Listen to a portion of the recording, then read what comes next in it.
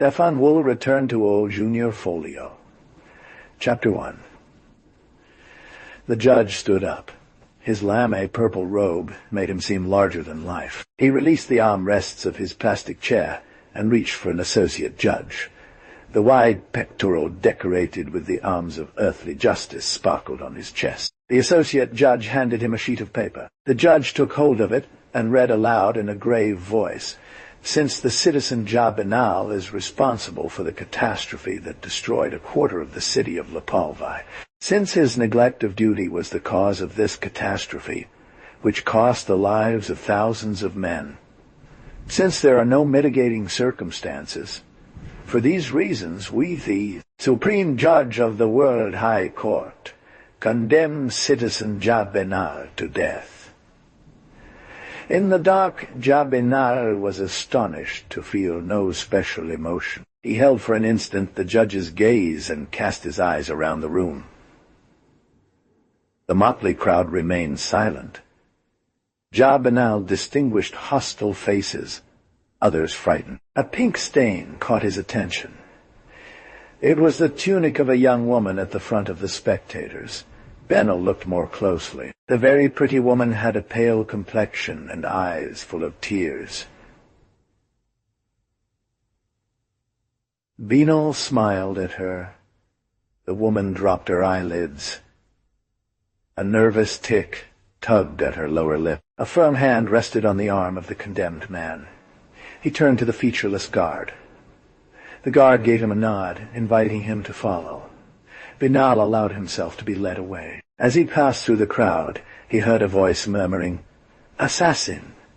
As he approached the young woman who had seemed to take pity on him, he stopped firmly, despite the magnetic handcuffs of the guard, and he stumbled. A smile touched Benal's lips.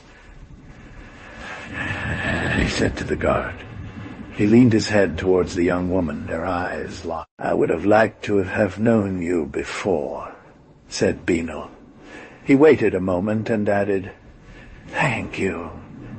He gave the guard a sign that he was ready. Despite the long yellow tunic tight at the waist, worn by prisoners, despite the golden hue of the guard's armor and his military bearing, Benal seemed to command. The guard seemed to walk in front of him as an honor.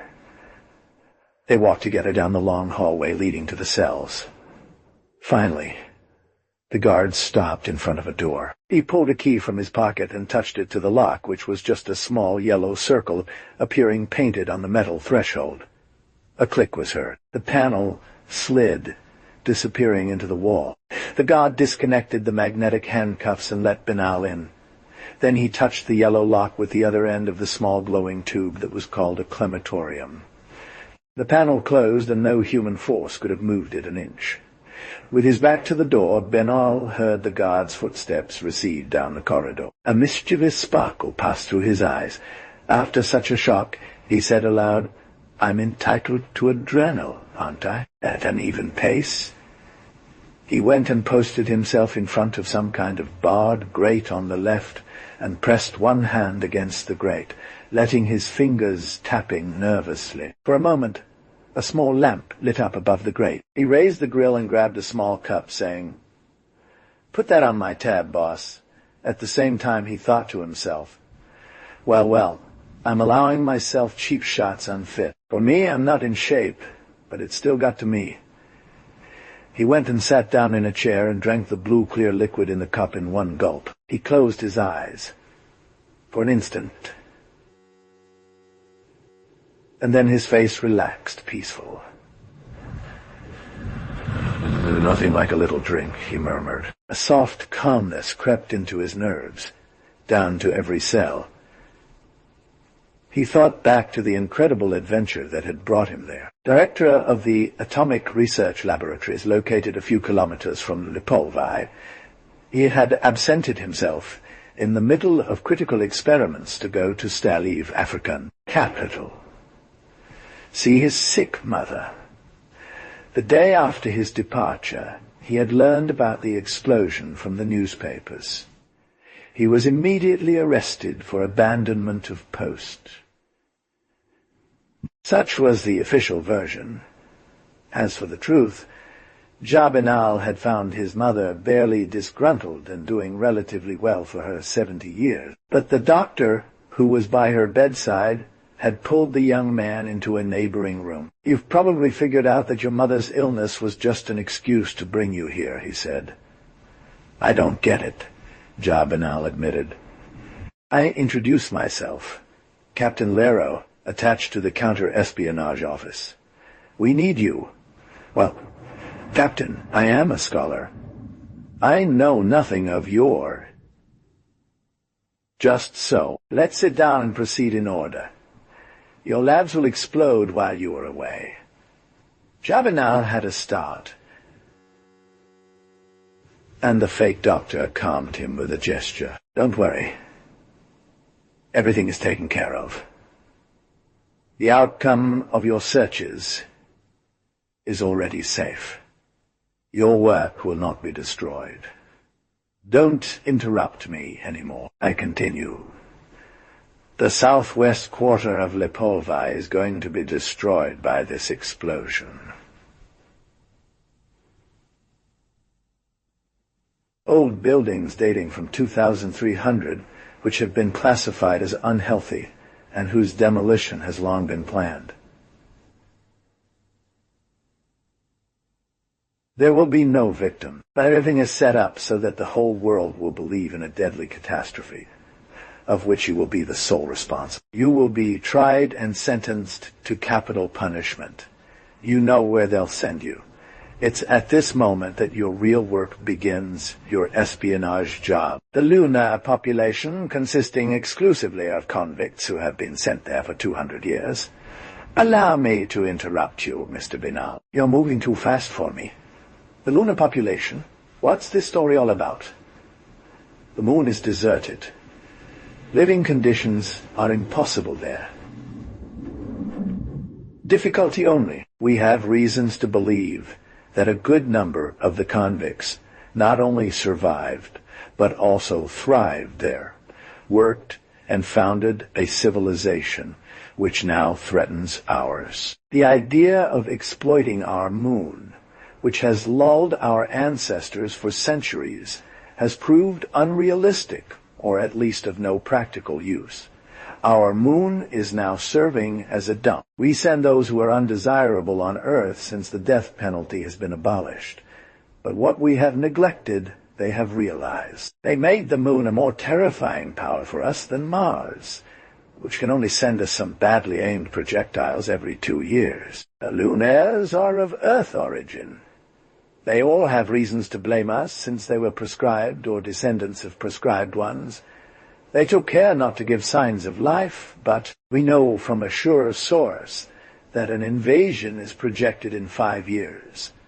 By God, said Jabinal, we just have to pulverize them before. Their core. That's why we need the information that you will provide us with. Preventative attack without precision would result in failure and possibly trigger a dangerous retaliation. They are very, very strong. The escaped prisoner who warned us is dead before he could teach us much. This is the punishment for our pride. We haven't set foot on the moon for 2 centuries. We've practically turned our backs on space to concentrate on Earth. We assumed that the convicts would lead miserable and hopeless lives up there and left them unmonitored. The hardship of their lives gave them an enhanced energy fueled by hate. Perhaps they're stronger than us. Even so, yes, we made the imprudence to send war criminals to them after the 2128 conflict. Among them were scientists who may have advanced science by considerable proportions. And it's much easier to attack Earth from the moon than the moon from Earth. I wonder if I'm not becoming crazy. Captain Lero placed his hand friendly on Binal's shoulder. We need you. We must send a man convicted of a fault that looks all like reality there. Your reputation as a scholar will make you welcome with enthusiasm. A choice recruit. You will certainly be well positioned to see a lot. Is it yes?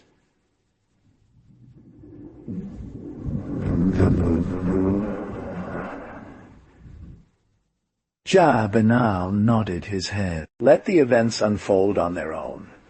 Let yourself be judged and condemned. You will receive further instructions later. Benal chewed over the details of his arrest, his dishonor, his humiliation in front of the crowd. One memory shone bright in him, a comforting flame. The sympathy of this beautiful woman from the first row. In his pitying gaze, he had noticed something that no one else, in his life of a handsome boy, had shown him. Irresistibly, he had to stop, to talk to her, as one clings to the last branch. He shook himself and left his chair. He regarded the walls of his cell and thought that he was still lucky not to have been born in the 20th century. He recalled a historic work that described infected prisons, with nothing in the cells except a bedpan, a pot of water, and a piece of bread. He decided to take a shower and undressed. He entered the tiny stall and gently pushed the lever. The warm water ran over his well-built young body. He pushed the lever a little further, tasting the water on his lips. Sweet water gradually gave way to seawater. The iodine and salt content increased, energizing his muscle. He pushed a little more. The water became bland again, then grew colder and colder, finally giving way to a powerful jet of hot ozone-rich air that dried him in an instant. He looked at himself in the large mirror that served as the door of the changing room. 18 stone, a little on the skinny side, perhaps, but with broad shoulders and nervous arms.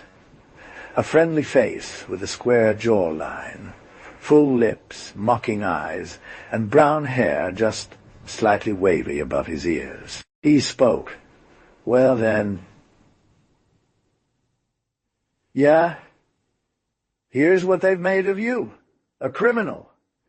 You did have your future ahead of you. Research Center Chief at 55. An elite subject. You'll go far, this young man. He sighed, grumbling. I will go far indeed. I'm going to sleep.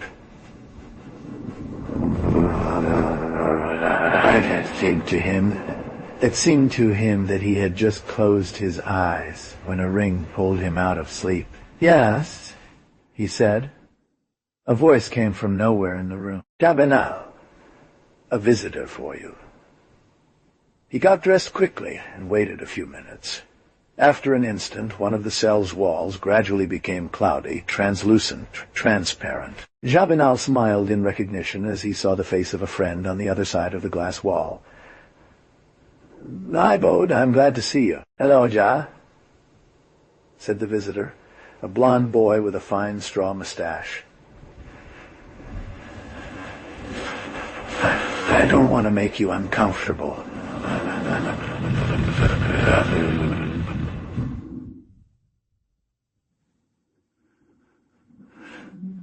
Bode looked strange. Bode lowered his eyes. You don't think so? Ja leapt to his feet. Finally, what is it then? He cried out. If you have come to say sad things, Bode smiled. Your Arab blood is still as easily boiling, I see. You're driving me up the wall with your Arabs.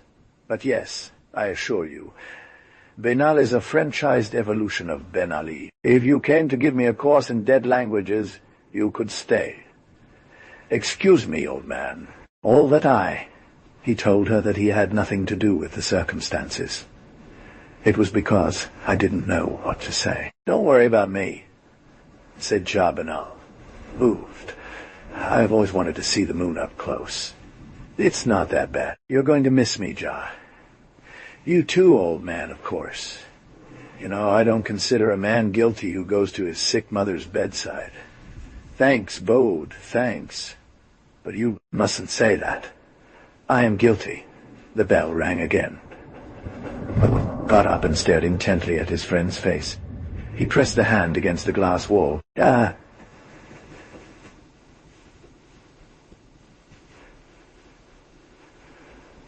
Did the same, palm against palm. Bode suddenly turned his head, ran out very quickly. The impersonal voice announced, "Jabinal, a second visit for you." Almost immediately, the young woman in a pink tunic appeared behind the window. You?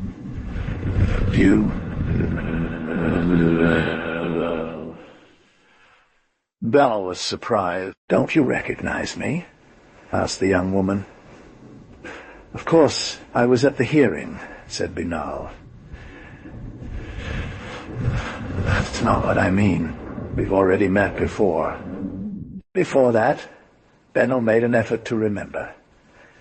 "I see. 10 years ago, you were my math teacher in Stalev," said the young woman. "I was still a child, not yet 30 years old. Do you remember a little girl as tall as that? Only graduated from university with a degree in science. I wasn't eager to learn math, but you explained to me the logarithmic derivative of the B function.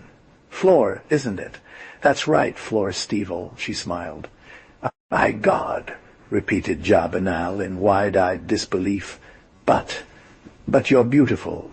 "I've never been particularly ugly," she replied. "I mean, you're a very pretty woman." "You're shoving it in my face now," she said. She lowered her eyes. "I never forgot you. You were my little girl's hero." She hesitated. "I've never changed my mind. Even now, you're going to make me blush, Flora. Believe me." He forced a smile. "I've been spoiled by life. It's turned my head, and look where I am now." "Your admiration was misplaced, Flora." "A dog's name," he thought to himself. "I'm told such a thing happens now. I'm not at all considering you to be a criminal, Jay. I know the whole story, you know." Binal's face fell. "The whole story." He stammered, "But you're a hero for accepting this. You've grown even more in my eyes." "You didn't notice that the window has been missing for 5 minutes now," she said as she stepped into the cell. "We take care of our own. I'm the special agent in charge of giving you your final instructions." She found herself right next to Jabinal, who hugged her tightly. The reporter whispered into his microphone, "We are in the long corridor leading from Central Prison to the scaffold. In just a few minutes, citizens, the back door will open, and the condemned will appear wearing the yellow spacesuit."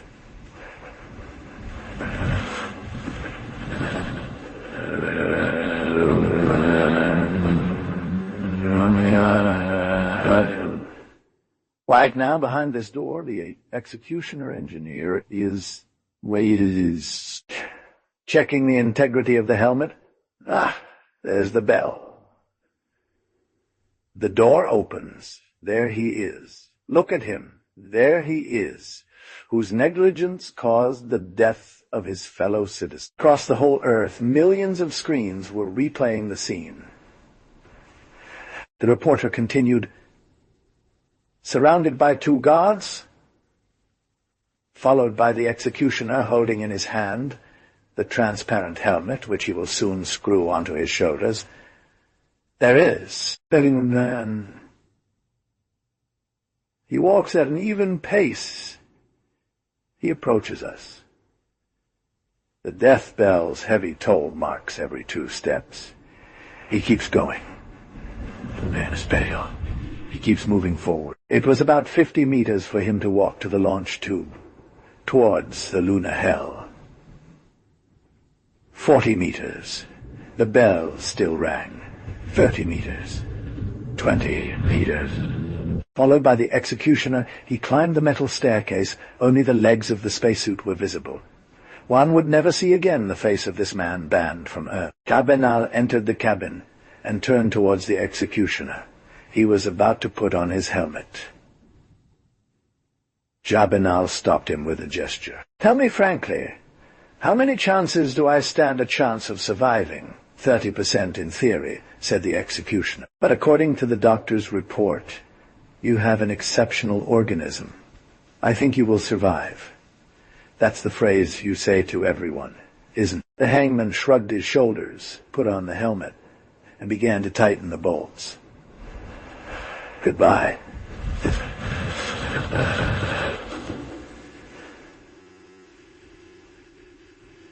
His voix through the window. His voice echoed from inside a tin can. "Tighten arms and legs!" shouted the hangman. Jia obeyed. The arm clips of the spacesuit fitted exactly into the side depressions of the cylinder-shaped torso. The leg clips stuck tightly together. The whole it took on a vaguely oval shape. I tried to move my arm a little, but it was impossible. A powerful magnetism held them all together. "Everything is fixed, so that you regain your mobility in 3 days," the executioner cried again. Then he came out without looking back, and the door slammed shut behind him. Jia found himself alone in the cabin in complete darkness. His heart was beating. A cold sweat ran down his back. A whistle was heard. "They are sucking the air around me," Jia thought to himself. He waited. After a moment he felt himself being gently lifted. The floor had been rising for perhaps several minutes in a very gradual way that he hadn't noticed. He picked up a faint whirring all around him. He was already in the tube, he thought to himself, the walls rubbing against his spacesuit. He climbed faster and faster at the speed of an elevator. Then even faster. He felt nauseous. He struggled not to faint, holding on to the little vestige of consciousness that remained to him, and which told him, "This is it. Then it's night." Chapter 3. When he regained consciousness, he found himself surrounded by a white halo. He wanted to move, to wriggle, but his limbs could only make very small movements within the spacesuit. The memory suddenly returning to him, he realized that the halo was due to the condensation which had covered the inside of the helmet with a layer of ice. He leaned back and pressed his neck firmly against the button behind him to turn on the defroster. The ice began to melt and water ran down his neck in an unpleasant way. Little by little the window became transparent again, and he was captivated by the spectacle. At his feet he saw the earth, like a huge balloon filling almost all the space. He had the impression that he could touch her as he held out his hand. He tipped his head back to catch a glimpse of the moon and guessed at a blue-gray mass, fringed with a bright crescent, in the midst of a cluster of large stars like saucers. Then his attention turned inward. He heard a continuous whispering sound, as if his spacesuit had been outside, buffeted by cosmic dust. He could not make out the flames shooting from the nozzles placed under his heels, but he felt a slight vibration running up his legs. Apart from the discomfort of being unable to move, he felt perfectly well, like lying in bed. He got hungry, and turning his head to the side, he stuck the end of a plastic tube in his mouth and sucked 3 hyper-concentrated nutrient pills. He swallowed them easily by sucking some Drinol through another tube. Well-being overwhelmed him. Captivated by adventure, he momentarily forgot his mother, friend, Bode, floor, and earth. He humming to himself. The hardest part was over. Within about 24 hours he would be landing on the moon. This outlook filled him with enthusiasm, stirred in him the atmosphere of the games of his childhood. He had always secretly regretted that the government of Earth had delayed for centuries a rational exploitation of the satellite. He had devoured the reports of the small 100 men who put foot on this planet at the time of exploration. And here he was, sent there by chance or good fortune. He remembered a song that ran through the streets when he was 20, Conquistador de l'Espace. He screamed it at full voice with an abominably false voice. A fever took hold of him. He felt his ears growing warm and realized that his oxygen regulator was malfunctioning. At this moment, he saw a whirl of planets, Earth, Moon, stars, Earth, Moon. His head bobbed and violently struck the transparent quintuplex partition. He remained dazed for several minutes and slowly regained his normal state. Suddenly, he was very scared. The moon, as big as the Earth now, was on his left. The Earth on his right. His course was deviated. His previous swing must have been due to the passage of meteors that had influenced his path. This misfortune was nevertheless fortunate in a sense. His oxygen regulator seemed to be back to normal. After long hours of anxiety, he noticed that the Earth and the Moon appeared to be shrinking.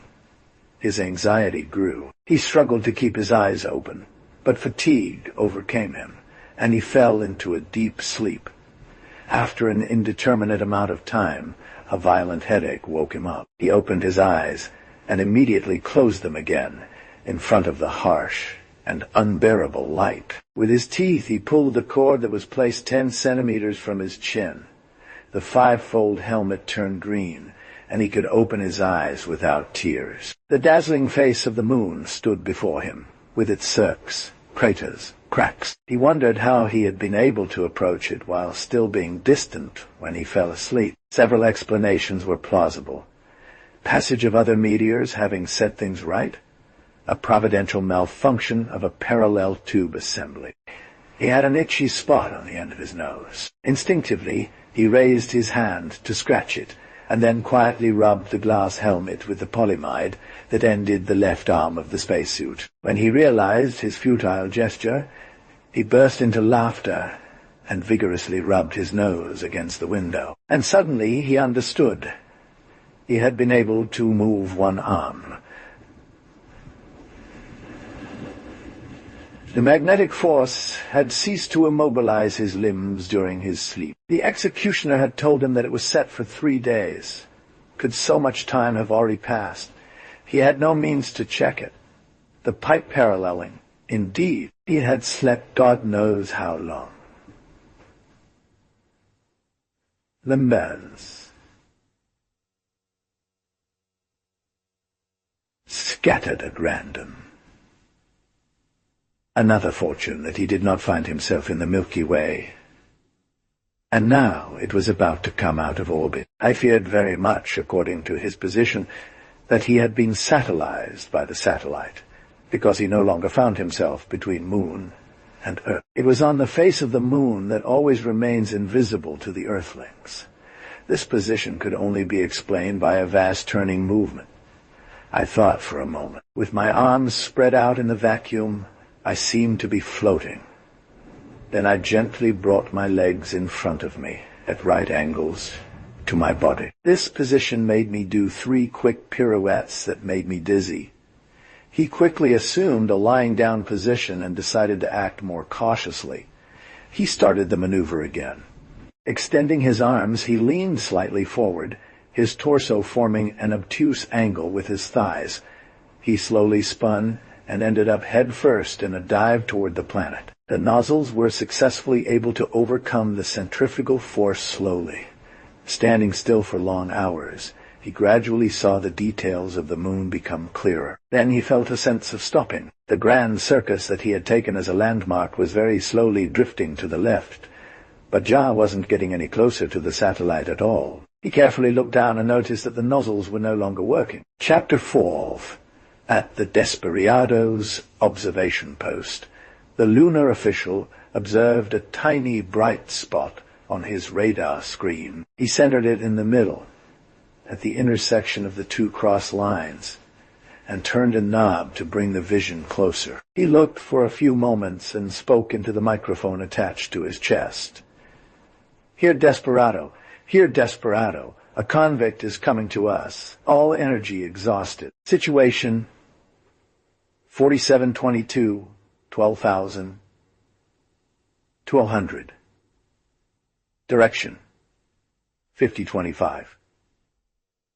Speed 3 kms? Should I pick him up?" A nasal voice comes through his headphones. "Let him make his own way. He's Ja Binal, a talented atomist. We were warned about his conviction by our agents." "What is the likely drop point?" "Just a moment," says the official. He pressed a button, some lamps lit up, and 3 perforate cards fell into a drawer. He reached for them and slid them into 3 different slots in a block riddled with gauges and rheostats. He pulled the lever. The machine purred for a moment and spat out a printed page through an opening. The official scooped it up and read,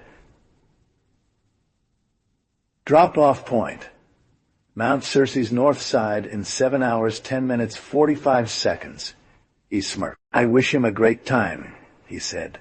It will spiral ever faster and reach the surface after 10 rounds of planet-wide speed. It'll take some ingenuity to get out of that mess. He still has some luck with his destination. Mount Circe is spongy, I think. He hesitated for a moment and continued, Say, boss, I've heard about this job and all. He's someone. A great recruit. It might be worth capturing him. Even a super soldier wouldn't have any chance. There are a lot of girls around here. No way. That's an absolute rule. All newcomers must fend for themselves for 15 terrestrial days. The weak stay behind, while the rest pass through. That's why we are the survivors of a natural selection.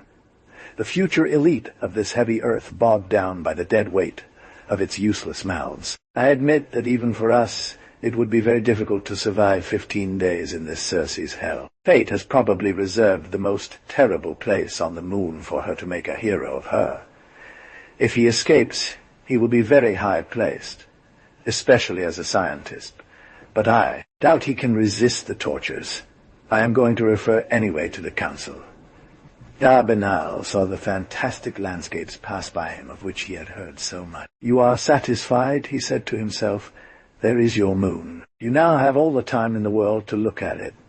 Make the most of it, because in 6 months you will no longer have anything to eat or drink. You will die of starvation while continuing to describe idiotic circles around this hostile rock. It is true that madness will get you first. Despite his initial worry, he had at first become passionate about the show. Now, desperate, he wished he could go home. He felt that he was going faster. He was approaching a nightclub area. A penetrating cold tormented him, even though he had cranked his auto heat to maximum. He swallowed some nutrient pills and a little Drinol to give him strength. Soon he was plunged in absolute darkness. He suppressed the anti-ISO filter on his helmet, but that didn't help much. He turned on his light to at least distinguish his outstretched arms in front of him, so as to catch any sight contact. But he was too far from the moon for the light to illuminate anything else.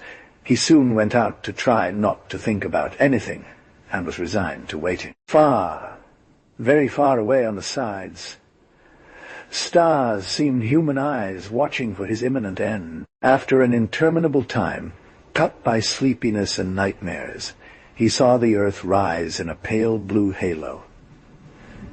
This view comforted him.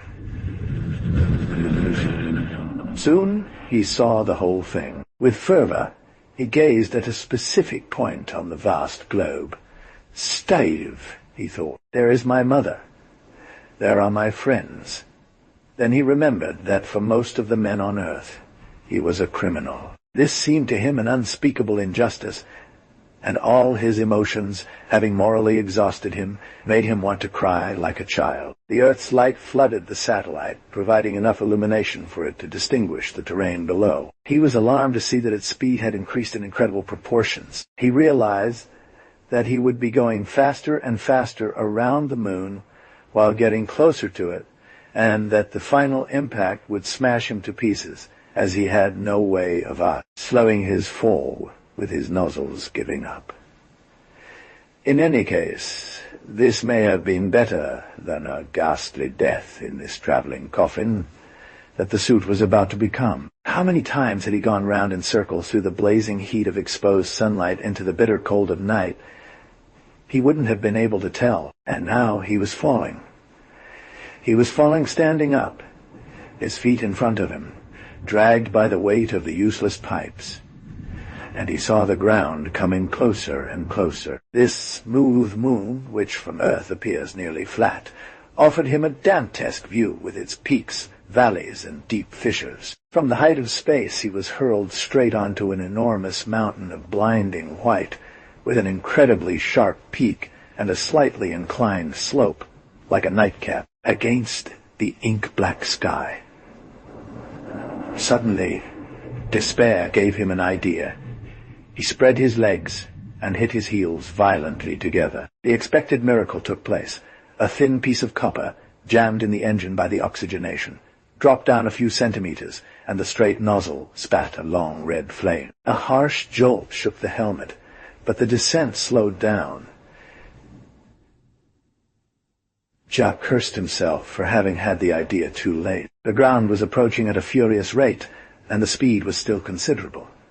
After 2 long minutes, the nozzle went out. Jack did his best to repeat the gesture, to launch frenetic charges, but the engine did not react. Then he bent backwards to see the earth one last time above him. Chapter 5. The expected shock was barely noticeable. A deafening noise surrounded Jia as if he had popped thousands of paper daisies placed one behind the other. The sound of boiling water multiplied by 100 million. The fall continued for about a minute in complete darkness. Finally, the noise decreased in intensity, then everything stopped. She paused for a moment to wonder if he was dead. If that was it, death. At any rate, what? It had come to him like lightning on the flank of a mountain. Then that frightful din, and now this silence. He felt carefully all around himself, and perceived the contact of an elastic mass which surrounded him. He thought suddenly of his light and hastened to turn it on. In front of the abruptly appearing spectacle, a comic thought assailed him. I am in a cheese of Gruyere, completely immersed in a body full of bubbles ranging from the size of a pea to that of a soccer ball. His idea was quite right in its stupidity. Lie on his back. He tried to sit up and fell backward, held all around by the elasticity of this porous material. He lay there for a moment, and was shaken by a silent laugh that made everyone around him tremble. His nerves, exhausted, let go, and his laughter increased until it was painful as he repeated, "It's very comfortable." A cheese grater. His hiccups shook the floors in a spasmodic way. Then he calmed himself and pulled out a sharp blade from his right glove. He cut enough to stand up and slowly climbed back down into the crude pit that was above him. He smiled again, thinking about cheese, and thought the word sponge would have been more appropriate. A very light and very soft sponge. He searched for his way by finding the places torn by his fall. The task was difficult, as this huge sponge had immediately closed its wounds behind him. Moreover, this difficult ascent was fatiguing him enormously. Using the bubbles as steps on a ladder, he grieved to sink to mid-calf and lose 9/10 of his efforts in tarring behind him the chopped scraps. He barely climbed 1 meter every quarter of an hour. After some time, he stopped. Leaning back, resting against the comfortable plastic wall, he took a little Drynol and decided to rest. After more than 3 days of solitude in space, after moments of unbearable anxiety, he felt perfectly safe. His dangerous mission seemed easy to him, and this narrow entourage of tangible matter, albeit unknown, was a perfect moral antidote to the nausea of emptiness which he had come to loathe during the journey. He had the feeling of being in a familiar and reassuring room. Sleep surprised him. A tall, thin old man with a troubled face was lying on some sort of translucent hammock in one corner of the room. His naked limbs were supported by thin metal bars that perfectly articulated at all the joints, like stents supporting a young tree's trunk. A yellow gold tunic covered his chest and ribs. The sound of a soft gong could be heard. The old man slowly straightened up and fixed his gaze on a point in the opposite wall. The wall trembled for a moment like a screen, and the image of a man appeared as on a monitor. The man bowed and waited. He seemed almost naked under a skin-tight leotard, translucent as stockings, which enveloped him from his bald head to his raised feet by bizarre cottonized boots. A simple triangle of red cloth covered his belly. "Well?" demanded the old man. "Revered ancestor," the man said, bowing again. "Our observers signaled to us the arrival of Jabinal. He fell on Mount Circe." "So?" Considering the exceptional value of this scholar, the Council has voted a motion proposing that you make an exception for him. It is a miracle that he succeeded in landing safely, his reactors being out of service. He is now buried at a depth of 200 meters in the spongy layer. Our biocompasses do not leave him. But he has no chance against the gore. The old man remained impassive for a while. Then he spoke in a slow and dry voice. I wonder that the Council should have thought about dealing in accordance with the law. It is a reaction of primitive fools. This Jabinal must prove himself as others. 50 years ago, our specialist pointed out that every man was more or less receptive to luck. The progress of cryptobiology has even reached measuring this receptivity mathematically. Unfortunately, the result has not yet exceeded laboratory tests. I don't want on the moon to host a flock of useless. The intellectual and physical value of this man does not interest me at all if he is not receptive. We had to be us first convicts, to organize our stay here in such atrocious conditions.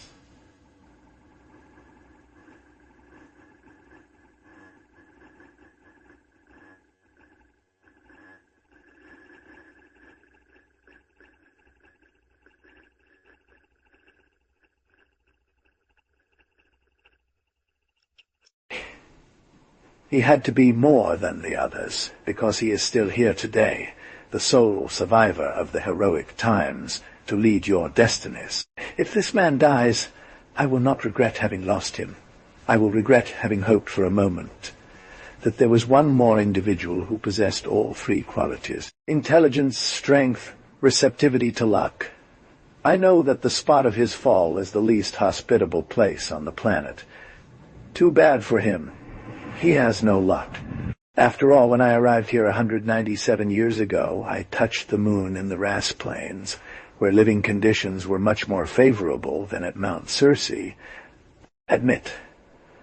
But I had to veg out for more than 2 years before I could carve myself a retirement of an acre, where I could subsist in the relative misery of a contemporary of theory of a contemporary of thee. 20th century. The companions that I took in, that I saved, have all disappointed me. It is then that I resolved not to lend a hand to them except after a month of personal wrangling. This delay has been reduced to 15 terrestrial days for other reasons. No, when I think of all this, I consider that these 15 days, even in the hell of Circe, constitute a trial barely equal to or inferior to what the first arrival have suffered. Now leave me alone. On the screen wall, the envoy of the council bowed deeply and then disappeared. And Chapter 6. When Jabinal woke up, fresh and fit, he resumed with courage. His work of ascent a little hampered by the encumbrance of his helmet. For a long time he carved, pulled out, pushed behind him bits of yellow sponge. At times he examined closely one piece, trying to compare its texture with all the terrestrial matter that he knew. He knew it didn't contain an atom of iron, since his polyomantic did not act on her at all. He assumed that it contained a good amount of silica. He got lost in conjectures to find the reason for his cribbed appearance. Maybe in a distant time that belonged to the lunar prehistory, he smiled, thinking that the lunar prehistory had only ended 3 centuries before his own birth, maybe a crude emulsion had been poured out of a crater. These bubbles certainly contained a gas. But which one? It would have been very careless of him to take off his helmet to get an idea.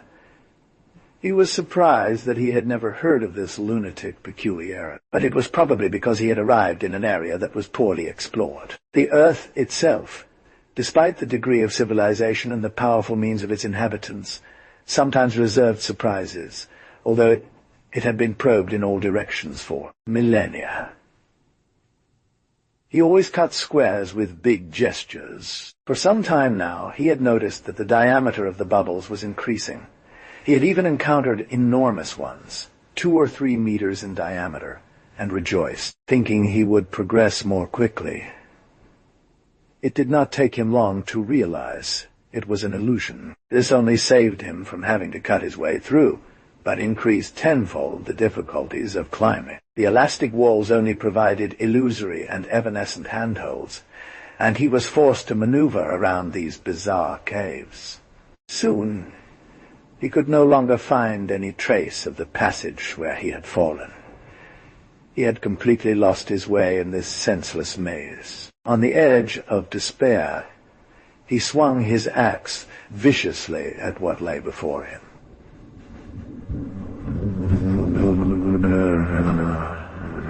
His blade struck only solid matter. He stopped his heart. He pulled a recharge blade from his fist and carefully felt around for the hard object blocking his way. He discovered a kind of rock platform and tried to go around it. He spent about an hour digging out a small exploration tunnel along the ceiling. Then he changed his mind and continued working on the left. He had not taken 3 steps in this direction when he found the edge of the rock.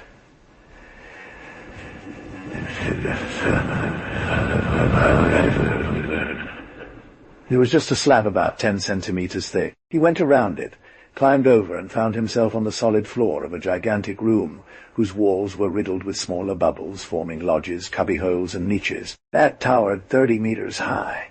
The sight made him nauseous, and he thought that the moon was destined for the curved line, the sphere, the circle, the ellipse. He was eager to rest his eyes on something straight, flat, cubic, and look down at the ground.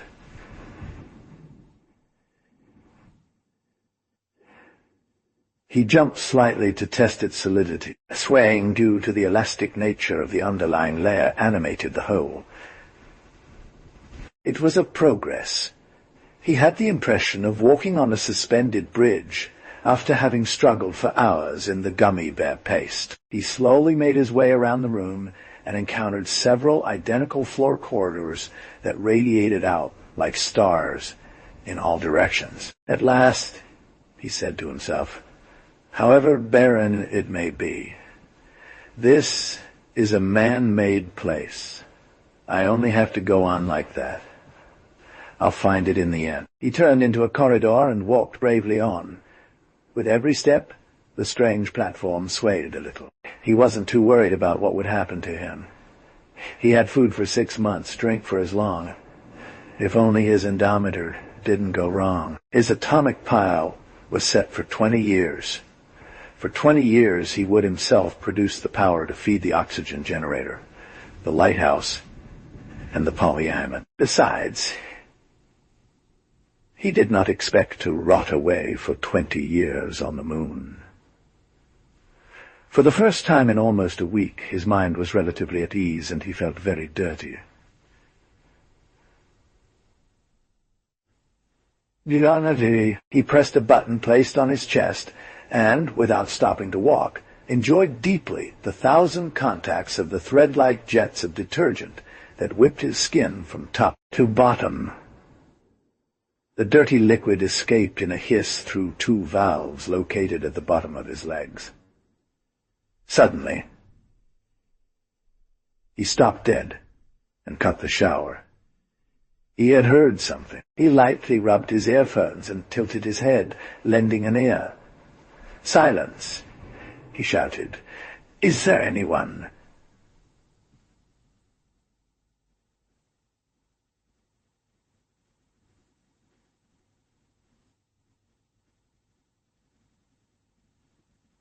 He was about to renew his question when a voice from behind him said something like, "Gore?" He suddenly turned around, his spotlight sweeping the thousands of bubbles pitting the tunnel walls. Nothing. Is there anyone here? A silence, and then again, Gore. This time on his left. He spun around and saw something jump into a bubble and disappear. He rushed forward, stuck his arm in the hole, but it was extended by some sort of wide corridor about 50 centimeters deep. The thing was already far away. He heard a sound decay from clap, like a damp dish towel flicking against the wall. The elastic edge of the opening was still quivering slightly.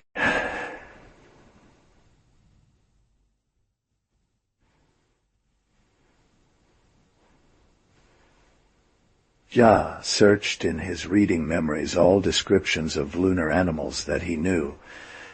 Harass? But no. He would have immediately recognized a wrasse. As a child, his mother took him to the zoo every week to show them in their glass cages. It was all red, much bigger, and especially mute as a carp. Never a rat would have gotten through such a narrow corridor. A slop, nor?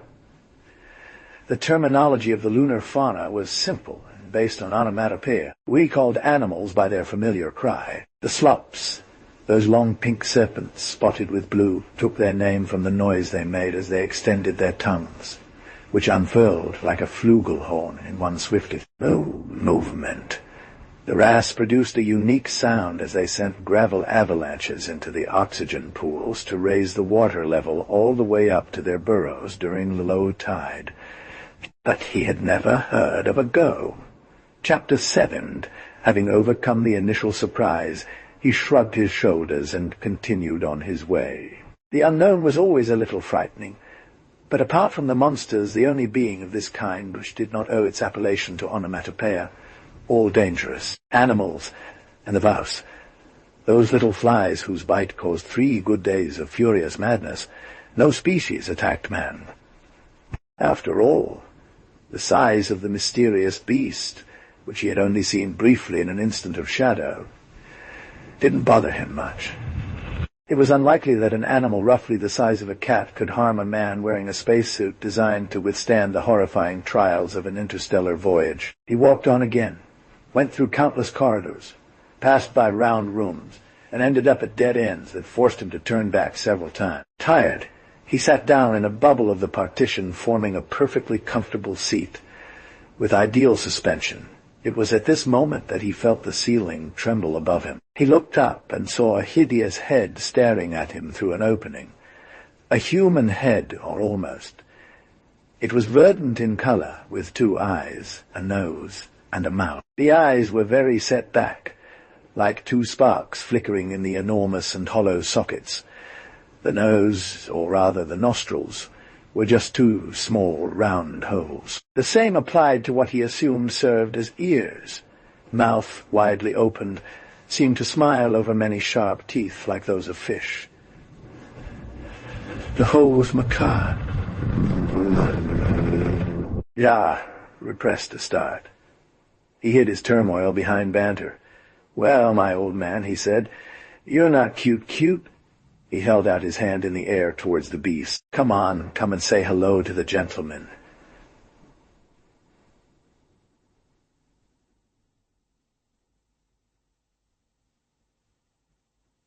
The animal seemed the text translated into English is, as he slipped out of his retirement, he fell to the ground, stunning Ja with his appearance. Indeed, what he believed was a head actually constituted almost the entire body. It rested on a pedestal a few centimeters high. The whole thing was the size and shape of a child's ball resting on a toothpick, and finished with 2 flipper-like legs like those of a duck. The beast made 2 or 3 little bird-like jumps towards Ja with the sound of clap, clap, which he had already heard. Stopped at a meter from the young man and said, "Gore." The sound came from the white and moist membranes. A saliva flowed on the floor. "Gore," said Ja. "I suppose that means hello? Well, hello. But don't come any closer, you disgust me." He instinctively receded his leg. The jaw had twisted on one of its legs and was extending the other towards him, like a telescopic tube. The leg at the end of his thin and extended limb probed Ja Binal's knee. With a gesture of dignity, he struggled to remain immobile. A physical horror overwhelmed him at this contact, even through the spacesuit. Suddenly he stood up and walked quickly. He heard the gore clap its shadow behind him. It covered a dozen yards and turned around, no longer able to contain himself. "You're done, yes," he shouted. The gore wobbled on one leg, then on the other. "You are a good dog, but get lost. You're not going to follow me for a year. Come on. He shoved her off with his foot. The GR suddenly kicked both legs from its mad body and made a huge leap backward. Ja stood there for an instant watching it from afar. He could only see the two small sparks of its eyes. "Get lost." He turned around, took 2 steps, and stopped abruptly. 3 other GRS were in front of him. Instinctively, he raised his hand to his hip and let it fall, disappointed. He regretted that the Terran government provided nothing but white weapons for the convicts. He pulled a blade out of his right glove and tightened the grip of the polyamperite inside his left glove. He thrust the magnet in the direction of the nearest gore. It was ripped from the ground and came to stick on the ferromagnet. Ja raised his blade and laughed. "Ah! Well, that's a mouthful for you, my good man. You've got iron in your blood, haven't you? Even so, that's enough for me to snag you at 5 meters. The Gore remained immobile, staring at the man. I hesitated to hit him. Who knows if he wouldn't provoke the anger of others? He didn't know anything. He decided to release him and threw him far away by loosening the handle of the polyammet. But he saw the corridor, full of sparkling little eyes. Infinitely. A vertigo seized him. He wanted to go in the other direction, but his legs remained glued to the ground. Then he took a few mechanical steps towards the crowd of green-colored people. He struggled with all his strength to resist the will of the Gores. He tried in vain to close his eyes. A terrible force kept his eyelids shut. He took 2 more steps, stumbled, advanced again, and finally adopted a slow and regular pace, like a somnambulist. He had not lost a bit of his consciousness. The filth, he thought, can catch me too, and without a polyammet. I cannot control my muscles. My head no longer directs them. The Gores were muttering around him. From time to time, one of them would stop escorting him and would make 4 small jumps in place, quickly clap, clap, clap, clap, to resume his advance. It's probably their way of applauding, Ja said. Bravo, bravo, we've got a man, and we're going to. By the way, what are they going to do to me? He obediently went where the filthy beasts wanted. They seemed to know where they were leading him. They crossed an unfinished tunnel where others had crowded together and were stomping on the floor with their legs, crushing a wet paste. Others, they were digging into the spongy matter with full force, and I understood that I was dealing with intelligent beings, that all these suspended paths were their work, and not that of men as I had believed. When he passed by, the workers stopped for a moment to give small claps before getting back to work. They entered a room with cathedral-like proportions, brightly lit by an enormous fire in the middle. A huge roar of Gores, and clap, clap, greeted their arrival. Ja was led into an open bubble above the room, and left to be guarded by a dozen beasts. He failed to fight the eyes fixed on him, and stayed immobile in his corner. He looked around him. 5 or 6 bears came very close to the fire, extended a leg together in the flames, and quickly pulled out a brown shape. They dragged it away with their teeth and began to bite greedily. Disgusting excrement fell beneath them as they ate. A mouthful swallowed, 1 more dirt on the ground. They had fast digestion and rudimentary hygiene, he thought to himself. He recognized the thing they had taken from the fire. It was a rat. And those little rats were damned strong to have handled it so easily, even with 6 of them. Little fat rats as big as bales ran between the adults, begging for a piece from one or the other. Ja looked elsewhere and shivered. A little further on, next to another roasted and well-chewed carcass, he saw reflective metal surfaces and recognized the disassembled components of a spacesuit that was similar to his own. Human bones were scattered all around. Ja knew what they wanted to do with him. He immediately had a shock, which was quickly quashed by hundreds of eyes fixed on him. "You vile filth!" he shouted. "The Gores!" And the clap replied to him. "You can stop me from moving, "But you won't stop me from telling you what I think," Ja cried out. "I've never seen anything as repulsive as your foul monkey heads. The bone-cracking smile of that poor man you have torn apart is more pleasant than you are." Huge roarings drowned his voice. Several bulls surrounded him in a circle and roared in chorus, showing the white lining at the back of their throats. "Spit, Ja. That anger saved you from terror. You may not grasp the details, but you still understand that I am scolding you."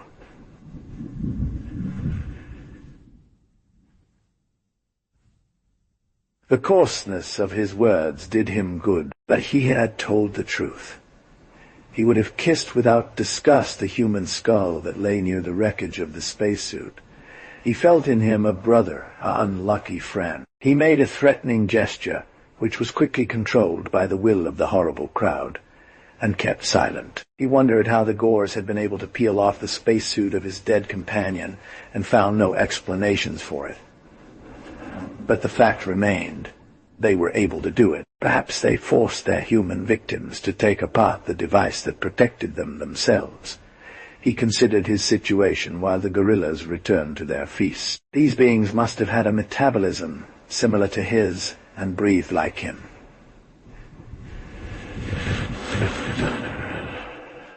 The effect of the polyaimant showed that they contained traces of iron, presumably hemoglobin. The porous mountain they lived in was a veritable mine of oxygen bubbles. The liveliness of the big fire bore this out. Their feeble bodies held an astonishing strength. He calculated that 4 Gorbs were as good as 1 man. But their most dangerous feature was their suggestive power. Again, they had to get together to impose their will, and at that moment of his reflections, Ja felt a surge of heat rising to his face. A very imprecise but very important idea had just passed through his mind. He tortured his grey matter to remember something, a significant fact to which he had not paid attention. And suddenly he knew. An invective on them just now. He had made a gesture. While the enraged beasts were shrieking, he had raised his fist. He was able to move. Anger temporarily destroyed these animals' suggestive power. "Well then, my Kokos," thought Jabinal, "I'm going to try and put you into an awesome rage." He thought for a moment and then shouted violently at his enemies, pouring out invective in the most foul language he knew. His words filled the room with thunderous cries, brought on by the fact that he had turned up the volume of his amp to maximum. The result did not take long to come. The ogres began to shout in chorus and show their teeth furiously at him. When the noise reached its climax, Ja leapt over his guards and fell in the middle of a group of baby ogres, crushing them under his heavy hooves. A second mighty leap which he would not have been able to make on earth hurled him into the very heart of the inferno. He quickly adjusted the refrigerator on his helmet and turned the room into a dazzling fireworks display, firing streaks of sparks in all directions. With kicks and punches, he scattered a scalding shower of embers all over the room. And again, driven by hatred and the instinct for self-preservation, he did not give the Gores time to recover their senses. He saw them jumping like demons in the flame. Some twisted on the ground. Most fled through the corridors, climbing over one another. When Ja found himself more or less alone, he jumped from the fireplace and ran at a long stride towards a corridor. When he approached, some goblins ran away through secondary openings. He didn't take the time to think about the direction to take, put as much distance between him and the cursed room as possible. 8. He ran for a long time in a maze of complex paths, and finally stopped on a road that was overhanging a cliff. He leaned over the abyss and saw that 200 meters below, the bottom of the pit was still made up of the same spongy mass. The fall couldn't be dangerous for someone who had endured without damage a plunge of several hundred kilometers. The Gores could come in an instant. He jumped, sank to the bottom of the abyss, and swallowed himself under 20 meters of sponge with the feeling that he was at home, lying in a familiar bed. He gave himself a detergent shower to get rid of the anxiety sweat, that his skin was oily under the suit. Took 2 pills and swallowed them hungrily twice down the drynal tube. The ovoid bubble in which he had taken residence was half full of dirty water from his shower, and although this made no difference due to the spacesuit, I felt uneasy, suffocated, a sensation that came and went. "I'll drain my bath," he thought. He punched through the bottom of the bubble and the water flowed out like from a bathtub. Very practical. He smiled as he stretched out in a comfortable position. He turned off his headlight and closed his eyes. He heard a distant gore that sent shivers down his spine. Seek, my lambs," he growled as he turned over to sleep on one side. But then came a noise of "Fuck!" Then another, and several at once. Finally a hail of blows struck the surface. And then I saw that the gores were jumping after me. I turned on my headlights and immediately heard screams, and too late I realized that I had made a mistake. The beam from the headlights should have been enough to guide my pursuers through the translucent bubbles. They, from the top of the road in the overhang, had certainly noticed at the bottom of the gorge a flickering light and had resumed their attack. They were determined not to lose their temper anymore. Already, the young man heard the noises of deflated balloons approaching. He didn't wait. Cut open the bottom of his alcove widely and fell 3 bubbles lower. The voids, at this place, were very close together, each cell being separated from the previous one only by a thin membrane, which made the whole mass look like a giant foam of... So, he several times repeated his gesture, which kept him away from danger by successive falls of 5 meters each. In his flight he had on his sides the advantage of weight. He was about to climb down again, but his arm armed with a blade remained raised. Something strange was happening. A diffuse light surrounded him. He heard some cow cries that seemed very close but below him this time. He waited a little and decided to make a tiny opening in the wall to look into the lower bubble. It was empty. He descended cautiously and cut another slim window a little lower down. He then realized that he was overlooking a room similar to the one he had had so much trouble leaving. Other gores occupied it, gathered around their fire, but these did not have the same hue as the others. They were a bit bigger and as white as snow. I shuddered at the thought that he could burst through the ceiling and relive the same nightmare. A thin membrane separated him from this new danger. He slowly stood up to try and make a comeback, but by mistake he put his heavy sole on the gap, and all his leg passed through. The material slightly dragged while he struggled, then tore even more. The cries of the white gorillas exploded under him as he was suspended, spinning like a marionette above the huge fire. He gripped the remnants tightly in his arms. He looked down and saw hundreds of red faces staring up at him. Playing his final card, he gave himself over to the flames and fell into their midst. He repeated the method that had already worked for him once before and scattered masses of hot embers around the room's 4 corners. The white gorillas fled in all directions. He stepped out of the fire and quickly moved towards a tunnel, but then suddenly stopped. White goblins blocked every exit firmly and stared at him with their eyes, while some green goblins seemed to be dictating the course of action by tapping their paws on the ground in a complicated rhythm. They seemed to know some sort of Morse code, these vermin, Ja observed. The whites seemed to understand that they shouldn't get angry. He wanted to move back towards the fire. In vain, he shouted at the dogs. They showed their teeth a little, but without letting go of his gaze. At the bottom of their black orbits, little sparks of hatred shone. They want, Ja murmured. Softly, his left arm went under his right armpit. He tried desperately to resist, but he was forced to grab the key lodged under his armpit with the polyamazine. He carried this key around his neck and slowly began to unscrew his helmet. In the hostile silence, a few rustles of feet could be heard. A bolt rolled on the floor. At this instant, a rumble filled the room.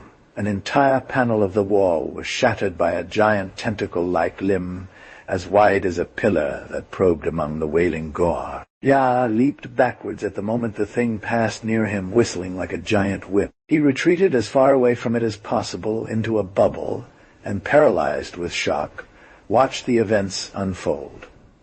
The object was not a tentacle but rather a tube, a trumpet that gobbled up the crags like an aspirator swallows dust threads. According to its dimensions, Ja thought it would easily pass through it, including the spacesuit. A second, then third trumpet broke out loudly in the ceiling of the room, and then a long, horny foot was placed without apparently suffering in the middle of the blaze. Regaining his composure, Ja rushed down the corridor, crushing the goers in his path. He knew what this thing was. He had seen reproductions of it in the gardens of the museum at Stale. The animal had torn apart the city of the goers with the same ease as a tamanoir scatters an anthill. It was the largest lunar beast, and the most dangerous. A monster.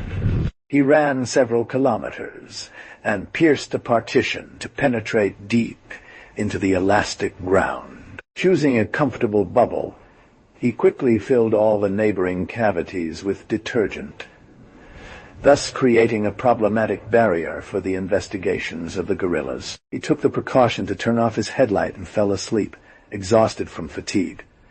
Chapter 9. He was woken by a stifling heat. He adjusted his refrigerator and worried to see that it was very bright outside. Mechanically, he wanted to turn off his headlights and realized they weren't on. Looking around, he didn't recognize the place where he had fallen asleep. The bubble seemed much larger. It even seemed to be getting bigger. He was about to stand up when the bubble suddenly burst, and he rolled down the steep slope of the mountain. He bounced far and wide, causing an explosion of oxygen with every contact with the elastic mass, and ended up on the hard ground without any great injury. The intense light prevented him from distinguishing anything around him, and forced him to activate his anti-glare screen. He raised his head to the mountain he had just escaped and understood why the explosions occurred. The oxygen expanded by heat, and the surrounding vacuum stretched thin elastic envelopes and suddenly escaped outside. Everywhere, bubbles could be seen bursting silently. The mountain looked like it was boiling, but where Ja had been, it was impossible to hear the explosions, for space was empty of all gas. Where had this spongy material come from?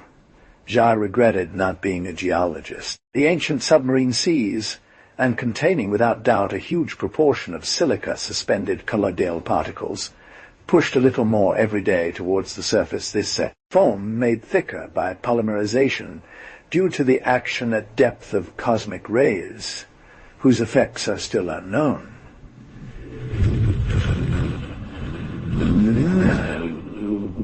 Wars had to disappear one day. Foam made good riddance, but, alas, the phenomenon has probably been going on for millennia and will continue to do so for as long. These geological movements are extremely slow, thought Benel. It is not because the tip of Raz erodes a little every year under the assault of Atlantic waves that Breton life is threatened all the same. The end of the gores is not tomorrow.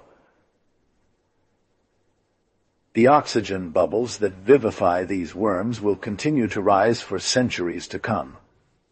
Too bad. Whatever the cause of this anomaly, it was a blessing for Ja to have escaped unscathed.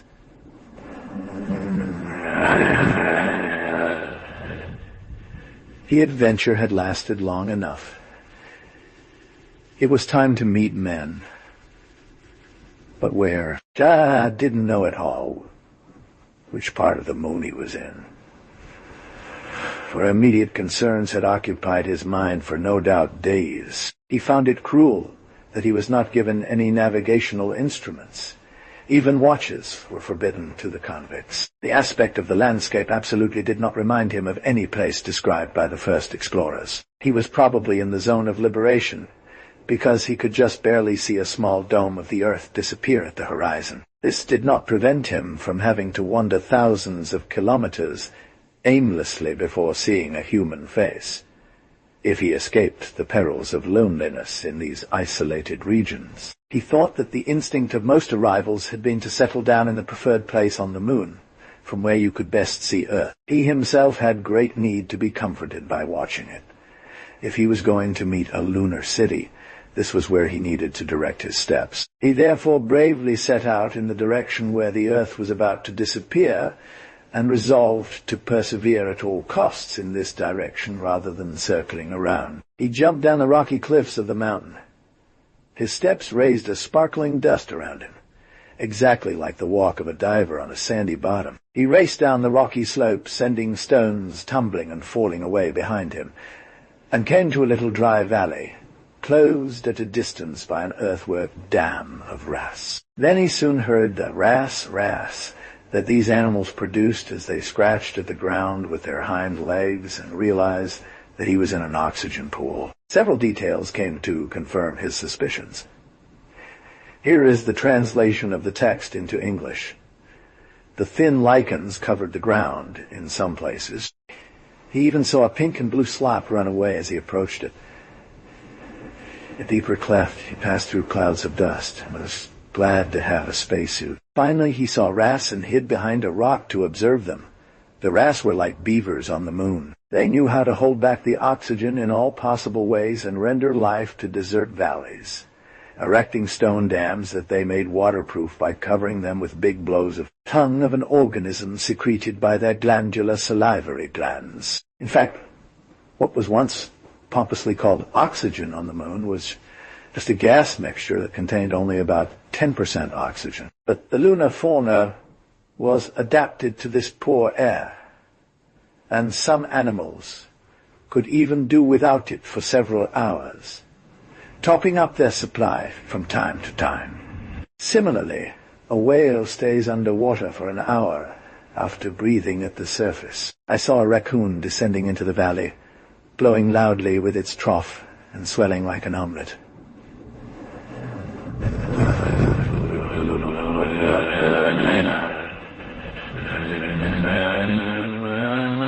Went higher up and exhaled oxygen inside a burrow. He repeated this several times before finally disappearing into his hole. It was about the size of a calf. Suddenly, a shadow detached itself from the dark corner and entered the den after wrasse. I was too far away to tell what it was, so he waited a few minutes and saw wrasse emerge, followed by the skipping shadow. He looked again and recognized a gore. Wrasse turned around now and then, pretending to go back the way he had come, but a glance from the bear caused him to meekly resume his way up the mountain. Oh, again, thought Ya. The poor beast had all his sympathy. The young man picked up a stone as big as his fist and approached it. He aimed carefully and threw the projectile with force. Hit in the face, the bear rolled over itself and did not move any more, while the wrasse ran away at full speed. I heard a gore in the distance and turned my head. A group of about 20 round shadows were descending a small hill about 500 meters away. Some of them were already in the valley. Ja quickly climbed up the other side, broke out of the oxygen pool, and ran across the desert at a quick pace. From time to time, he looked behind him. The gores followed at a distance, in a large group. But as the space between them and their prey widened, they gave up. Ya, relieved, soon saw them turn around. He embarked on the great white desert, kicking up clouds of bright dust. Here is Calypse, here is Calypse. The new arrival, CS 177 has left Mount Circe. Current status 109.27, that is, in the Plain of Ashes. Direction 113.32.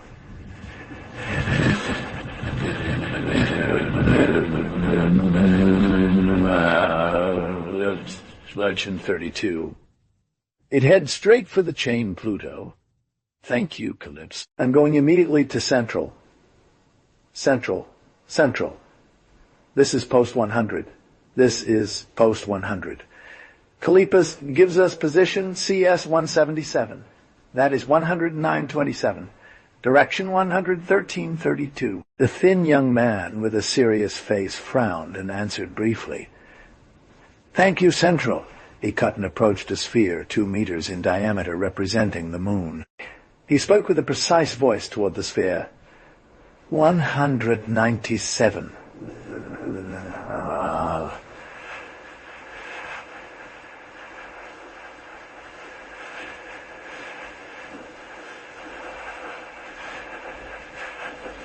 luminous point on itself.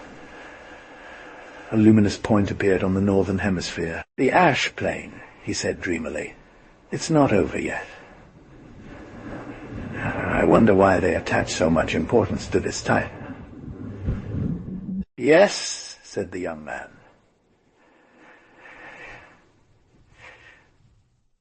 "Here, Council," said a voice.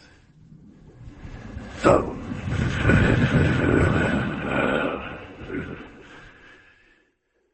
Oh, you have it? Do you have it? Put his route through." "Thank you." The young man spoke into a microphone. "Post 100. Post 100. Here Central. Here Central.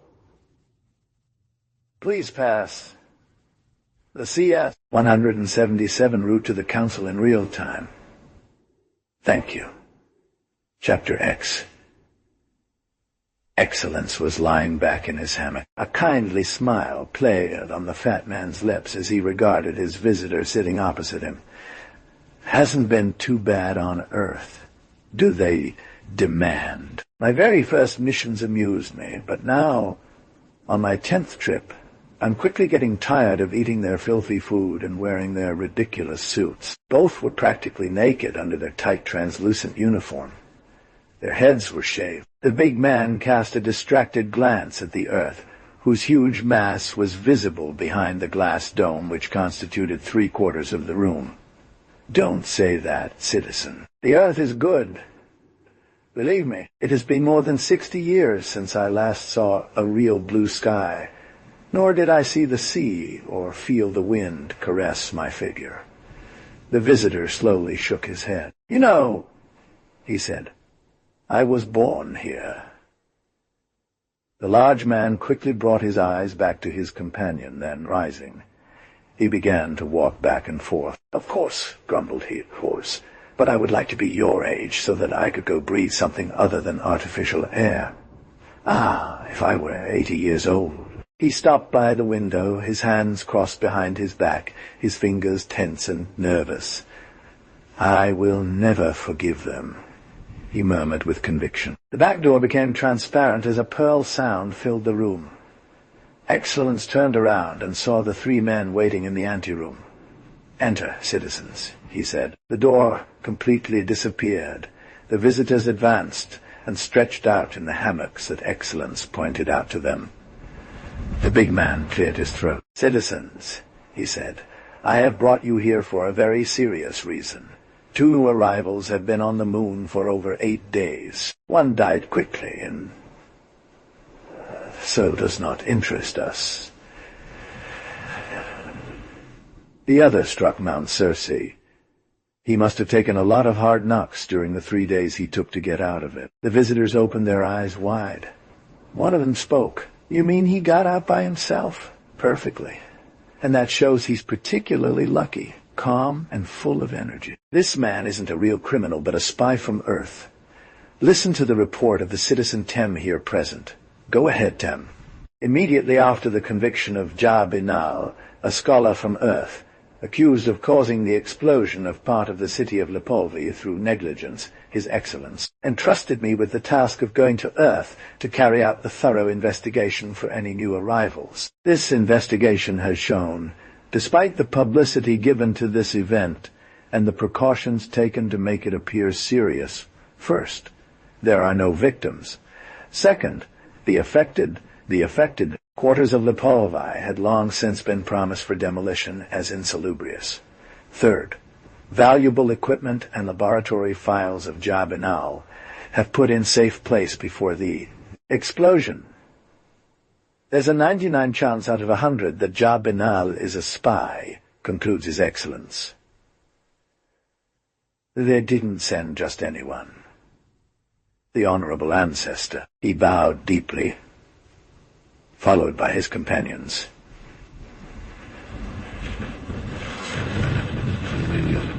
When he learned Binal's true background, gave the order to spare him the 15-day trial. This man is a scholar who should normally arrive at our key posts. Well, citizens, it is absolutely necessary for him to succeed in coming here so that he can be better fooled. I have chosen you all four because I know your qualities. It is up to you to do everything to save his life, and imagine getting in touch with us naturally. Mox, you will deal with capturing as you see fit. Excellence pushed a button. An identical lunar sphere, situated in an angle of the room, turned around. A bright point lit up. Excellence designated it. That's the location of the man in question. I will give orders so that a sphere is installed in your home connected directly to Central. You will have his position every minute. Put everything in place so that he escapes it. It's already a miracle that he's still alive. Vix and Sly, Banal will be assigned, for starters, to the nuclear research laboratory, pending being scientifically introduced to defense. You're both well equipped to be his assistants.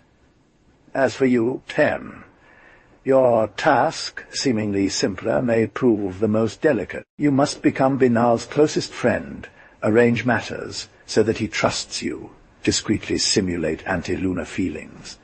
Mox can act on the spot. It is imperative that Banal not reach the chain of Pluto where the dangers are too great. You three, I will see you soon to perfect your little scenario. A real cathedral bell rang in the room. Citizens, the Excellence announced solemnly, the hour of imprecations. They all stood up and lined up next to each other in front of the window. They looked up at Earth, huge and grassy green in the black sky, punctured by stars. They began the ritual imprecations. O Earth that has denied us, we hunger for you as ripe fruit hanging from a branch. O Earth, the day's near where we shall reclaim you, shall indulge in your bounty with even more fervor than we have waited. Humans, who have driven us away, since you are number and folly and called it justice, humans, we will soon return to dominate you, despise you, enslave you, and our vengeance will be all the more powerful because we have waited for it so long. After a moment of near-religious silence, the Excellence coughed and spoke again. The Terrian government staging of us too, except Banal, perfectly illustrates their false sentimentality and their cynical hypocrisy. They claim to respect human life and committed the mistake of avoiding casualties in the Lepolvi disaster, thereby risking the lives of thousands of others by giving U.S. additional chances of success. They have abolished death as a capital punishment, but they do not hesitate to send men here who have 50 chances out of 100 of perishing. They are too weak to kill with their hands and prefer to expose the condemned to the greatest dangers and to the infernal torture of exile. We reserve bitter surprises for them.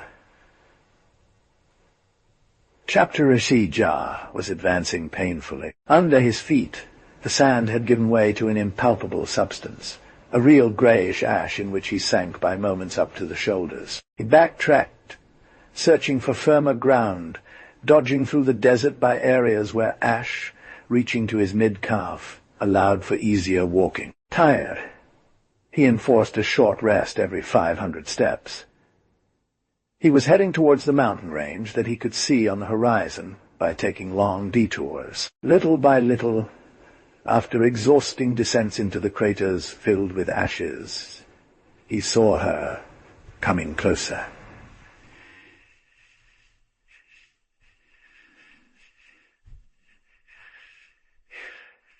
He decided to make a stop at the foot of the first hill. Already masses of rocks, more and more numerous, rose above the sea of dust. Sweat ran down his body, soaking his clothes under the spacesuit, giving him an unpleasant feeling of being wrapped in wet towels. Skirting a rock, he slipped, fell on his back, and lay there for a moment, pounding temples and short breath.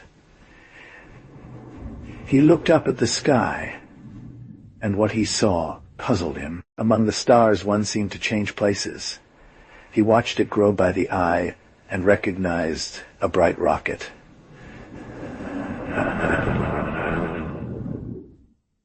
The device was heading right for him. Rising painfully, Ja began making big gestures. At that moment a roll of thunder from the depths of the ground made his helmet vibrate. The young man staggered on the surface of the moon, which rippled like the sea. Ash clouds rose around him. A large rock trembled at its base and fell. The rocket was passing over a mountain ridge when suddenly a column of fire rose into space and tipped it over. Then another mass of burning gas emerges from the summit. And another one, too. The whole chain of volcanoes entered into eruption. Huge blocks of stone started to bomb the ground around Ja.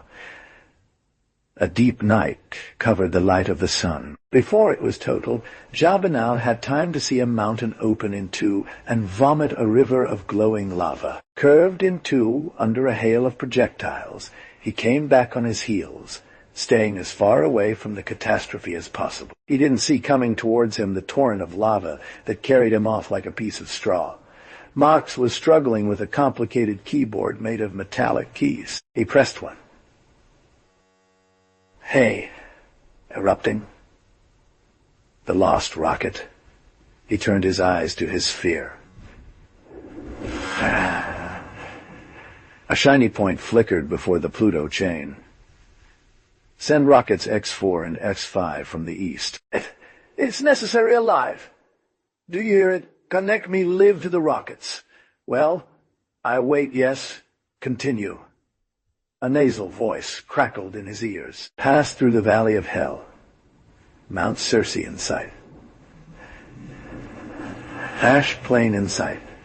Total darkness. Can't see the Pluton chain with the naked eye.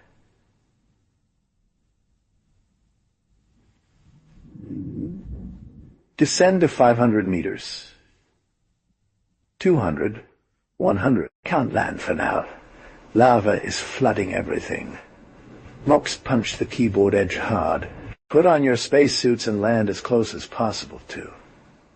He turned his head towards the sphere.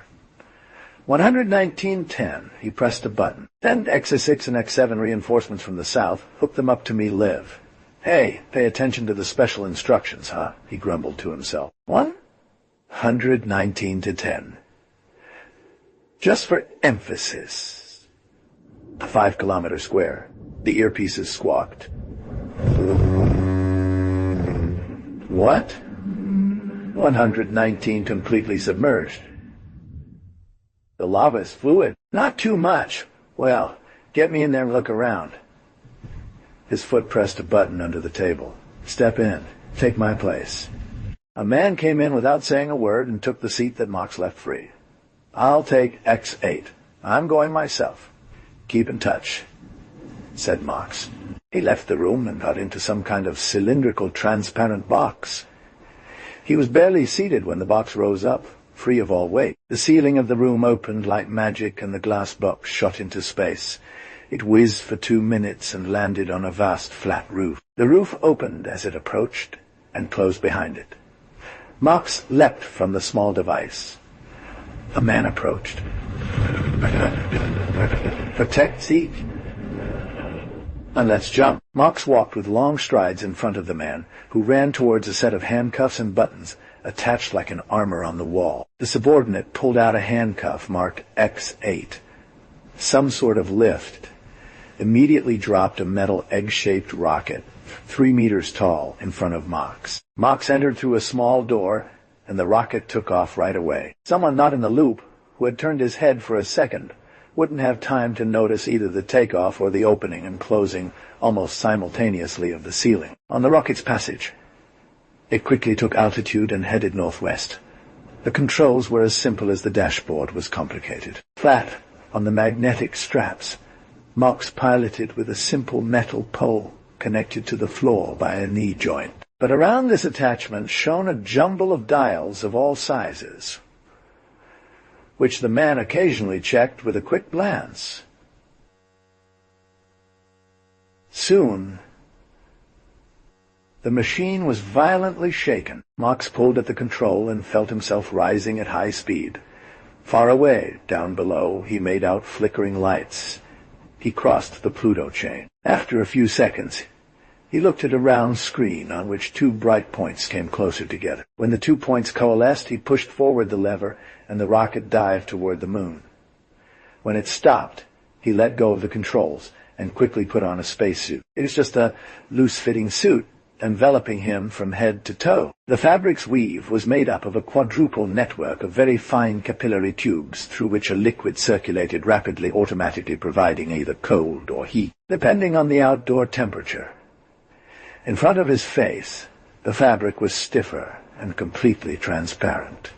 The energy came from a simple box, about the size of a pocket flashlight, attached to his chest. The suit, with its almost biological complexity, gave him complete freedom of movement. Mox armed himself with an object that was shaped like and the size of a bottle and emerged from the device. His spacesuit inflated around him like a sack under the effect of the vacuum. He sank up to the knee in the gray ashes. He pointed the thin end, the neck of his bizarre contraption, at the ground and looked at the screen placed at the other end.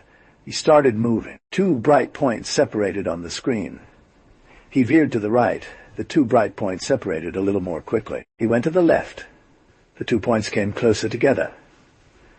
Mox jumped on the rocks, slid into a hole, struggled forward, almost completely immersed in ash. He had to bring his visor very close to his eyes to see it. The 2 dots were still coming closer together. Soon he felt that he was walking on a slippery substance which held his legs back with each step. He looked down and saw himself wallowing in lava. It was soon up to the waist, and he had to sweep widely in front of him to move faster. He drew a wide furrow, redoubling in the seething mud. On the screen, the 2 luminous points almost touched each other. Mox distinguished lights and met a dozen men who were digging in the lava. "So?" he asked. One of the scientists told him something. His lips moved behind the glass. But Mox didn't hear anything. Annoyed, he held his hand to his ear and realized that he had forgotten his acoustic olive in his haste. He pointed to the floor. The other nodded and then made a gesture of helplessness. Mox lowered himself and plunged his arms into the lava. He felt around at the bottom and only felt the flat surface of the rock. He questioned the man with his eyes. The latter made him understand by signs that the rocky table, of immense size, showed no discontinuity. Mox considered the screen thoughtfully.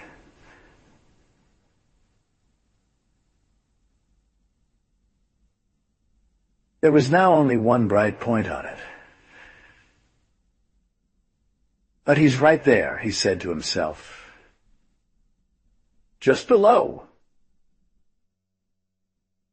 At living, since the biowaves keep coming." He made a gesture of weariness and turned back to his rocket. Chapter 12. Ja had been rolled in an infernal torrent of melted rocks. He felt himself carried at great speed, and only had time to push his refrigerator to its maximum capacity. Despite this precaution, suffocating heat reigned inside the spacesuit.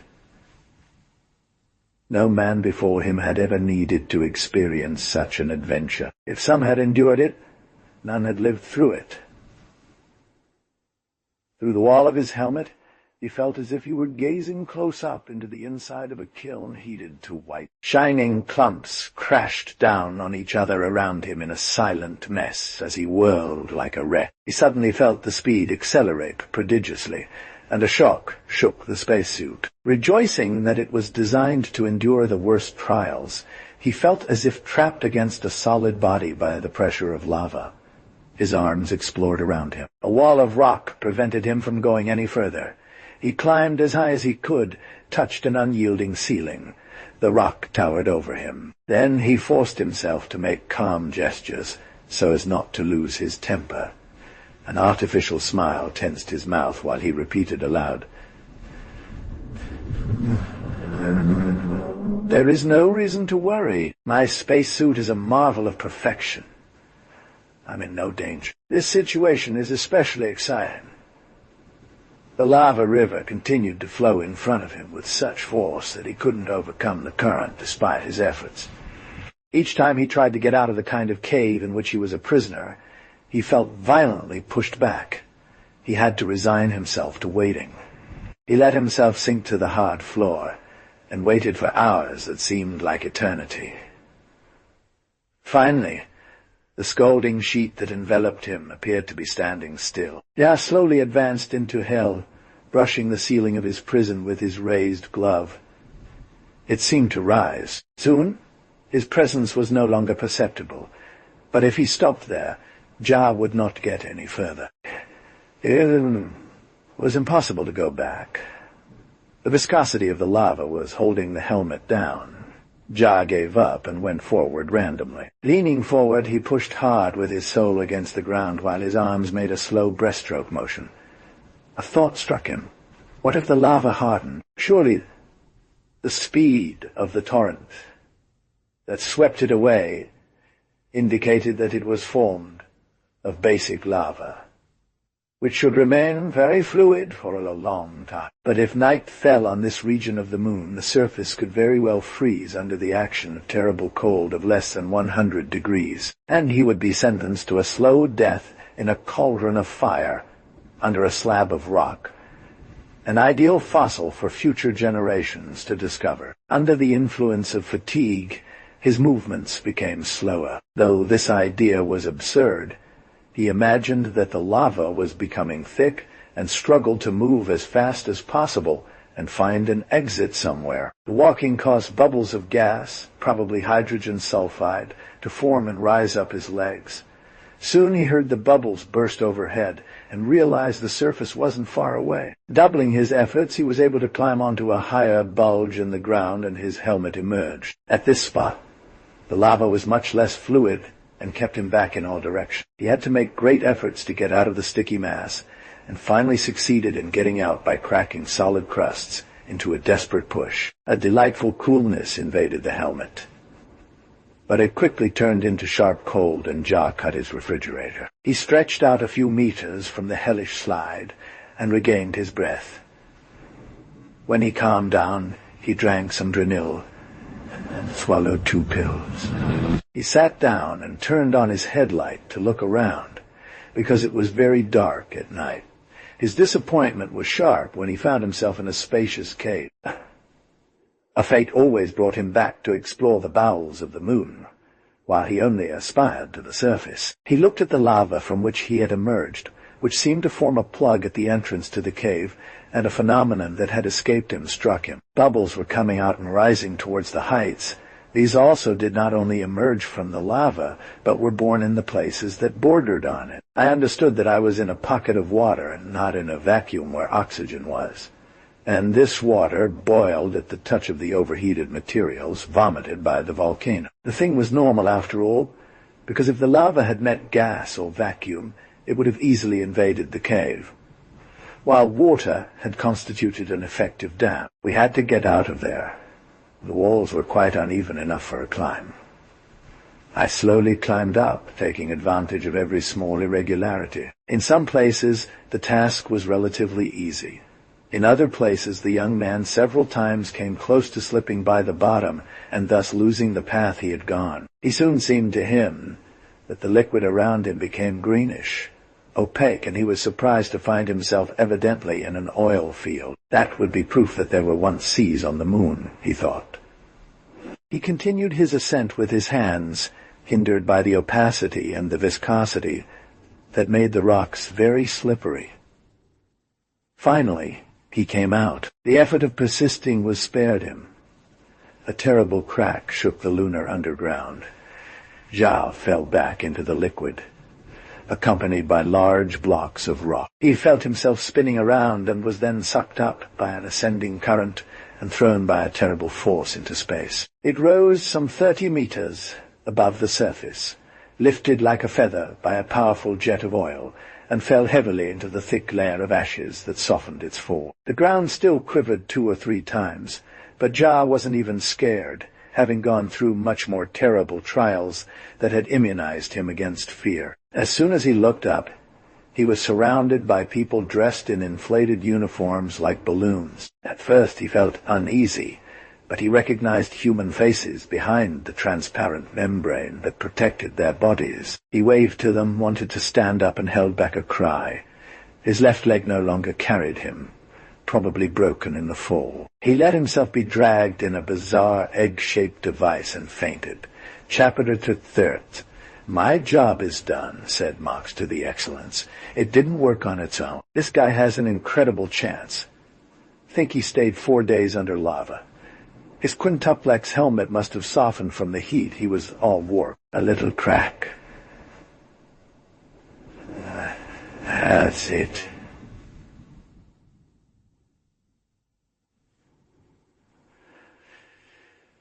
The immediate death. Finally, he has nonetheless completed his 15 days of trials, although we were determined to spare him that, thoughtfully said Your Excellence. In a way, this simplifies our plans. When he knows the rules, he won't be surprised by anything, and won't have to ask himself questions, wonder why we cared so much to spare him. The small set designed to hide the 15-day law from him is no longer necessary. Excellence turned to Tem. "Well, citizen, is everything organized on your side?" "Everything is ready, Excellence. When he comes out of the clinic, he will find at home the most beautiful woman in the moon." I had trouble finding a girl who was both sensually beautiful and perfectly intelligent. "It's a woman from our services, of course. Who is she?"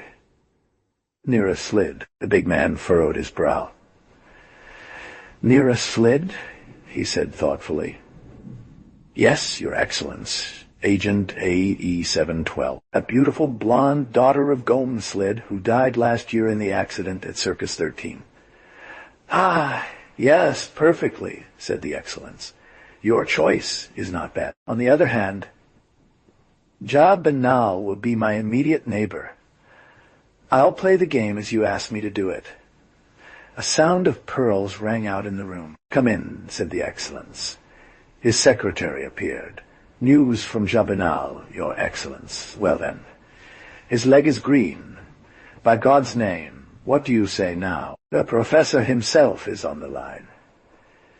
If you want to talk to him, pass it along quickly." The secretary stepped out. Excellence pushed a button. A man with a deeply wrinkled face appeared on the screen in a partition. "Well, Professor, what's news?" "It's true, Excellence. This fracture was open. One can see the leg darken hour by hour. I wanted to let you know. I believe that you would have held on to this man's life." "If I do," exclaimed the large man as he approached the screen. "But we must all hold on. The life of Yabinal may well depend on the fate of our civilization. Professor, I implore you to do everything possible to save him. I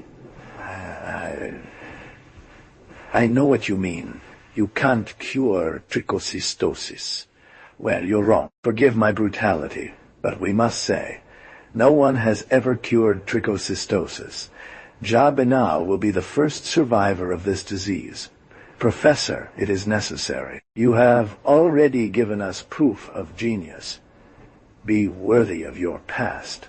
A thin smile relaxed the features of the old scholar. "You didn't need to speak that last phrase, Your Excellence. It's been a long time since I'm not sensitive to vanity anymore, but I understand your concern. Know that I'll try the impossible. Thank you, Professor. I trust you." The face of the scholar faded from the screen. The professor came out of his office and walked down a corridor. He entered a small room where Ja Banal was lying in a translucent hammock. He looked at his patient. "Well, my friend, how are you feeling?" "Perfectly well, Professor. You've drugged me or what?" "I can't feel my leg at all." The professor pinched Ja's knee hard. "Am I hurting you?" "Absolutely not." He went a little higher up, and there. "Not at all." Good, good. Rest now, my little one. And don't worry about it. If you think that's easy, with your magnetic brace, I can't move my legs at all anymore. I'm an active person. I don't like being sick. We must obey. if you want to heal quickly. Listen, Professor. Why not treat fractures as the Terrans do? A simple acrylic sleeve, and we can walk right away. I don't mean to badmouth lunar medicine and your magnetic contraption over there. I can't remember what you call it. It's very ingenious, but we can only get up after 8 days. Let me do it for you, my friend. Open fractures can give rise to quite serious complications on the moon sometimes. Our therapy is justified, believe me. The scientist pulled out a small tube from his spandex shirt pocket. He took a pill. Here, swallow this. You'll have beautiful dreams that will make you forget your troubles. He made a friendly gesture towards Ja and went outside. He returned to his office, sat down at his desk and pressed a button. A voice spoke. This is the Microbany lab. This is Professor Cam. How are your tests in the pod going? We've had some difficulties, but our engineers have managed to overcome them. Hold on, Professor. This morning we managed to shrink a capsule containing 10 men down to the size of 2 microns. That's the miracle I've been waiting for? No accidents? One incident at most. One of the volunteers passed out during the return journey.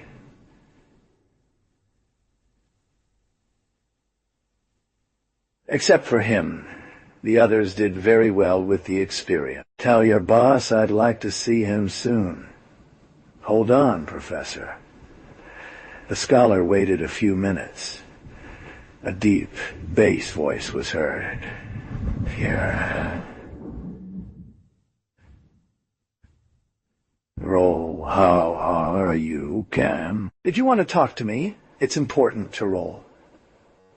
I was just told this morning that you reduced a cabinet to 2 microns. What do you say about that? I admire, old man. I admire without understanding. I'm not a physicist. Congratulations. No more, please. But it turns out that the practical application of your experiments interests me on the medical plan. Sorry if my question is stupid. And tell me, can you reduce a cab of any shape? What do you mean? Yours are cubic. Would it be possible to reduce some cabins of ovoid form, for instance? As long as they are constructed in stillite. I can reduce you a cabin of any aspect. Pear-shaped, toothpick-shaped, or escargot-shaped, no matter. Why do you ask me that? I have an attempt to try on a desperate case. Could we meet?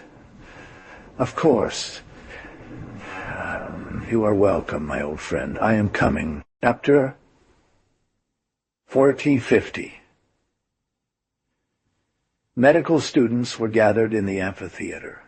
Upon the entrance of Professor Cam, they rose respectfully. This man had a tired face, having worked 2 nights in a row with physicist Tyrol to draw up the plans for a medical cabin. Sit down, children, he said in a weak voice due to his great age. The students obeyed.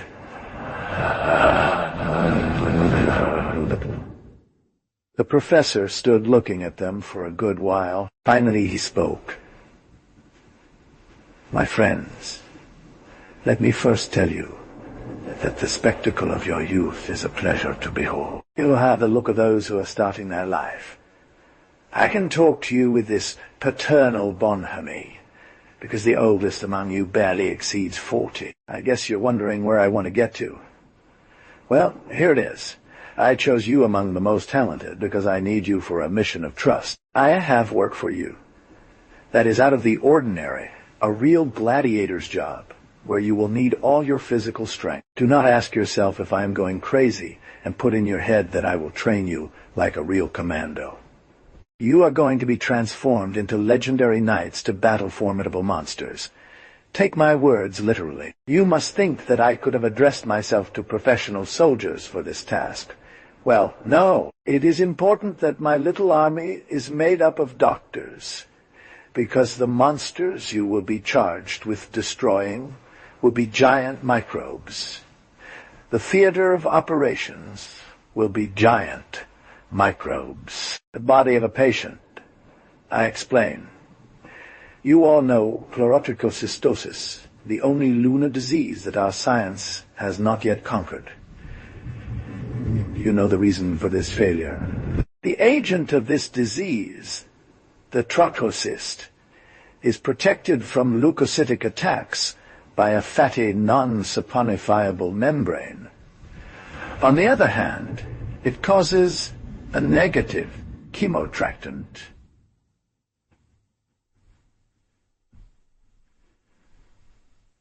Leukocytes flee from it as from the plague, and allow the invasion to take place. A simple method in the laboratory would be to injure the protective membrane of the microbes so that white blood cells can easily attack them. It would still need to be that negative chemotractant disappeared. The professor spoke for a long time. As the conference progressed, the faces became more strained. That's why, my friends, I was led to adopt a new therapeutic, which will integrate your work as physicians with that of wild beasts hunters. You will be divided into 5 groups of 10, plus a physicist who will handle the cabin we have developed, Professor Tyrrell and I. Each group will have a booth at its disposal. You will be reduced to each the approximate size of 2 microns, which will allow you to attack in close quarters with microorganisms. Now, I'm going to familiarize you with the appearance of your enemies. I had Professor Tyrrell install an microbany section attached to the faculty. A group of his students had captured for us a trichocyte in the lymph of the patient, and brought it back to our world, that is to say, to our scale. Come with me. Professor Khan emerged from the amphitheater, followed by his students, in a hubbub of excited voices. He entered a vast hall, in the center of which stood some sort of huge aquarium. Everyone made a circle. Some of Professor Tyrrell's physics team were present. "Here is the monster," said the professor. In the amber liquid, an unsettling being was wriggling in all directions. Some kind of ringed snake around 10 meters long and 25 centimeters thick, with a head formed by a sharp point in the shape of a nail. He wriggled, visibly irritated, and rattled the thick wall of the aquarium with his talons. "You have here a giant trichocyte in a drop of macrolymph. That's how you'll encounter it in the patient's body. This is the translation of the text into English. It would be a formidable opponent if you were to approach it, unguarded, but you will be clad in spacesuits and armed with bladed weapons, the only ones suitable, because of the damage you could inflict on the patient's body with more modern means." The professor approached the aquarium. "Look," he said, pointing at the 2 dead lymphocytes lying on the bottom. 2 transparent masses were lying down on the ground after all. Their large, rounded nuclei were clearly visible. They had a diameter of at least 7 meters. "And now, my children, it is necessary that I give you an example. You will see me fight this thing. Bring me a diving helmet." One of the students protested. "No, Professor, it is not necessary. You're here to lead us, not to do the work yourself." "Thank you, my child. I know very well that, from a practical point of view, this is an unnecessary risk for me to take. But morally, this demonstration is necessary. I won't be able to accompany you on your micro-journey. So your general-in-chief needs to physically prove that he is worthy of commanding you." He put on the spacesuit that a physicist had handed him, took a kind of steel blade with a grip and raised it. "This weapon is very primitive," he said. "Millennia ago it was called a glaive. The ancient men of Earth had few other means of combat." He climbed the ladder that led to the top of the jar and let himself fall into the macrolymph. The trichosine, surprised, retreated into an angle. Then, slowly, it advanced its pointed head towards Cam, who was waiting for him, with his spear up. Suddenly, the monster charged, and its point violently struck the helmet in the chest. He fell backwards, without taking off the beast, a sharp blow at the joint of head and body. The trichocyst again retreated, which left the professor time to get up on one knee. Changing tactics, the man waited in this position for the second attack. It won't be long now. The trichozoid suddenly relaxed forward, but its tip slipped on Cam's lowered helmet and slid past it by 3 meters. At arm's length, Cam reached for the long, annelid body. He quickly stood up and, with both hands, struck a devastating blow that cut the trigozoid in two. The two sections, agitated by spasmodic movements, sank to the bottom of the container. The students cheered triumphantly as the professor was pulled out of the tank by robust handles. He removed his helmet. His face was pale, and he was panting. "Such circus games are no longer to my taste," he said in a weak voice, smiling. "I'm glad to see our faculty rejuvenated by sport. This should change you from the usual austerity of classes, young men. Well, you've seen. Equipped as you will be, you won't run any great danger in front of these stupid animals. I draw your attention to the fact that I kept myself from touching the walls of the tank. You will also have to take the same precautions, because the limits of your fights will be constituted by the organs of a man. You will not need to kill each monster either.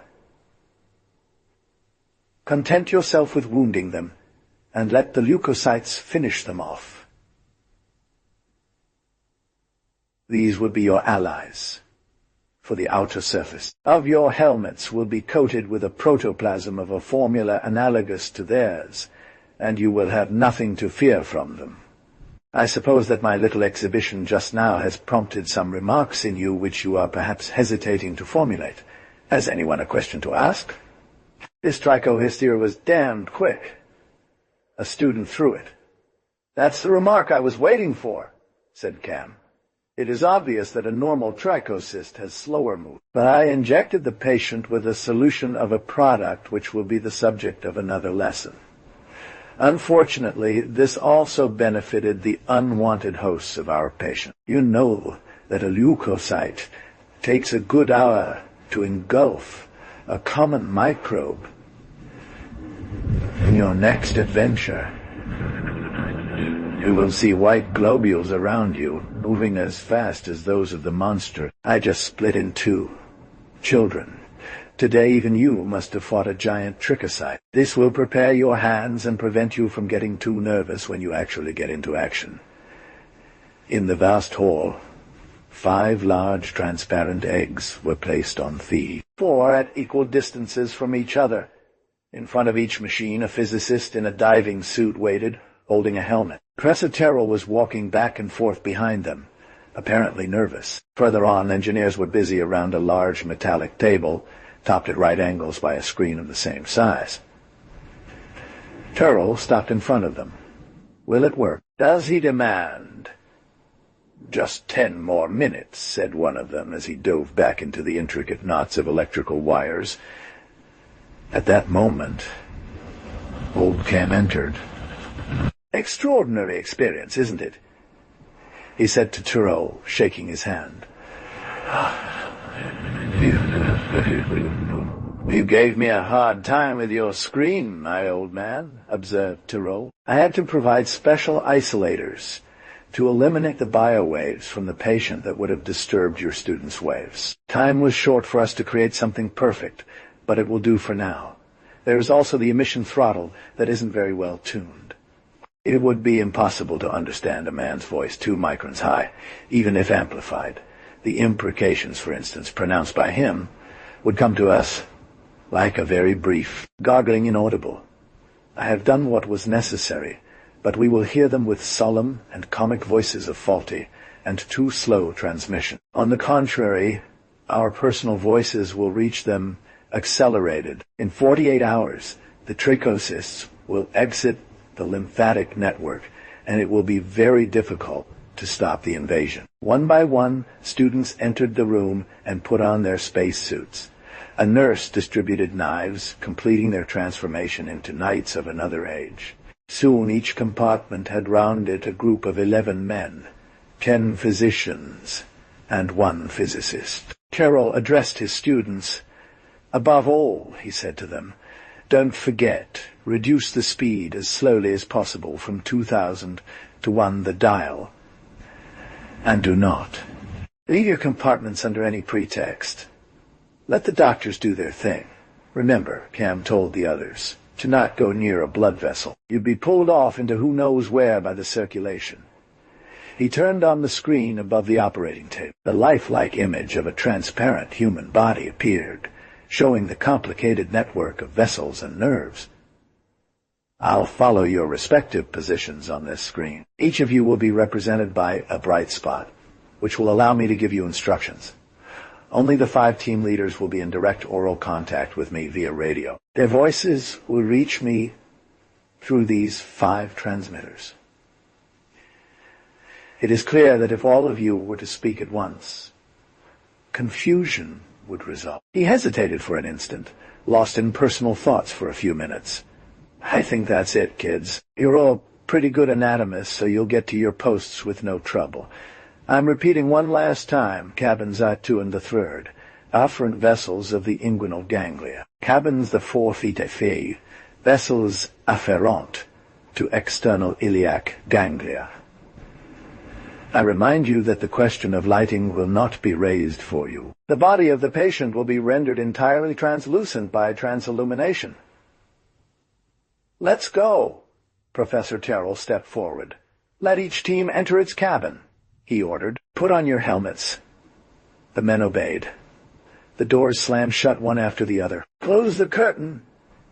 The engineer pushed a lever and a thick glass partition descended from the ceiling, its bottom edge slotting into a groove in the floor to divide the room. Into. Reduce, Terrell said into a microphone. We saw the cabins shrink in size as an orange glow spread around them. Soon they resembled ostrich eggs, then sparrow eggs. Then, stop, ordered the physicist. Draw the curtain. The partition rose. Professor Cam approached the 5 tiny, fragile balls. He bent down and carefully picked up one. He held it close to his face and distinguished 11 small men in diving suits inside. Well, Team I, nothing broken. He is asking for water in the microphone attached to his chest. A slow nasal voice emanated from speaker 1 and continued long after a small man's lips had finished fluttering. We're all right, Professor. We're just a bit short of breath, but nothing serious. You look like ants. I've never seen you this close before, Professor. Your nose is a real mountain, cut through by 2 impassable tunnels. You have a downy on the left nostril, standing as a little tree on a barren rock. Everyone burst out laughing, Cam included. This joke lessened the tension in the atmosphere a bit. The 5 cabins were neatly arranged in cavities drilled at the end of the operating table. Professor Cam renewed his seriousness. He pushed a button on the intercom. Bring the patient. A few moments later, a young man came in, pushing before him a cart on which Ja Binal lay deeply asleep. 2 nurses skillfully slid the inert body onto the table. One of them smeared widely the inguinal region with a blue liquid. It's useless, isn't it? This is the translation of the text into English. It's Terrell, he said. The radiation will sterilize everything. That's true, exclaimed Cam. An old reflex. Cam, with his elbows covered by gloves, approached the table. Scissors, he said. A nurse handed him the instrument. Cam made a shallow incision in the epidermis, about 1 millimeter deep. Bedsides. Cabin I. Yes, Professor, said the announcer. Is the depth sufficient for you to pass? It's perfect, Professor. The cornified layer and the Malfigi layer are open. The professor turned to Tyrol and gave him a sign. Go ahead, said Tyrol. 2 physicists covered the area with a glass cloche onto which 2 wires were attached. Reduce, said Tyrol in his microphone. The cabin shrank in size, became like a head of a pin, completely disappeared. How are you, Cabin I? Very well, we have slipped at the bottom of the incision. Above us, the epidermis presents itself as a layered cliff. We can distinguish giant streptococci, killed by your antiseptic, with a multitude of blue and pyramid-shaped crystals. Always the antiseptic. We are in the connective tissue. Proceed slowly, said Cam, and speak. A new layer of epithelium is presented to us.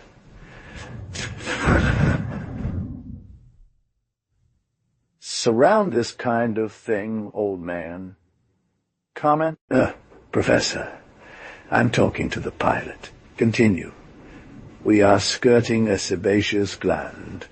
We're passing between star-like cells. Here are the first leukocytes swimming around us. It's as if we were at the bottom of the sea, a sea of a pinkish hue. We've almost hit a Krauss corpuscle. Watch out for the artery. Yes, old thing. That's an arteriola. Did you see it any other way? Well, that's a unique opportunity to learn. Here are muscle fibers. We're passing through them. More connective tissue.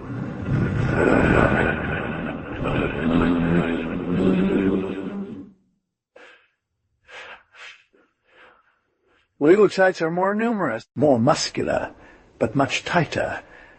Professor Kahn fixed the screen. A bright point slowly advanced on it. You are in the adductor muscle, the small adductor. Is it all right? Very well. A wonderful show. Everything is vivid red. The reflection of striated fibers? Do not be poets. Go on. There's a lymphatic one. Stop, the voice whispered to the pilot. You see this kind of game of clear cells. Advance slowly at the intersection. We'll get there. Everyone's eyes were fixed on the screen. The bright point seemed almost stationary. Cells are dividing. We're getting there. We've hit the lymph. No trichocysts in sight. Go back in the direction of the lymph fluid, said Cam. You can't miss the ganglion. The bright point accelerated a bit. We're there, Professor. I recognize the... God, how big it is. We're looking for an access channel. There, my old man, right there. Stop. Backwards machine. Good. The first corridor on the right. Don't bother with those balls. We have priority. Pinch yourself in that angle. Right there. We fixed ourselves under a valve. Professor. Fine. Stay there. Wait. I'm sending cabin 2. He sat for a moment. A nurse wiped the sweat from his forehead. Without saying a word, Tyrol made him drink a cup of golden liquid. Thank you, Tyrol. It's incredible, isn't it? Tyrol nodded silently. Cam stood up. Predex, he said. With the glass bell removed, he placed the second cabin in the same spot as the other. On reporte la cloche en place. Réduisez, ordonnateur, chapitre sextintim, au bout d'une heure de travail, les 5 cabines avaient disparu. 5 points brillants, étoilant l'aine gauche et l'abdomen de l'image humaine. Sur l'écran. Le professeur Cam se pencha sur son malade.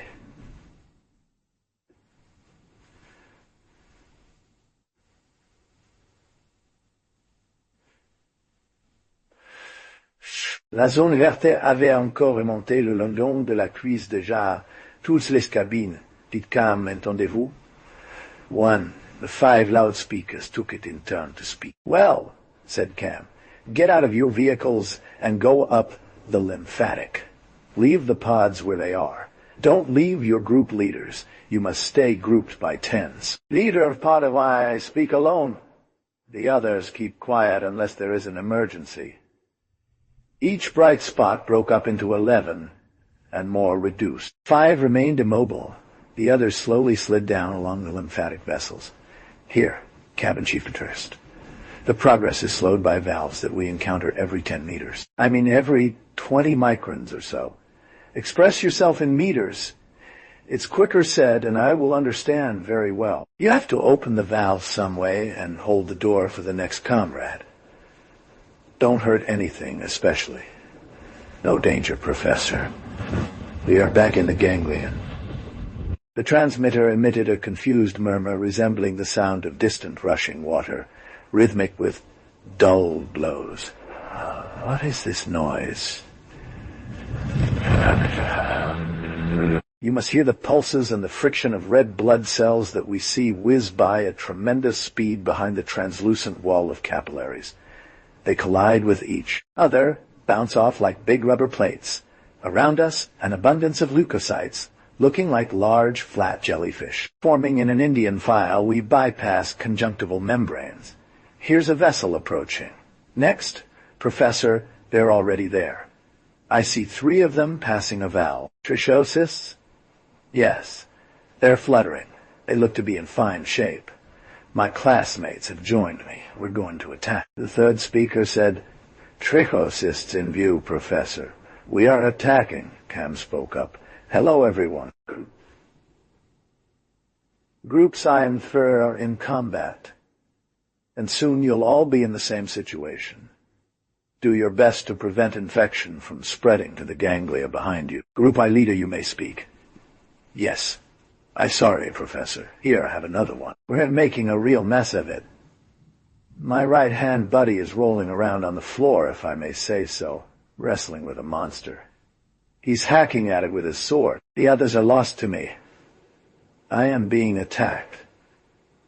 Can you hear the scraping of the rings on my helmet? I'm striking out. Stand strong. Old man, keep going." I pass the word to Group 3. Group 3 leader, I'm listening.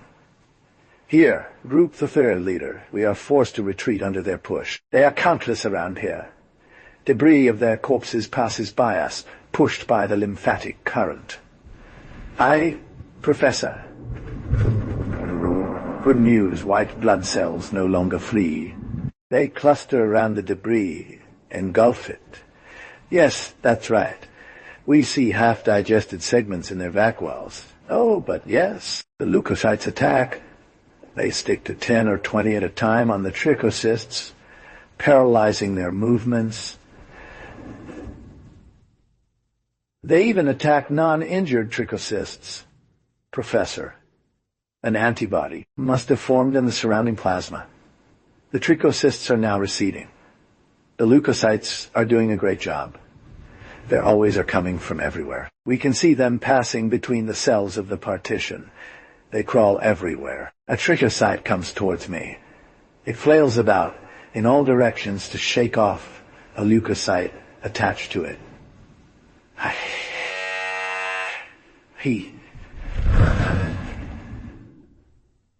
Ouch! I've hurt the leukocyte. It's going to be fine, my little one. Let them take care of themselves now. I believe we're on the right track.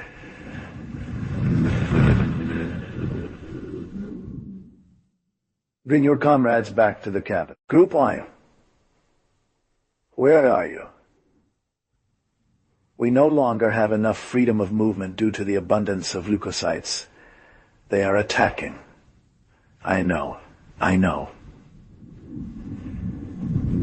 Go back to your cabin. Group 2? Same situation, Professor. Come home too. Groups of 4th and V? Same thing, Professor. Come home. I looked at the screen. Group V. Where are you going to hide? You're hiding the wrong way. I think we're lost, Professor. The vascular network is a real maze. I'll guide you. Backtrack. Now, to your right. On the screen, a brilliant dot, each element representing a man, was slowly returning to the iliac ganglia. The other groups were already gathered in their respective booths. No, Group V, no. Not that way. Turn back. Stop. You certainly have extensions to your left. You went too high. Yes, Professor. We corrected. Go now. Follow the flow. You're there.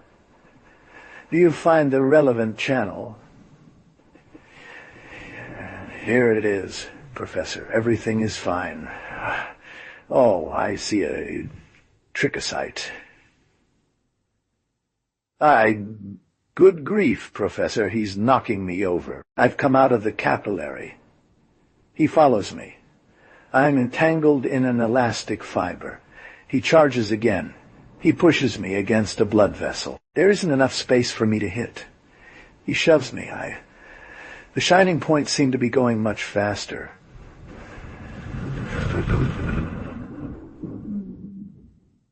Good Lord, What are you doing? He shoved me into the blood vessel. Hold on. Good Lord. I can't. The blood's pulling me. I'm bursting into a large vein. You're in the external iliac, damn it. Don't lose your cool. Let go now. That's what you've got to do. There you are, in the jugular vein. Chapter 7, the leader of Group Fifi was sailing through the plasma stream, being bumped by dozens of red globules.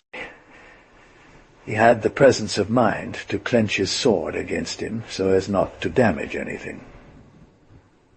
Professor, he said, I am in a maze of veins. Through transparency I can see kinds of verdant pipes.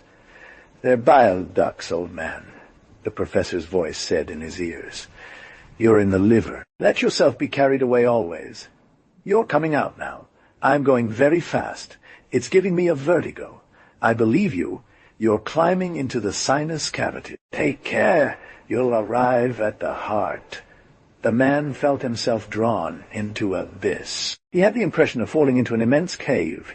He extended his arms and desperately clung to a kind of soft pillar. Aggrieved, he tried to resist the surge that shook him hard every second.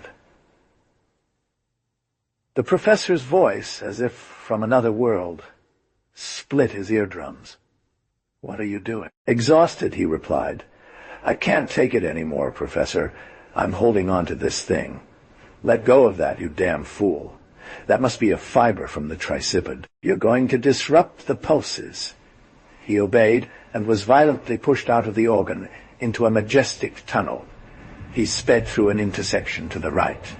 Current slowed increasingly. He found himself in a capillary and deployed all his efforts to stay there. He succeeded in resisting the plasma flow and passed between two cells of the partition that he pushed apart with force, like two rubber pads. But the two cells closed on him, hugging him at the waist.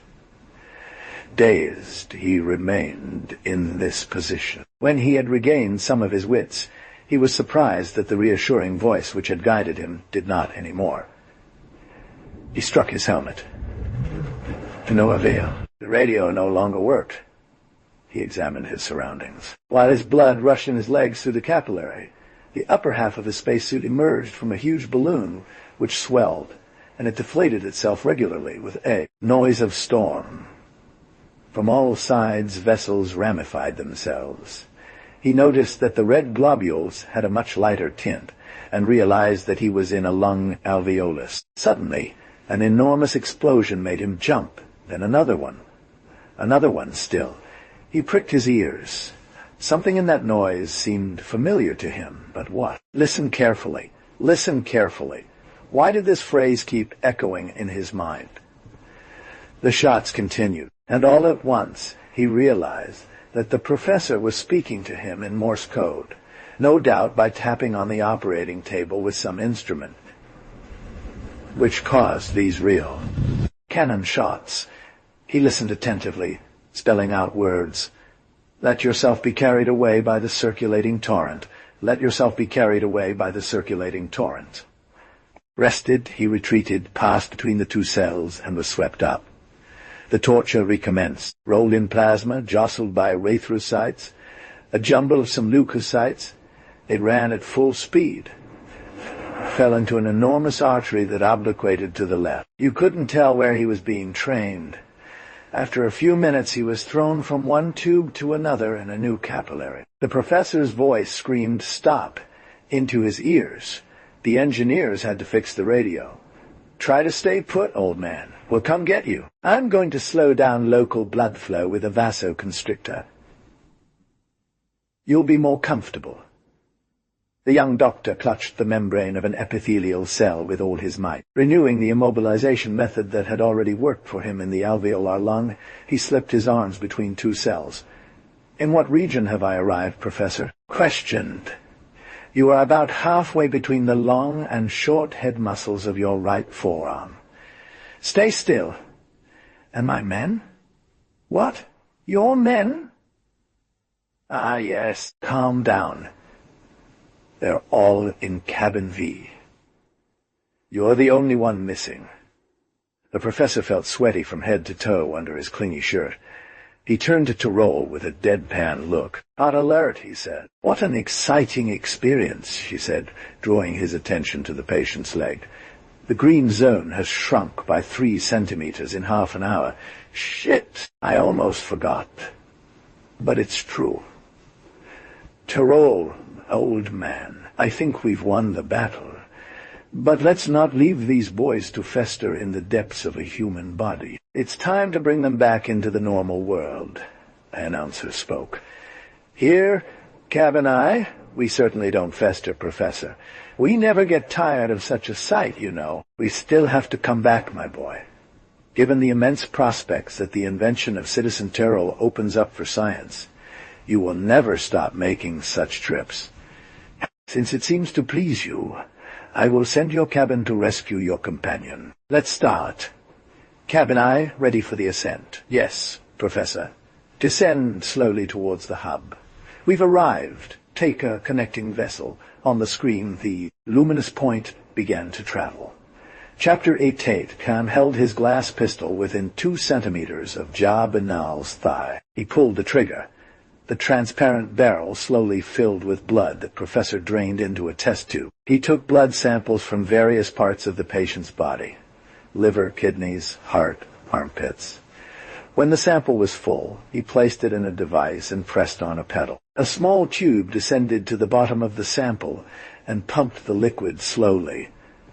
The device was fitted with a 3-meter screen on one of its faces. The professor examined the diluted blood of Beanel, which could be seen slowly flowing, considerably magnified on the screen. When the screen went dark, Ham turned to the young man. "Well then, young Terrian, you're completely healed now." "You've come a long way." "Who says so, Professor?" "The gores, the monsters, the volcanoes. And now these things. Trichocysts. They were the most dangerous, I assure you. I'm forever grateful to you." The professor shrugged slightly and averted his eyes. "You're going to leave," he said, "and try to adapt to a life different from anything you've known so far. You know, in fact, I'm vaccinated against surprises now. Nothing can shock me anymore." The professor handed him a piece of paper. "What's this?" It was Ja who replied. "Show that outside the clinic. This is your pass." The old man held out his hand. Ja firmly shook it and then walked towards the door. At the last moment he turned back to the scientist. "Tell me, Professor," he asked in an embarrassed tone. "By your age, you can't be of lunar origin. Why were you exiled?" The professor had a fit of anger and turned very red. He kept silent for a few seconds, then calmed down and smiled. "My God, I am bored with many things, and after all I would have no objection to telling you, but on the moon this is not done. It is noted in my personal file in the archives of the Council, but nobody else knows it. Never ask this question around you. It's one of the principles of lunar politeness. You'll have to declare the reason for your own exile in the questionnaire that will be given to you soon, in a closed envelope. But nobody will ever ask you anything again." Yabina lowered her eyes. "Excuse me, Professor, I didn't know." A small gesture meant that the matter was of no importance. He briefly nodded and left. He went into the next room. A young woman motioned for him to come over. He obeys by looking her in the eyes, embarrassed to realize that she was dressed exactly like men. That is, she only wore a tiny, colorful thong, and the rest of her body seemed naked under her tight and translucent tights like stockings. However, her hair wasn't shaved and flowed freely over her shoulders. Ya wondered if she had been forced to run through the mesh one by one. He asked her ingeniously. She burst out laughing. "But no," she said. "You can see quite clearly that you're new here. My hair just grew naturally through. You mean you haven't changed your swimsuit in all this time?" Ja said, looking at the length of her hair. "But I never left it after all. Well, then. What is it, sir? I mean, how do you wash yourself? Do you peel off your skin to take a shower? No, so it's the same thing. This suit is a perfected skin. It is given to you at birth. It grows with you, keeps you warm and safe from cold, hot, and germs, and washes just as easily as your skin, which it also absorbs impurities from and provides oxygen to. Are you saying that we can go for a walk in the void at over 180 degrees or less than 100? Yes, but not for long. If you want to stay outside for more than 5 hours, it is better to put on an extra suit over a diving helmet.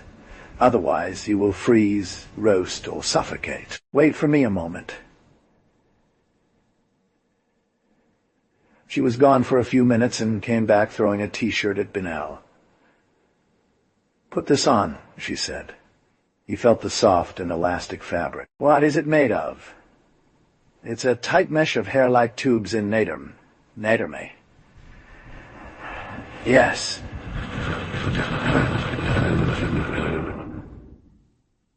Yes. Continuously traversed by a liquid called superplasma. Do not ask me anything else. I am not an expert. Naderme superplasma. That gives me a vague idea. The young woman nodded. You are not very advanced on Earth. How so? You do not wear swimsuits. This time it was Ja's turn to laugh. Over there it is not necessary. Ah, really?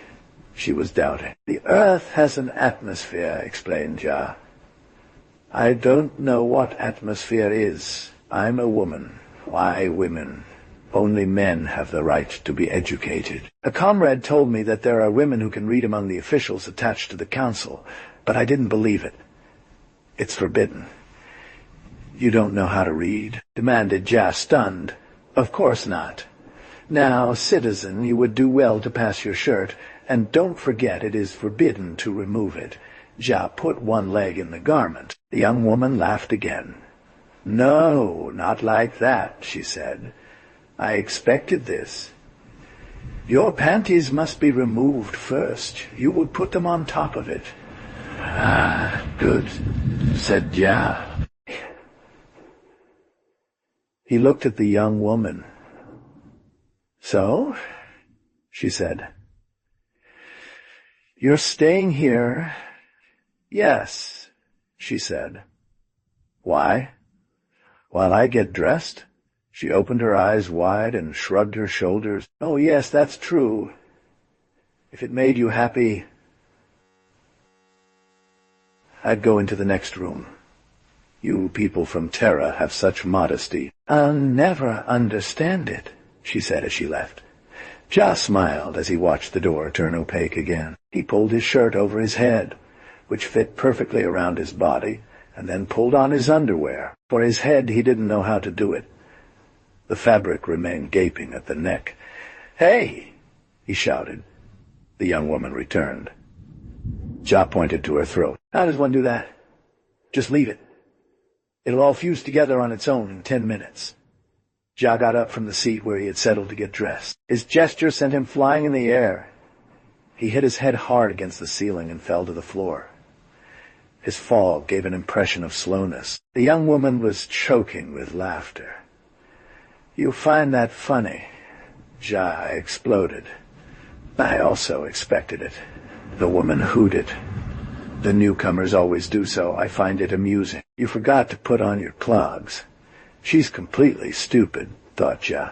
He slipped into the heavy clogs, which made him grow by 10 centimeters. Let me do now, said the wardrobe mistress. She passed a small sponge, dipped in warm liquid over Ja's scalp and face.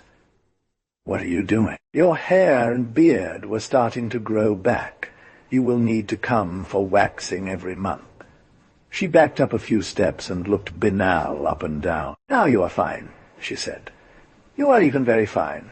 And how do I look? I blushed a little, avoiding her eyes as I looked at the young woman's body. You are very pretty, he said politely. She was not ugly. She warmly appreciated Jia's remark and smiled. "I'd like to ask you if you would take me as your wife. I'd be very happy. My name is Soar, number AG4172. Will you remember?" "Sure," said Jia in a hurry. "Great," she exclaimed, lifting her arms towards the ceiling in a childish gesture. "Now you can leave.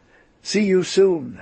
Ya quickly ran down the hall. "Well, old fellow," he murmured, "the declarations are quick here." A hasty step rang behind him. He turned around. The funny little number G40,000 so on was running after him. "You've forgotten your pass," she cried, waving a paper. I saved her half the way. She went red with confusion. "Oh, no, citizen, don't bother me at all. I'm a woman." She gave him the pass. "Thank you," said Jia. He hesitated, and left-wingedly added, "Well, goodbye then." She extended her hand and caressed his arm. "Goodbye, master." "Do I already allow me to call you that way?" "Master." Jia said. "Oh, no, yes, of course." "Wow," she exclaimed, clapping her hands. She left, trotting away. If they're all like this, it's promising, Jia thought to herself. Chapter 19. Jia followed the arrows indicating the exit and entered a circular room. Two men approached him. They wore a kind of metal rod shiny at the waist, ending in a small ball, reminding overall a rapier. He learned later that it was enough to aim the weapon at someone to immobilize him. "Your pass, citizen. I gave it to them. You can go out. This citizen will take you." Then Jia turned around and saw another man whom he had not noticed yet. The latter approached him. "You are Jia Binal, aren't you?" Jia nodded. The man offered his hand. "Last time, I am in charge of facilitating your first contacts with our civilization. Would you like to follow me?" They went out into an alley lined with trees. "I would," said Jia. "These are plane trees." "We have a lot of trees in the city," smiled Tem. Jia looked up at the sky. Huge stars shone in the black sky around the enormous earth, casting clear shadows of the plane trees on the ground. "But we're in the void," he said. "You're not." The city is built within a vast natural amphitheater that is closed at the top by a 3-kilometer radius transparent dome. This dome is supported in the middle by that great column you see over there. Here, we could live without swimming trunks. We're in the air. I have a lot to learn. Indeed. Tell me, I was very intrigued to get myself named your guide. I've always wanted to know a Terrian my age. Old people don't talk about their past. If you talk to me about Earth, you were born here. Yes. I don't know what to say about Earth, old man. I'm still all shaken up by my adventures and by all that I see around me. Of course, not today. I just wanted to ask you if it wouldn't bother you too much to visit me from time to time and tell me about over there when you're a bit less shaken up. As long as you want to. Thank you. And now, ask me anything you want about the moon. I have so many thoughts in my head that I don't know where to start. First, where are we going? To your place. The residence that was assigned to you is next to mine. Is it still far? We're almost out of the administrative district. It won't be long now. They took a busy street. Men and women hurried by between two cliffs of buildings, pierced with thousands of windows, stacking their transparent domes and terraces at various heights. There were no vehicles in sight. Astonishingly tall brown oaks grew in the middle of the street. For moments, strange glass boxes glided above the houses. Tem noticed Jia's surprise. "You will have one," he said. "What is it?" Tem pointed to his finger, pointing to a device. "You want to use it everywhere, even in the vacuum." "In principle, yes, but it is forbidden to use it outside the city. They are too fragile to withstand the impact of meteorites. To go out, we have more solid ones. like those who went to pick you up from the chain of Pluto. Suddenly, a bell rang. Tem stopped his companion. "The hour of the imprecations," he said. "Do as I do." He looked up into the sky. Everyone on the street froze and looked up at the ground. A passionate murmur rose from the crowd. "O Earth that is denied to us, we hunger for you as we hunger for fruit hanging on a branch. They are all going crazy," thought Jah. "O Earth, the day is near when we shall reclaim you. We will indulge in your delights with even more zeal, for we have waited long enough." Jah glanced at Tem from the corner of his eye. That one was reciting his text with indifference. "Terrarians who have chased us away, because you were the number and the folly, and you named it. Justice, humans, we will soon return to dominate you. You despise us, enslave you, and our vengeance will be all the stronger because we have long awaited it. Vengeance is a dish that is better cold," Jah concluded himself. "Well, they sure went up against us. How? But..." He grabbed him by the arm kindly. "I sense that I can trust you. You all saw it just now, shouting their Earth, which is denied to us. Well, let me tell you what I think. Half of them, including myself, don't give a damn about all this show. They were born on the moon, and they are doing very well there. A quarter are sincere, because more hysterical than the others, and more permeable to official propaganda. Neurotics, what? The last quarter is made up of true exiles, like you. It must be admitted that most of them are hanging meat. Waste products whose Earth has been right to get rid of. People on whom one cannot count." Jah looked at him with a smile. The eye blinked and continued. "Your attitude proves that I was right to judge you. Most would have jumped at what I just said. You're not like them. You are too aware of your superiority to be offended. Continue, Jah. I mean, it shows that you were sent here by accident, fate, or judicial error. You're normal. You will never fall into this collective hysteria, this frenzy of revenge. As for me, although I am a grandson of an exile, I do not at all blame the Earth. I am curious about it. I feel like going there, but as a tourist, not as a conqueror, according to everything I have been able to see since my arrival," said Binal. "You live here under a police regime. And I think you talk too much, old man. And what if I were a provocator agent?" Terry looked him in the eyes. "No," he said, "but you're right a little. Enough for tonight. We'll have the opportunity to come back on this subject. It's not conversations to be held in the middle of the street." Tem led his companion to the left, and they went up a ramp leading inside a building. They entered. The circular hall was paved with basalt. The ceiling disappeared into the distance. When he looked up, Jah had the impression that he was at the bottom of a well. His guide dragged him to the middle of the room on a metal plate. He said, 24. Jah, surprised, felt himself descending into the well with Tem. Supposing that the metal plate was lifting them up, he looked down and saw that his feet didn't rest on anything. He was literally flying. "Polyamite," Tom explained briefly. "Ingenious application," Binal appreciated. They stopped in front of an opening and entered a corridor at the end of which two doors faced each other. "You lift to the left." "I on the other side," said Tem. "We enter your home."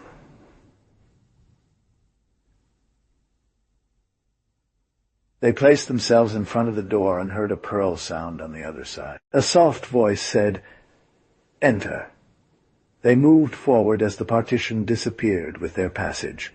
A beautiful blonde young woman smiled at them timidly. "It is nearer slid A712, Tem told Binal. "Does it please you?" "Ah, yes, she's very beautiful." "Here's your master," Tem told the woman. "He is a newcomer. Take care of him." He turned to Jah. "If you need me, don't hesitate.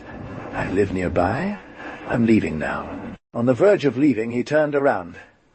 "If by chance she doesn't suit you, let me know." I'll find another one for you. Chapter 13. He left, leaving Binal Ahori alone with Nira.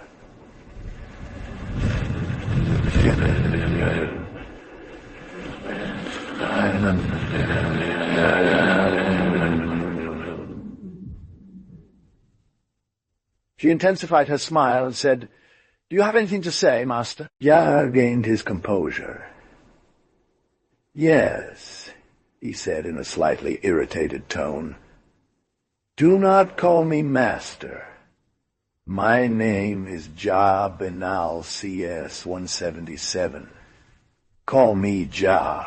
A veil of sadness passed over Nira's eyes. "Don't you like me?" "Yes, why not? You seem very pretty and quite friendly, too. But I don't like being bowed down to. When it doesn't make me angry, it makes me want to laugh. I'd never dare call you Jah." "I demand it, Nira. Very well. Jah. At last. But Jah, you're not aware of many things here. May I ask you something?" "What's that?" "Call me by my first name. You always have to call your wife by her first name. If it pleases you, Nira, I'll do it. But you too. It's impossible. I demand it too." Nira lowered her eye. "All right, Jah," she said, "but I can never do that in public. Don't forget that in front of a third party, I will have to continue to call you and Master." Benino shrugged. "If it has to be—" He looked around him. The room was small and bare, but there was nevertheless an impression of welcoming comfort about it. The elastic floor, the satin walls from which a soft white light emanated, everything was pleasant to touch, to look at. At the end, there was a door marked partition. Followed by Nira, Jah went through. A second room followed. Larger, it was furnished with a large table and 4 plastic hammocks. 3 new doors presented themselves. 2 led to each of 2 rooms, the third to a vast bathroom entirely covered in mirrors. That was all.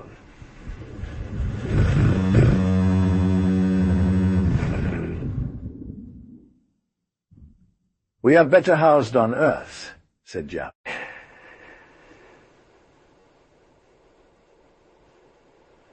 "It is rather confined as a residence, because it is in the basement," said Nira. "How so?" Without answering, Nira pressed a button. "As a balloon swells, the entire apartment grows in proportions of 1 to 4. Jah was pensive. "It's practical," said the young woman, "when you want to receive many friends, for example. But we must bother the neighbors, we encroach upon them. No, there is interpenetration. It may well be that at this moment a neighbor is in here in his room expanding. But we don't see it, can't touch him either. Is this an application of Kemi's formula on n dimensions?" Nira opened her eyes wide. "I don't know. I am a woman. I only heard that there was interpenetration." He nodded his head. The humility of this woman, her subservient attitude, embarrassed him. "You can't even read, I suppose." No. "It's forbidden for women." He took her hand and made her sit next to him on the edge of a hammock. He looked at her. Her beauty was barely veiled by the tight bikini. It took your breath away. A dream face, huge eyes, harmonious curves linked together by thin threads. Impressed, Jah was turning several ideas in his head, and if it made him an ally, if he, for example, offered to teach her how to read, to teach her a lot of things, then by degrees it might convince her that the fate of Earth women was much more enviable, laying the foundations for a coup d'etat on an eventual woman's rebellion on Theia. Moon. Respectfully, Nira considered her new master. He seemed kind, much less authoritarian than most of the men on the moon, much less even than most of the new arrivals who, surprised at first to see women at their feet, usually later added to the harshness of lunar male authority. This appeared to stir up personal thoughts, and Nira avoided asking questions. waiting for the master to open his mouth. Such was Nira's demeanor, courtesy and respectful restraint. I thought it would be better to wait until I had a better grasp on lunar customs and mentalities before daring to influence the young woman. And if studies bore her, if she had no desire to educate herself, if she was perfectly idiotic, you couldn't tell. She would be able to denounce him. Conclusion, see coming. He smiled at her. Nira returned his fearful smile. She seemed not to know. What the master liked, probably. Ja rose. I'm hungry, he said. How do you eat on the moon? In your room, said Nira. You'll find the dispenser. Take the room on the right, master. Excuse me, Ja. It doesn't matter, said Ja. He went into the left room, because it was closest to him, and contemplatively examined the strange apparatus, finished with 2 swan-neck tubes placed near his hammock. He called Nira. That's it, the syringe? How does it work? The tube on the left is for the liquid. The one on the right is for the paste. You just put the end of the tube in your mouth, and it automatically fills with saliva.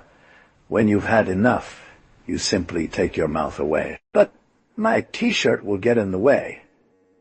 It covers my torso. You need to press a bit. The tube will pass through. The mesh will spread apart. I considered the dispenser with disgust. This is the only way we can get food here? Oh, no.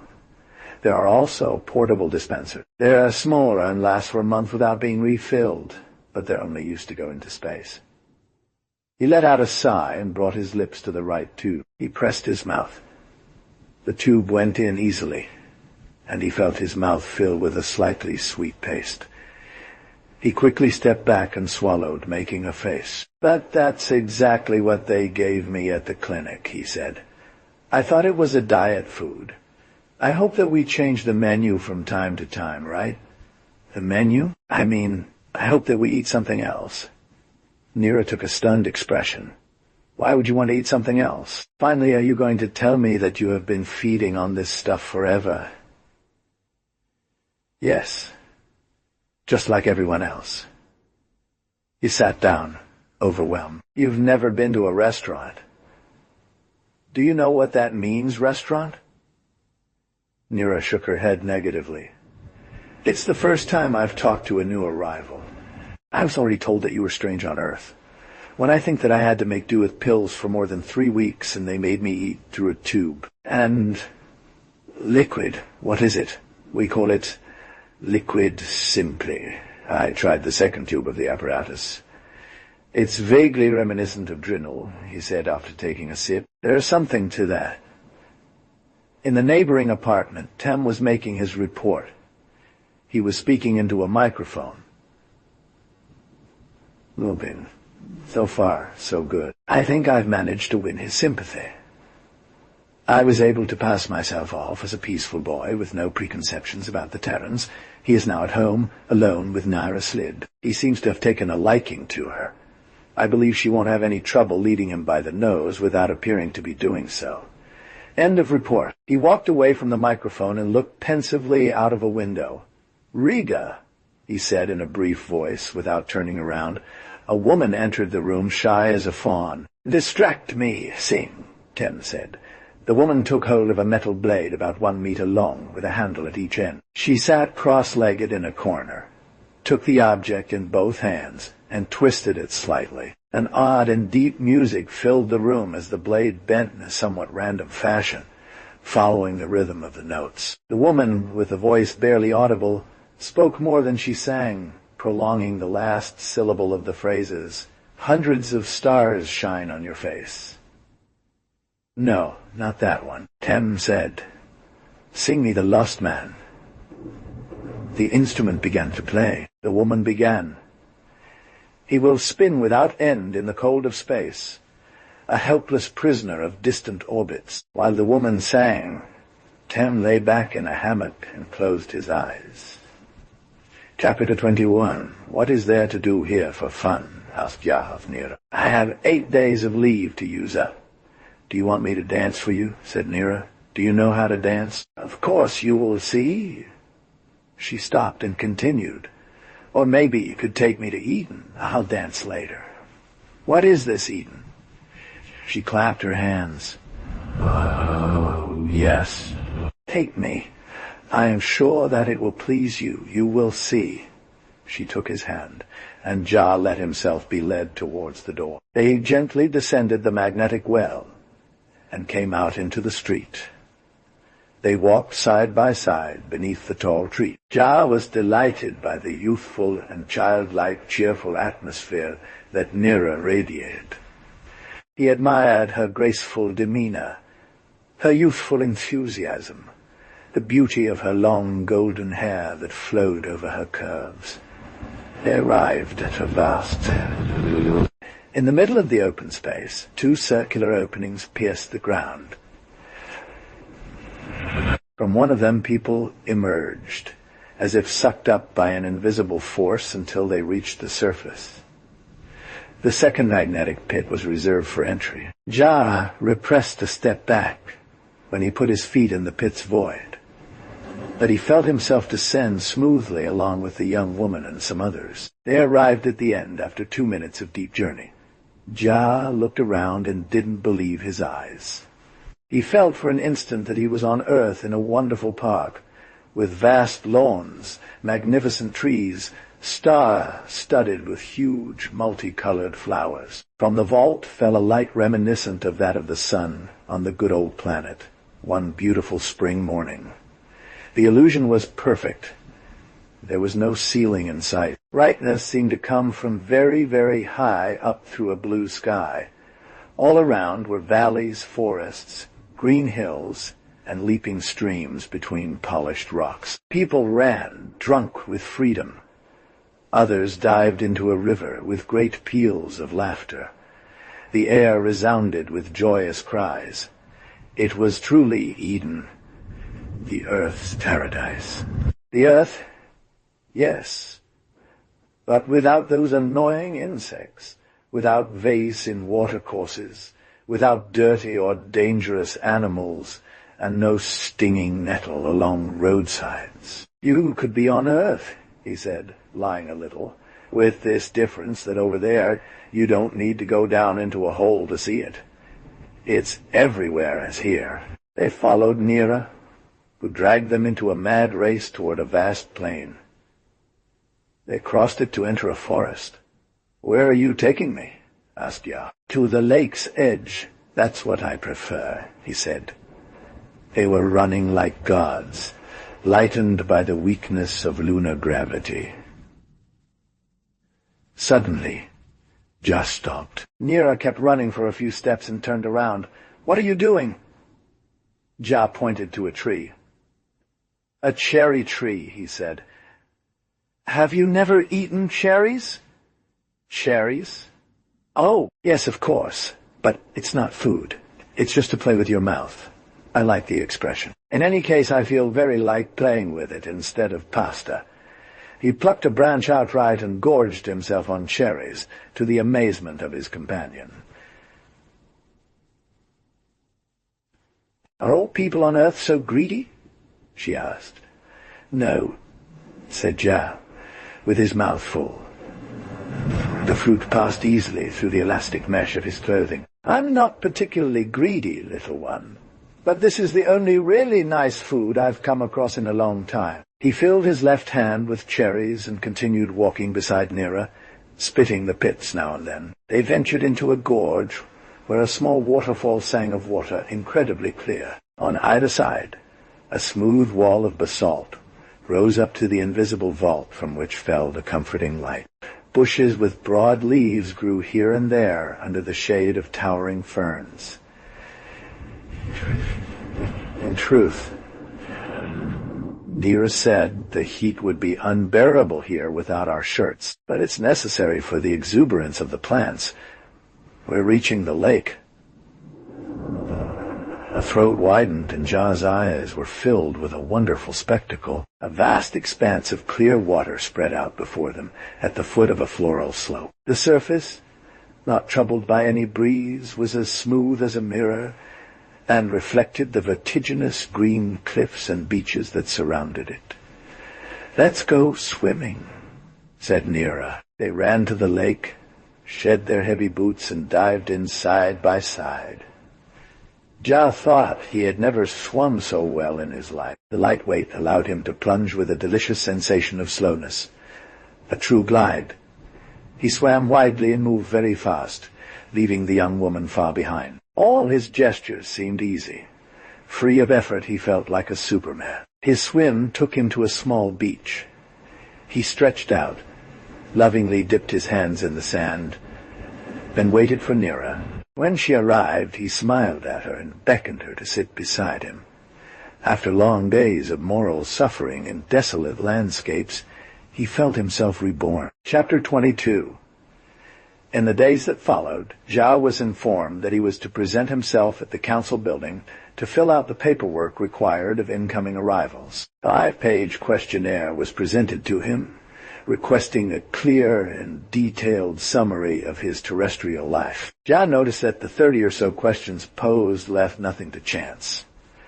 He tapped out the form, handed it to a female official, and waited half an hour or so before anyone paid him any further attention. After that time had passed, the woman returned and handed him a sheet still filled with questions. This time, he was being asked to reveal his professional background in greater depth, so that his skills could be put to some sort of use. Ya replied as best he could, and the woman removed the second sheet from him. Just 5 minutes later, a voice was heard. Citizen Ja Benal CS. 177. Please take corridor 5 and report to door B. The woman motioned to Ja to obey. The young man looked around, spotted the indicated corridor, and walked towards it. He didn't have to look for door B. A man standing on the threshold was waving at him. Ja approached. "You're Ja Binal," said the man. "Come in." The unknown made him sit down in a hammock and offered him a glass of lunar drynal. Then he looked at him silently for 2 minutes. "What do you want to tell me?" asked Ja, annoyed. The man smiled. "Am I the king of jokes? How so?" "Yes. You're a mathematician, aren't you?" He consulted the last sheet filled in by Ja. 55 years. A very young mathematician, and you claim to have solved Stereo's problem? What are you kidding me? I smiled. You're a mathematician yourself. Naturally. I'm here to guide their respective specialities, scientists coming from Earth. I must admit that I rarely have the opportunity to do this job. Most of the new arrivals are backward criminals. Well, the stereo problem. If you're in, it'll simplify things. Do you know the data of the stereo problem? Do you know the Z function? The man nodded. Well said, Ja. You should know that about 3 years ago. I proved that the Z function really exists. It forms a minimum of the integral. The man fell silent for a moment and then finally opened his mouth to speak. For years, the best minds on the moon have been banging their heads against this problem, he said in a slow voice. If you're not a liar, your work is going to revolutionize the academic world. Explain a little about your thing.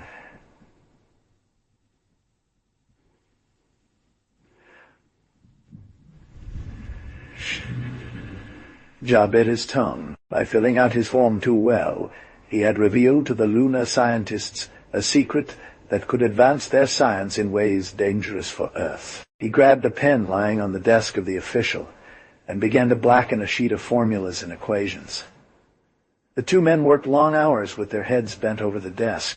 Ja, playing close, tried to convince his opponent while heroically fouling the calculations by patriotism. After several hours, the official got up and said, I can't take it anymore. You are too strong for me. I'm not competent enough to go through with it. But you will have to give a full demonstration.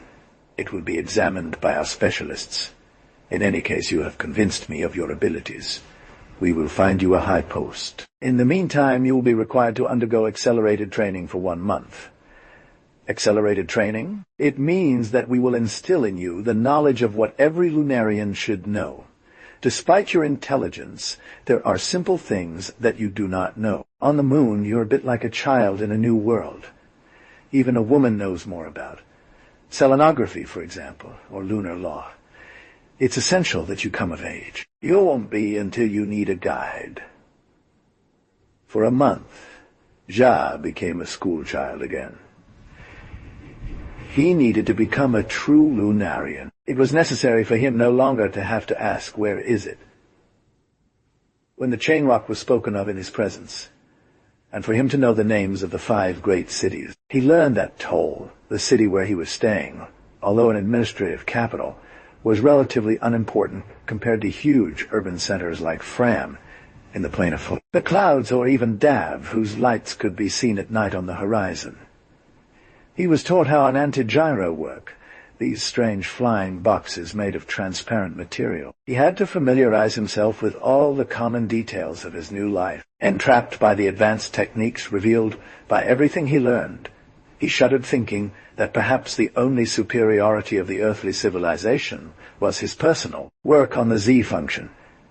He contemplated the multiple improvements that the stereo problem could bring to his enemy's scientific power. He worked hard at trying to establish probable, albeit false, calculations and whose verification would take months for scientists on the satellite. His loneliness in a foreign land weighed on him. No one to confide in. Tay was very friendly, but Ja suspected his possible reactions if he confessed that he was a fake Ban and spy working for Earth. As for Nira, who seemed devoted body and soul to him, no, he couldn't trust her. She was too weak, and absent total of instruction would make her a dead weight. He resolved to continue pursuing his own efforts alone.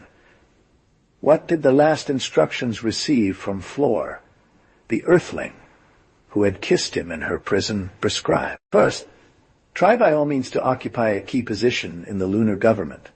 Second, gather as much information as possible on the means provided for attacking Earth. Thirdly, try to devise an extensive system of sabotage, capable of nullifying the offensive power in one go by a press-button operation. Fourthly, if instructions 3 fail, gather to Earth as discreetly as possible so as to report all observations. In the event of impossibility, fifthly, to examine the possibilities of bringing into the terrestrial cause natives of the moon descended from exiles, against whom the terrestrial government had no complaints. To consider, if necessary, the possibility of a remission of sentence for those exiled for more than 50 years. Divide the opinions of the Lunars and organize a coup d'etat.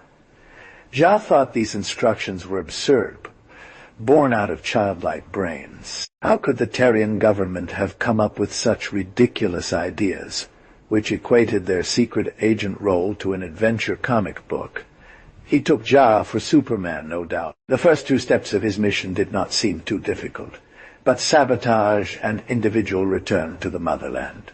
Ridiculous. He imagined that it was as easy to cross nearly 400,000 kilometers of emptiness without being noticed, as it was to crawl from Lipolvi to Stale in the jungle. Only instructions 5 seemed reasonable, but how much skill and prudence would be needed to succeed? Finally, he had to carry out his duty, even if he considered it impossible.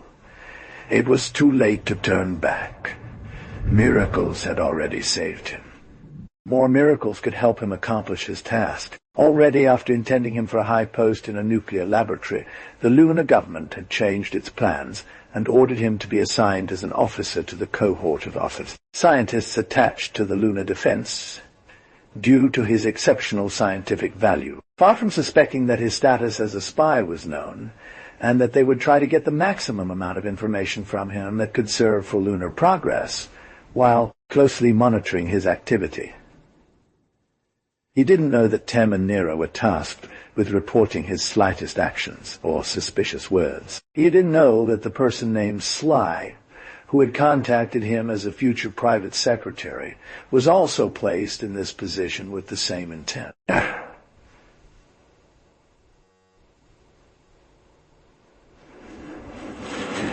few months later, his situation had changed significantly. Transferring to the industrial city of Davie, he enjoyed the pleasure of the three-domed palace, of which the basement was a particular Eden, and 4 anti-gears at its dorsal. Each machine could take him in 2 minutes to the armaments factory where his laboratories were. Or, if he needed to relax, it would drive him to the gates of the city, where he traded it for a rocket that would allow him to go for a walk above the exotic lunar landscapes, under the pretext that he was not sufficiently familiar with this means of transportation. One was imposed upon him to have a pilot present, despite his numerous protests. In fact, this harassment put a bug in his ear. He knew himself to be a good driver, and his reflexes were up to the mark. Why, then, were not similar obligations imposed on new exiles whose arrival on the moon was more recent than his? The answer that had been given him: that his scientific value was too precious to the state for it to risk being destroyed by an accident, did not entirely satisfy him. He began to distrust everyone around him, a fact that strengthened his suspicion. One day, as he was coming home earlier than usual, he found Nira reading. It pretended not to have noticed anything, but it had not forgotten the reflection of Soar, the dressmaker. A colleague told me that there are women who can read among the officials attached to the council. Having discreetly seized the volume of Nira a few hours later, I saw that the young woman was not reading anything that came to hand, but a treatise on parapsychology, which was out of reach for an uneducated mind. Why had Nira kept her knowledge secret from him? He showed, however, enough breadth of mind so that she trusted him with the fact that she had taught herself in spite of the law requiring women's ignorance. Afterwards he noticed small, apparently insignificant details in the way Nira drove, but when added together, these enhanced his suspicion greatly. Oddly enough, this bothered him. Up until then, he had always considered this woman to be a pleasant companion, nothing more. He had learned to curb his own male weakness, and contented himself with giving Nira signs of friendship and camaraderie, keeping well away from prolonging a tete-a-tete when it ran the risk of becoming too intimate. He kept his lover's dreams for Floor, his former human pupil. It took him to suspect Nira to find out how much he had attached himself to her, unaware. To realize that his fleeting flirting in the Lepalvi prison had left him with only a vague platonic feeling, a passing and childish compassion of a collegian. The idea that his lunar companion had always lied to him gave him an unbearable feeling of moral solitude.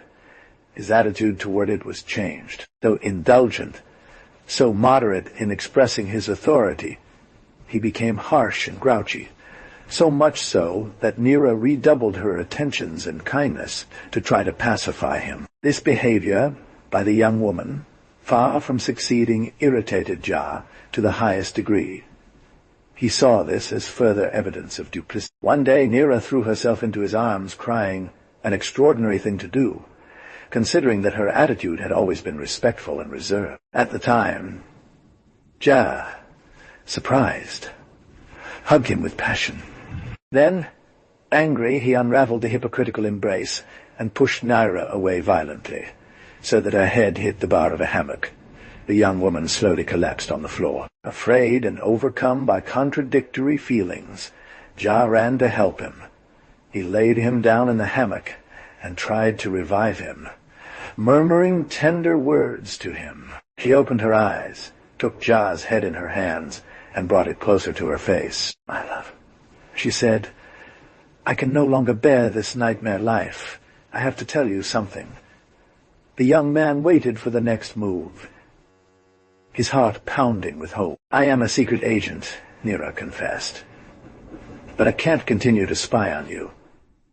You've attached yourself to me. I don't want anything more to do with the Council or its policies. Moon and Earth are indifferent to me. Only my love for you matters. I know you're a Terran spy. They all do, but I believe that your cause is just. Today I realize the barbarity of the Luna mentality. I am ready to prove my sincerity by helping you as much as I can." Overcome with joy, he embraced her. From this day on, he felt stronger than ever before. He was no longer alone. In the vast factory, everything seemed to be asleep. In the large halls dominated by night, the gigantic machines seemed like monsters at rest. I advanced cautiously, stifling the sound of my steps as best as possible. A light appeared at the end of a long corridor. I hurried to hide behind a machine. Someone was approaching. The glow grew brighter. A man walked by with a headlight and handcuffs. He cast a distracted glance at Ja's hiding place and disappeared through the other door. It was a guard. Ja emerged from the shadowed corner and headed in the direction of where the guard had come from, consulting a map painted on the wall, and passed through a door leading to a staircase. He descended into the basement. There, immense starships were lined up side by side, masses of heavy metallic crates aligned opposite them. Ja took a small, shiny rod from the pocket of his underwear. He placed the end of it on the lock of a crate. It opened instantly, revealing rows of red cylinders the size of a bottle. He seized a cylinder and locked the case. He quickly climbed the stairs, passed through the machinery room, and jumped outside through a window. He fell 10 meters into the courtyard and, choosing the areas drowned in shadow, walked towards the wall of the enclosure. It was not difficult for him to find the long rope that had allowed him to enter the factory. He climbed to the top of the wall, leapt across, and fell into the street. He wound the rope around his waist and crossed all of the deserted city to get home. Luck kept him from running into any other guards. Before his palace, he unwound the rope and aimed the magnetic grappling hook at the terrace. It flew up to the top of the structure. Ja quickly looked around and went home through a third-floor window. He made his way to Nira's room. She was waiting for him. "Did everything go okay?" she asked anxiously. Ja showed her the red cylinder he had stolen. "No one saw you?" "If anyone had seen me, I wouldn't be here, sweetheart." At that moment, the bell rang, indicating someone was outside the hall door. They startled. Nira put a finger to her lips, and Ja locked herself in the room next door, her own. "Yes?" said Nira to the invisible visitor. "You haven't seen anyone, citizen?" asked a voice through the door. "No, why? I thought I heard noise in the corridor." "It's me.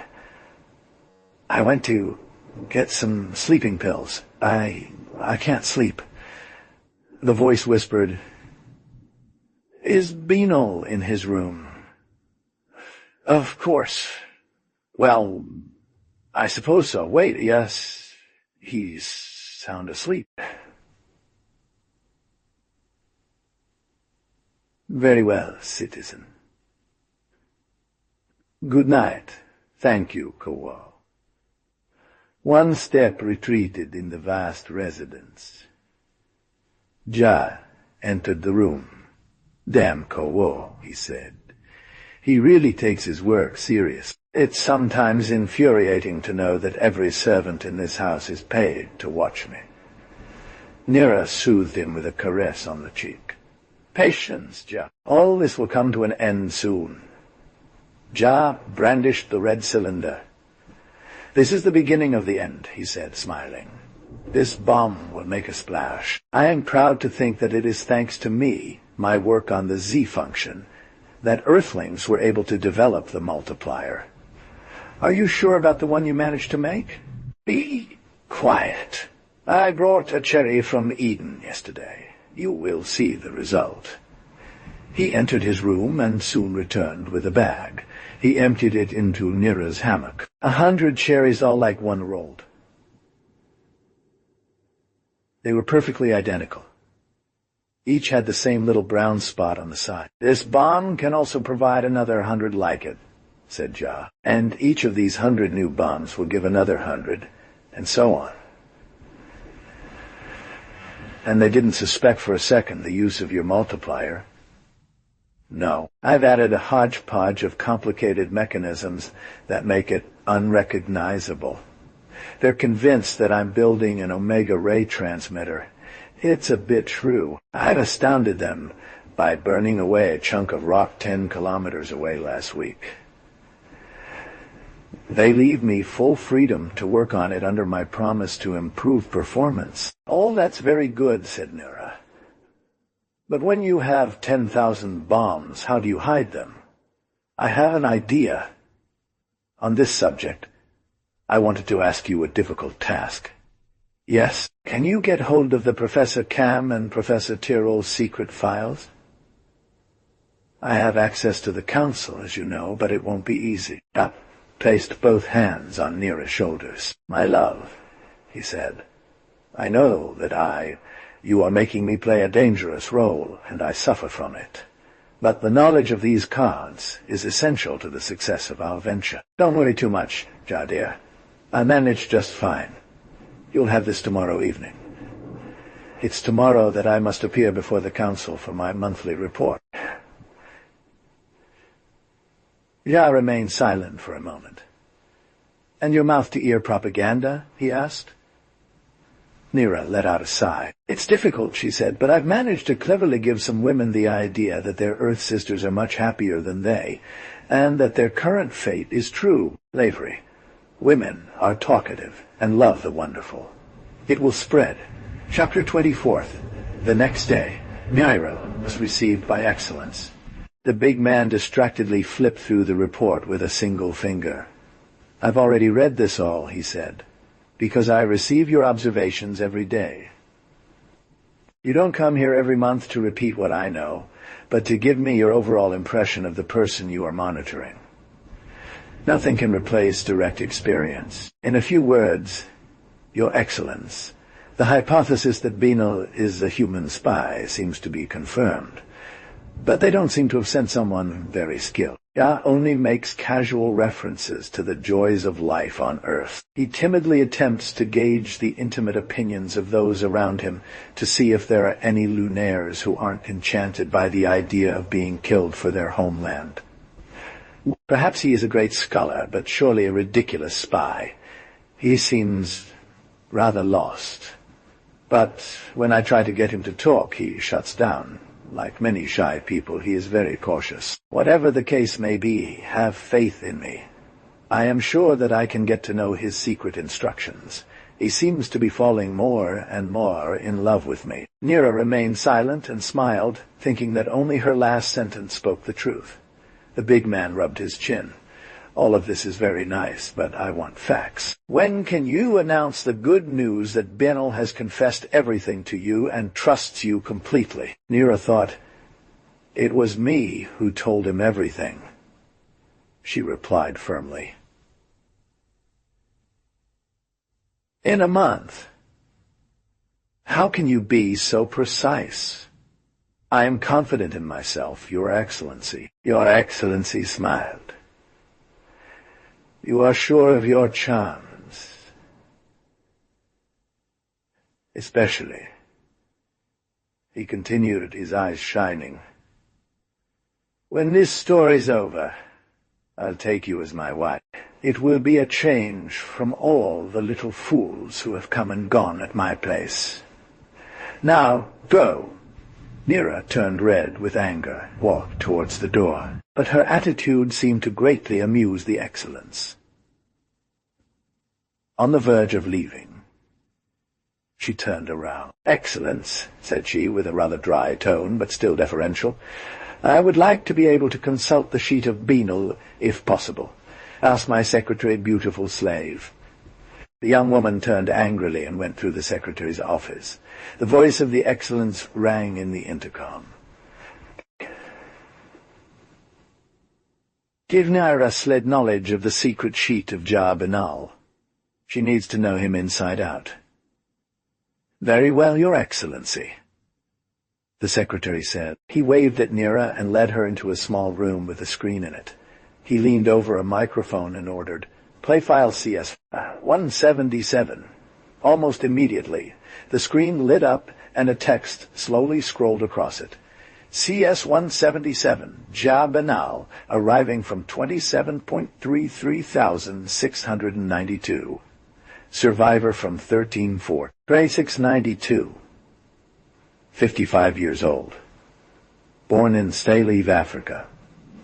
Professor of mathematics at the Faculty of Sciences of Staleeve at the age of 43 years. Bright mathematician. I have work, and this form is particularly long. I'll leave you alone. If you need to reread the text, order it as you saw me do it. He approached the microphone and said, "Obey the orders of Citizen Nira Slit." He left. Nira had a surge of joy. She rushed, her heart pounding, through the records and searched for Cam's and Tyrrell's ID numbers. Unfortunately, the cards were sorted by matriculars and not by patronyms. She frantically turned through the register while the screen repeated its text for the 5th time. Finally, she hit the jackpot. She found the name of Professor Cam. She approached the microphone. "Enough with the CS-177, she cut in. "Pass the AA-32 sheet." The screen went out immediately and came on again 2 minutes later. The letters scrolled by. AA-32, Borkam, arriving from 7/20/3570. Survivor of 23.23570. Age 152 years old. Born in Frisk, North America. Cardiologist. Sentenced to the death penalty for practicing euthanasia. At that moment, Nira thought she heard someone coming. She quickly spoke into the microphone. "Stop everything." "Thank you," she said.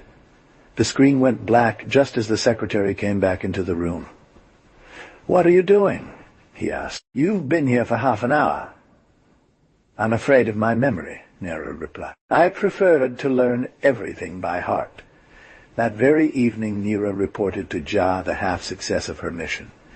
"I'll try to go back and get Tyrrell's ID number," she said. "No," Ja replied. "It would be too dangerous." "Don't worry. Cam will be enough for now." He dreamed for a moment.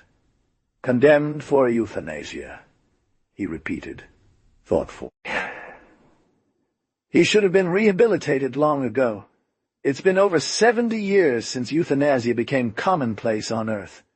He was not a criminal, but a precursor. Besides, he would be automatically granted clemency, considering his time in exile.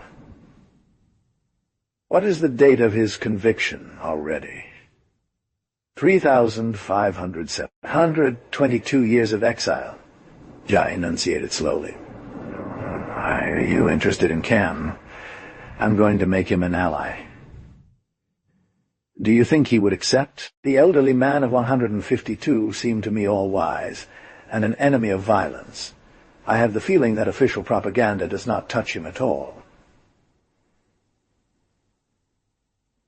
He saw it born. This propaganda, he hardly believes in it. He is one of the first companions of the ancestor. He knew him in the heroic period when the latter was not yet wrapped in his prestige. Like us, he must see him as a strong personality, certainly, but blinded by resentment, and let's say the word, crazy to tie. Do you think so, I'm sure. Every time he sees old heads bow when the ancestor's name is mentioned, he does like the others. I've seen more than one expression of exasperation on his face at those moments. And Tyrrell. Unfortunately, he was unable to consult his file. But he's a friend of Cam's, and I have the impression that he has the same opinions. We'll see later if I'm wrong, he interrupted her. Nira, why are you making that face?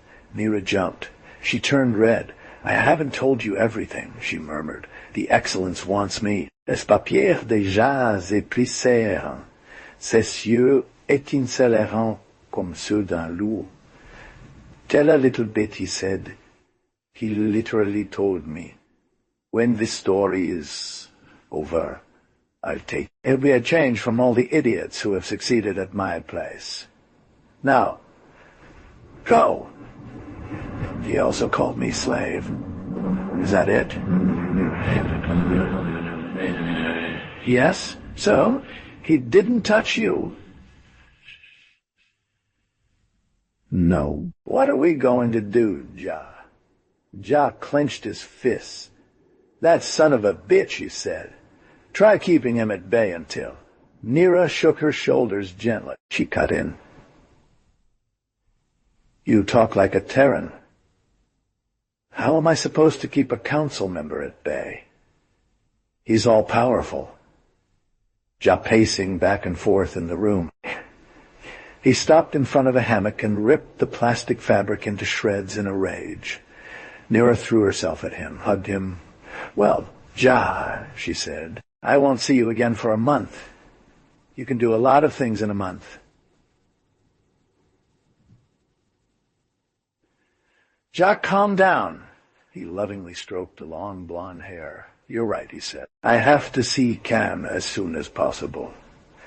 Chapter 25. Professor Cam was embodying goodness and wisdom. He showed, in fact, his exile to his weakness before human suffering. He endured his conviction without rebellion, denouncing himself after having shortened the agony of severely burned patients during an accidental explosion, considering it his duty to perform an illegal act, but one that was a special case. He did not falter in a second duty, to deliver a man having gone over to the law himself. It was a very old story. Since then, he had been able to condemn the excesses of lunar euthanasia.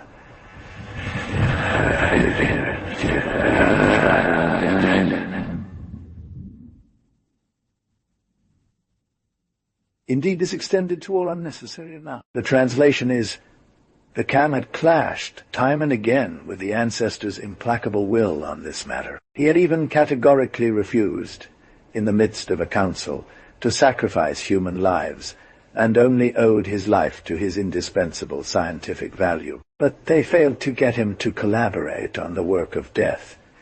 Indirectly, this situation promoted advances in medicine. As the old professor relentlessly argued with the state over all the unfortunate people he could save, he had been driven by this passion to make sensational discoveries that had significantly extended human life. He was pleased to receive a visit from Jabinal. The latter had decided to play for high stakes and get straight to the point. He squeezed the old man's hand and slipped him a piece of paper that read, I need to talk to you. Are you sure nobody can hear us? Flabbergasted, Cam led Binal into his office. They settled in hammocks. Go on, said Cam. I'm a Terran spy. I waited for any reaction from the scholar, but he just calmly watched and seemed to be waiting for what would come next. You're good with numbers, Ja observed. Slowly shrugged his shoulder. Why are you telling me this? Because I need your help to reconcile Earth with its moon. I'm alone here. The Earth government has given me difficult instructions that are hard to follow. I know you are a good man, and I hope that you will not denounce me if I ask you to cooperate on a work of peace. My poor friend, the professor said, I would have no need to denounce you. The council is perfectly informed about you. That I already know, Professor. But what the council must ignore is the purpose of my visit to your home. He knows my personality, but knows nothing of my intentions. Cam was silent for a moment. More wars, he murmured. You're going to cause trouble that's going to make victims. My intention is to limit the damage, Professor. Anyway, the ancestors worked out the preparation of an attack on Earth in 5 years. I feel that this coup d'etat would be much more deadly. I know about this plan, he said. I've always considered the ridiculous litany of the hour of imprecations as a simple rite without practical value. Is war really planned? It's to stop me from doing it that they sent me here. The Terran government proposes rehabilitation for all those deported more than 50 years ago. As for their offspring, born on the moon, it has nothing against them, and will allow them to settle here or there, according to their wishes. This would have been welcome then. But now, lunar science and its means of destruction are at least as powerful as yours. And then, the oldest deportees are generally in command posts. They have behind them many years of bitterness. When they learn the proposals of Earth, they will answer with a mocking laugh and an ultimatum.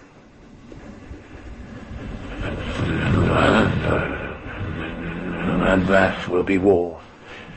Cut in. Professor, none of this will happen if you help me. The professor nodded. What do you want me to do? He said. I'm a doctor. As for my influence on the members of the council or the ancestor, they're quite cool with me, you know. And Tyrol? Ah, that one is an old friend, but I admit that I don't know his opinions. We've never talked about politics. He is especially absorbed by his work. Jia placed her hand on Cam's arm. Do you have any reason to think he would be with me if he knew? I think so. But why do you want his cooperation? Because of the Inverobani, Professor. What do you mean? If we had a physicist of Terrell's class with us, all is saved. I plan to blow up the arsenal. I can get as many bombs as I want and detonate them with a remote control. The only difficulty would be placing them at the intended locations. And in microbase bell would do the trick. I would reduce my stock of bombs. 100,000 devices would not take up more space in my hand than a handful of red sand from which I could drop a pinch anywhere. But each tiny grain would have a terrible explosive power.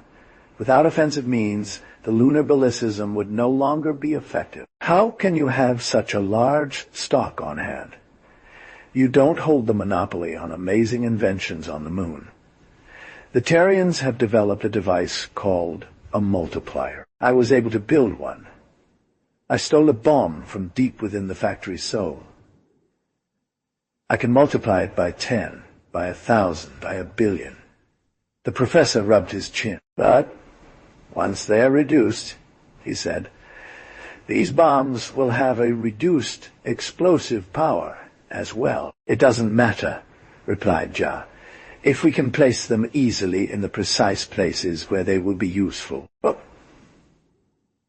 what do you think about the effect produced by the explosion of 500 microbombs, for example? That is to say, a small pinch of very strong sand in the middle of an engine.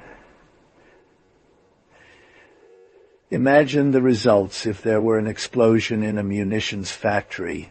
So Cam stood up and walked around. His willingness to talk was for jaw-proof that he had won the mental game at least. Finally, the professor stopped in front of the young man.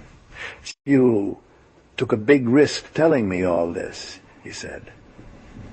Jia smiled. I had to take a chance sooner or later. And I never really doubted that you could oppose an act of peace. You were sure of yourself. I have a certain talent for judging people. The professor smiled in turn and extended his hand to Jia. I'm going to talk to Tyrol. I believe I can take the risk you took with me. Don't come back to see me. The police may wonder. I will let you know if you can count on our help. Slee, Benal's spy secretary, presented himself before Excellence. Well, old man, asked the fat minister, what business does our citizen have? He went to see Professor Kam yesterday. We know that. We would have very poor police if we only relied on you for such information. He has gone to make a visit of simple courtesy to his saver, as he calls him.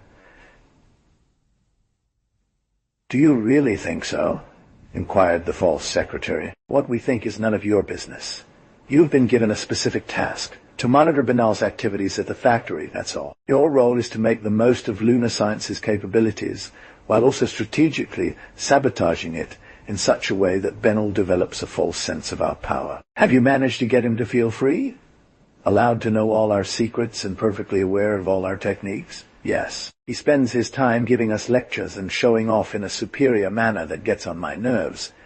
He is absolutely convinced that we are children, compared to the Earth. He doesn't know that Dav's factory is of only secondary importance and manufactures only fairly primitive devices. They have only one superiority over us, the excellence cut by the multiple possible applications of the famous sterile problem.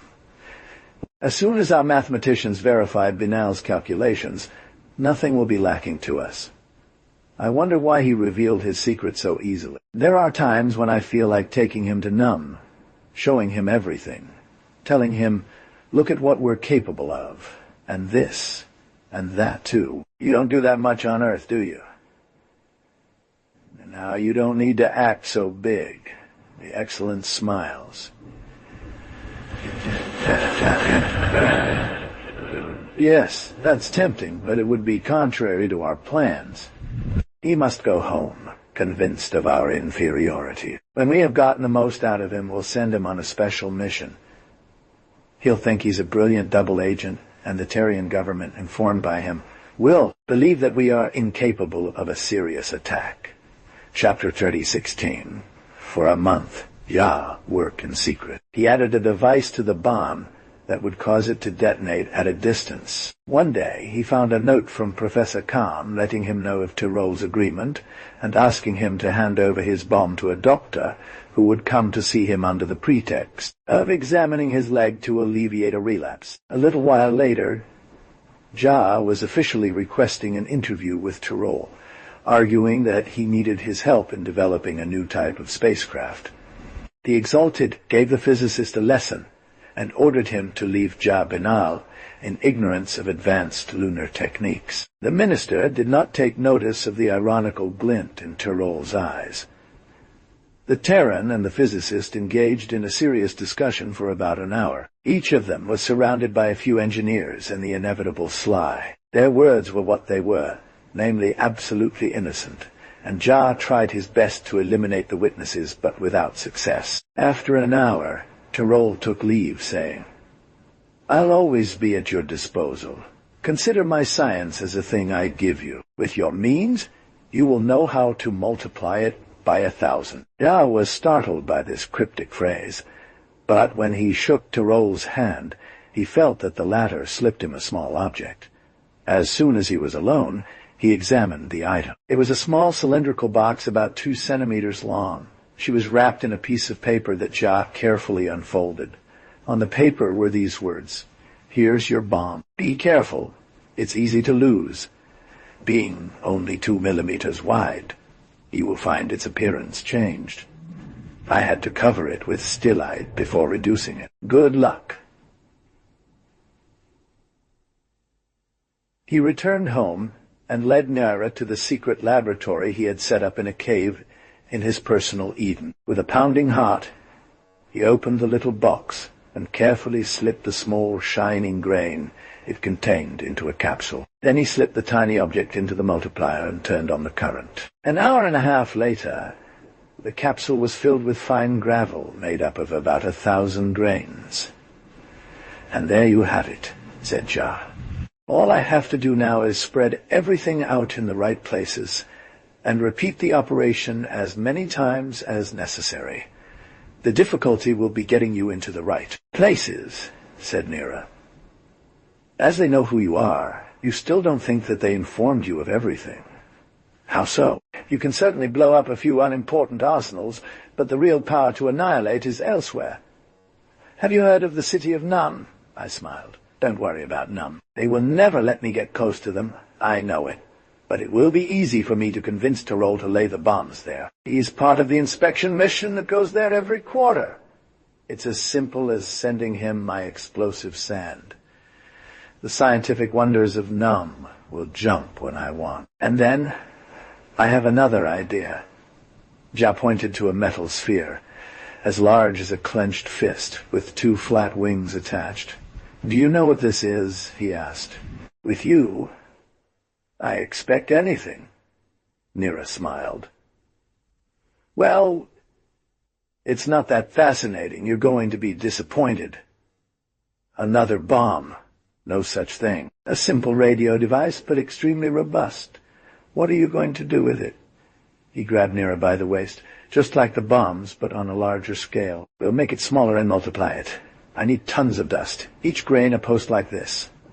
I flood all the cities. We'll walk over them. This dust will nestle everywhere. In the corners it will fly away like seeds from certain plants do at the slightest breath of wind. Remain suspended. In the air of cities, One will swim in it, breathe it, be imperceptible. And when I speak, my voice will resonate everywhere, coming apparently from nowhere, actually from billions of invisible dust threads.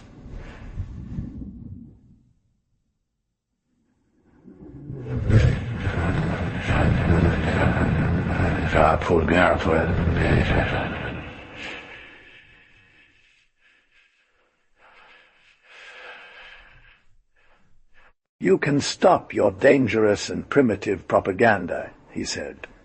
In the meantime, I will record phrases attesting to Earth's benevolence and repeat them endlessly in front of a transmitter. The voice will be too faint to be heard, because I will set the volume to minimum. But this distant murmur of peace will gradually infiltrate the subconscious of all the inhabitants of the moon without their knowing it, drop by drop.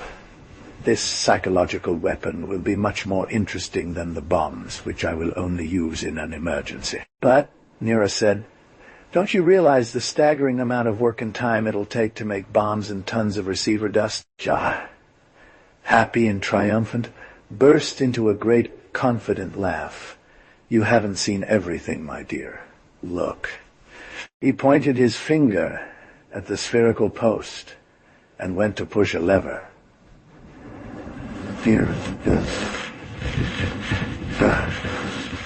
Nira saw a second globe appear at the edge of the first. Then each of them surrounded itself with a halo and gave birth to another 2. The 4 that were obtained soon split in 2, and 8 metal balls filled the small table, of which rolled onto the floor. Jack quickly brought the joystick back. What do you think? Demanded Nira, stunned. How did you do it? Each post is its own multiplier. A single grain of dust, that is to say a single post, in each city, will multiply indefinitely and be enough to infest the moon with it. This dust will infiltrate everywhere, like the microbes of an epidemic.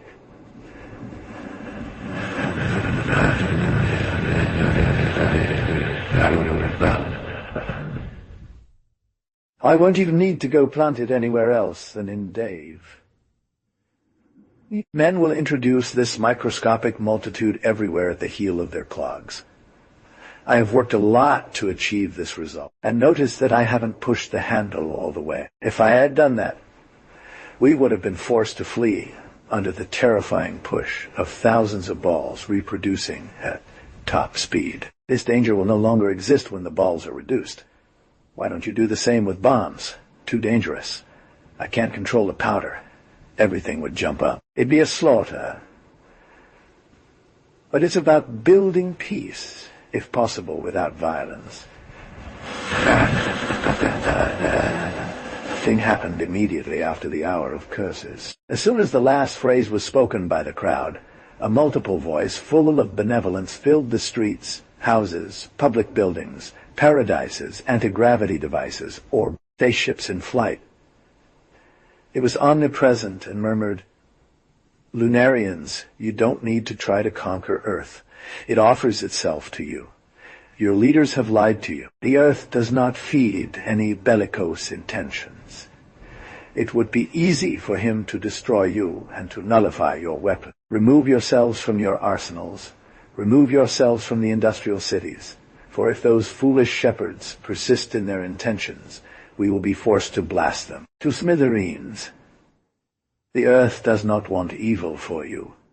The Earth offers you freedom. The Earth does not wish you harm. The Earth gives you." The voice grew fainter, seemed to die out.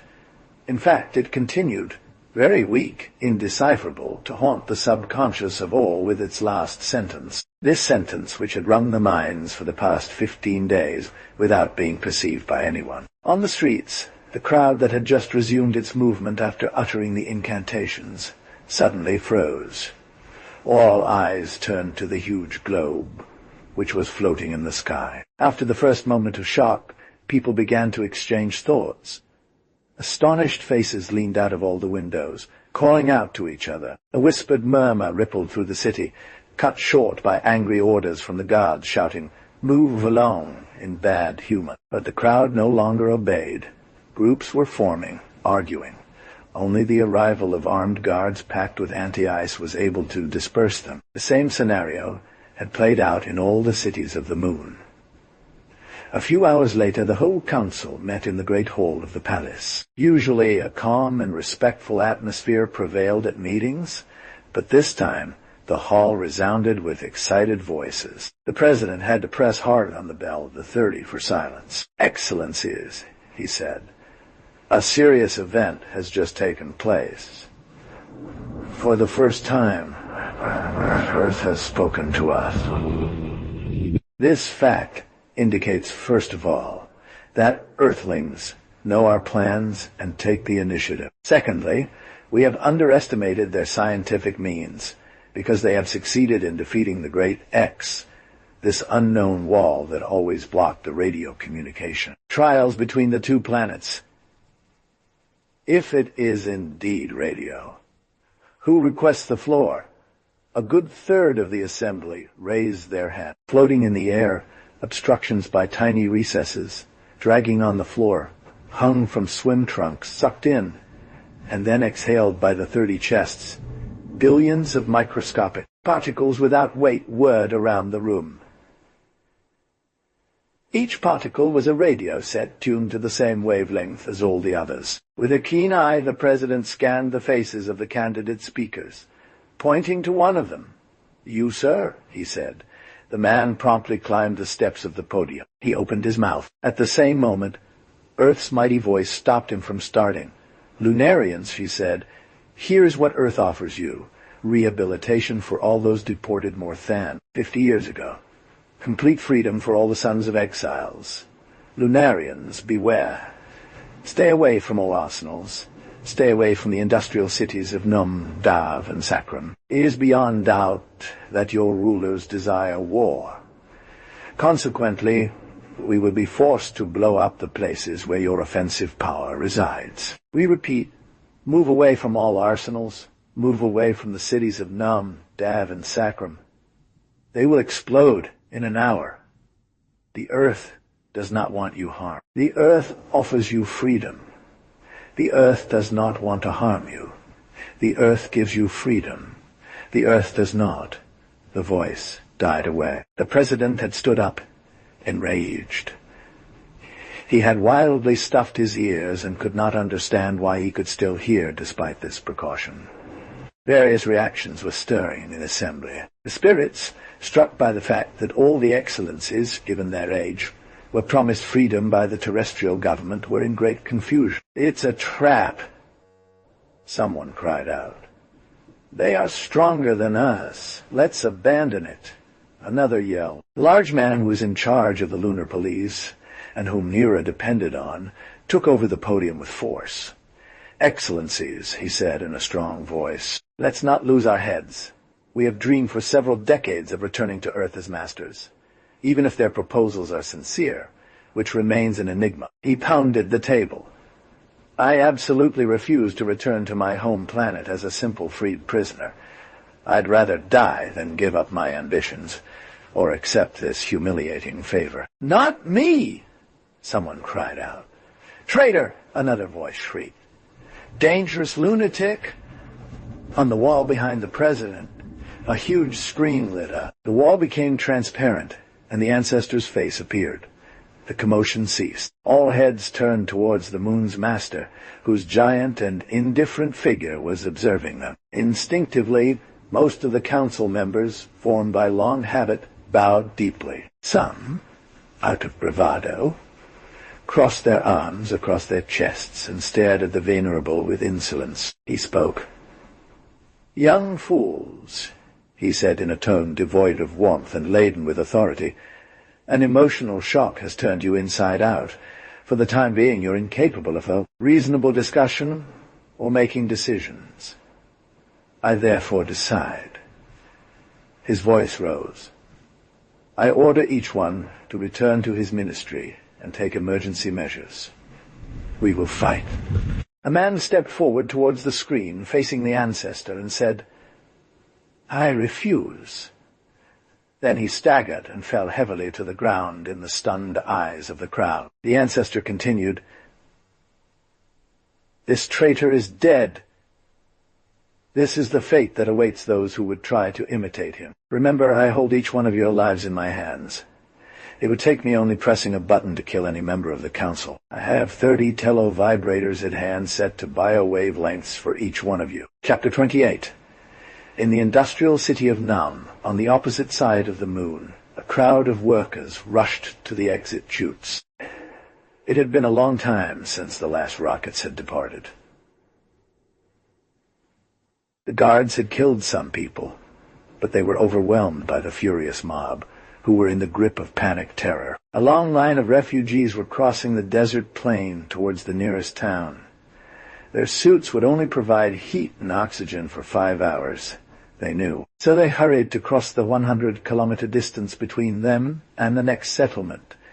They had shed their heavy clogs and advanced in jumps of 10 meters. All the guards of Num had been crushed, trampled.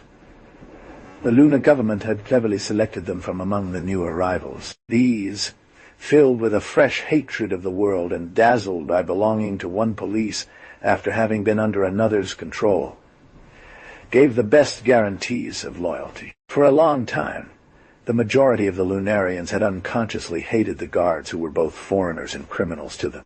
The notion of being themselves the descendants of criminals had worn away in the minds of generations of Lunarians, and did not in any way hinder this paradoxical hatred. The shock produced by the great voice of Earth had freed all instincts.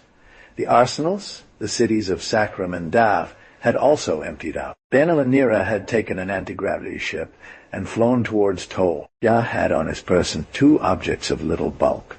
The transmitter that had so frightened the Lunarians looked like a simple wristwatch fastened to his wrist. The trigger 4-4. The many microbombs placed in strategic places was hidden under his armpit, attached to his shirt. From time to time, Jia spoke into his microphone. "Hurry up," he said, more than half an hour. "The Earth doesn't want to harm you. The Earth gives you freedom." They flew over the crowd for a moment, went past them and came to the capital. The anti-ship described a graceful curve and stopped in front of the main door. They jumped out of the ship and entered the decompression cabin. Ya pressed a button.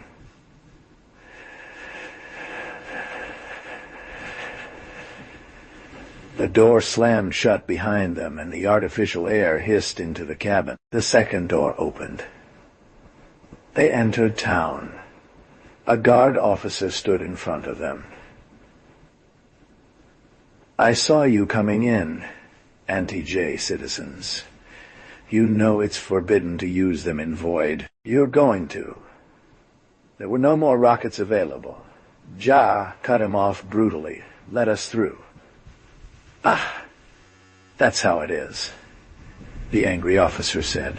He gestured to 2 other guards. "Take them away." Ja hit his opponent in the chin with a left hook. He grabbed the disintegrator from him and threatened the others. "Drop your weapons," he ordered. The guards obeyed. The crowd gathered around them. "Bravo," a voice said.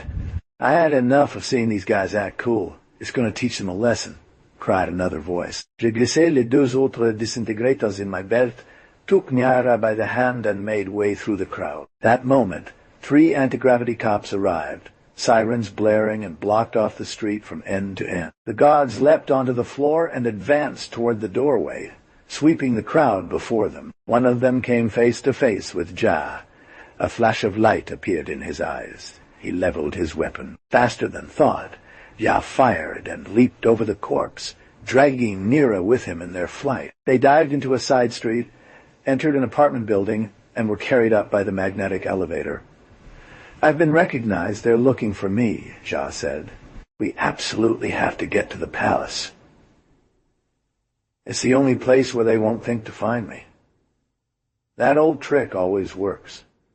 He carefully leaned out of a window. The street bustled with guards who began to search houses. After the first moments of chaos, it seemed that the government had regained control of the situation. Ja signaled for Nira to follow, and they entered onto a terrace where 5 respirators were lined up. They took one and walked towards the center of the city. While driving with one hand, Binal looked at the time and spoke into his transmitter. "Loonies," he said, "the time has come. However, we are still giving you another half an hour of grace. Move away from armories and industrial cities. Earth does not want harm to come to you. Earth offers you freedom. Earth does not want harm to come to you. Earth offers you freedom." He looked down at the crowd below, and a smile relaxed his features as he saw the respectful yet fearful gaze of the people fixed on Earth.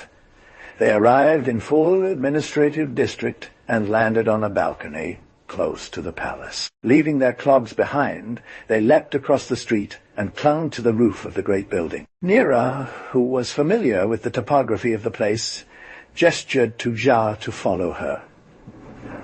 They entered through a porthole and followed one or two corridors. Finally, the young woman stopped in front of a door and pronounced her name loudly. The door dematerialized. They found themselves in a row of vast rooms lined with numbered shelves, metal spools stacked up to the ceiling. "That's the archives," explained Nira. "Some reels are sound recordings. Most just relay written text, with words scrolling across a screen." She led Jia into a smaller room than the others. "No one will come looking for us here," she said. "I used to work at the archives. In 2 years, I've only heard once about a coil put in this room."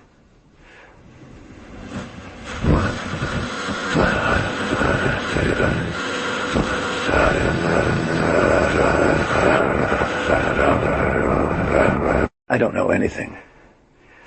You ask for the number of the coil, you place it in this little magnetic well, and it goes up to the upper floor, that's all. When we used it, it went back down by the same way." "How come we haven't met anyone?" Nira smiled. "Yes, I'm stupid," I explained back. "Everything is automatic." She took Jia's arm and pointed to something in the room next door. "Look, right now." Jia turned his head. He saw 2 coils come out of their cavity, slowly roll on a rail, and place themselves in the magnetic well. I did this work by hand during a break that only lasted 1 day. Normally, I worked upstairs. It was enough to push the numbered button corresponding to get the requested coil. Jia looked at the time. He slightly paled and placed a finger on his lips. He brought his mouth to the microphone in his hand. "Moons," he said. "Earth is going to prove its strength. Arsenals and factories are going to explode." He seized the trigger under his armpit and pulled the handle. "Nira cligna des yeux et serra les dents, puis elle vidia sourire. Et jeta le déclencheur dans un coin. C'est fait, dit-il. Cette machine ne sert plus à rien. Tout attendait à quelque chose." Nira hocha la tête en avalant sa salive. "Grosse bête, dit-il, l'attirant près de lui. Tu sais bien qu'il n'y a pas d'usine à Ptol. But I can affirm to you that Nam, Dav, and Sacram are in dust." He took up his receiver and said, "Lunarians, your government no longer has interplanetary weapons at its disposal, nor the means to make others for several months. It is at your mercy. But don't forget that Earth does not want you any harm. Earth offers you freedom." Chapter 29. In the meantime, the greatest disorder reigned in the capital. The guards were not enough to deal with the raging mob of refugees who had managed to break through the gates of the city. 100 policemen found themselves trapped at the bottom of an alleyway.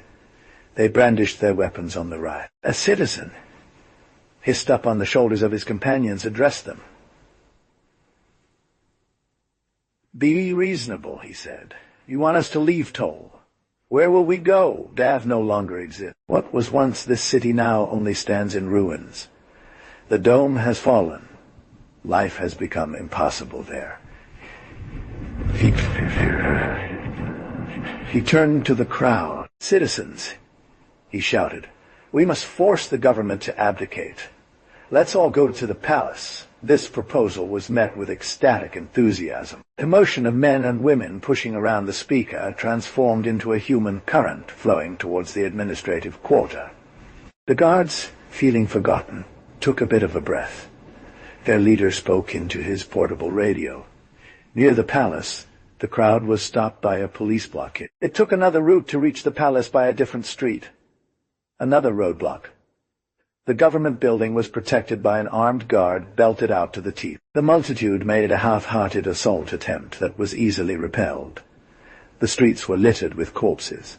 At that moment, the voice of Earth spoke again. "Lunarians," she said, "your government will nevertheless abdicate. Do not try to bring about its fall through violence. That is not your task.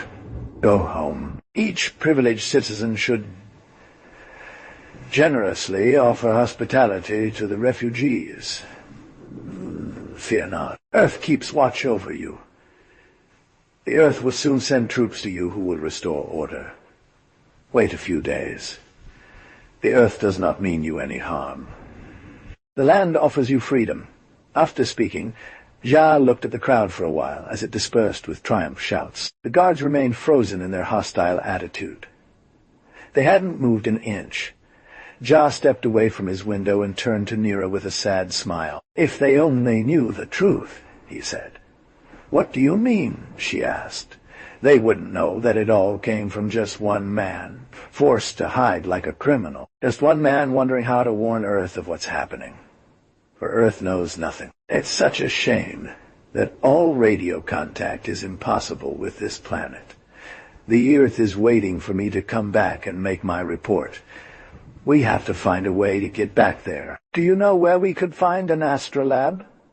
You've destroyed them all." "I only destroyed the combat astrolabs." Nira furrowed her brow. "Wait," she said. "There is the astro station at the palace. But it must be guarded, especially now. It contains small devices intended to carry no more than 3 people. They are used to send spies on Earth. Ten told me about it. He had been sent on several missions. We don't ask for more," said Jia. "I prefer a small device. It will be less easily spotted. You have to drive me to this astro station. It's a big risk, Jia. It's our only chance. We always try. We're not going to stay here for 107 years. But before that, I want to check my record once more." They moved towards the little room where Jia had set up an electronic hidden behind the shelves. He had been fortunate to find notices filled with spare parts and blank reels, and had quickly recorded a text that repeated the indifferently peaceful litanies attributed to Earth. Every 4 hours the voice swelled and said, "Luniers, wait a few days. The Earth watches over you."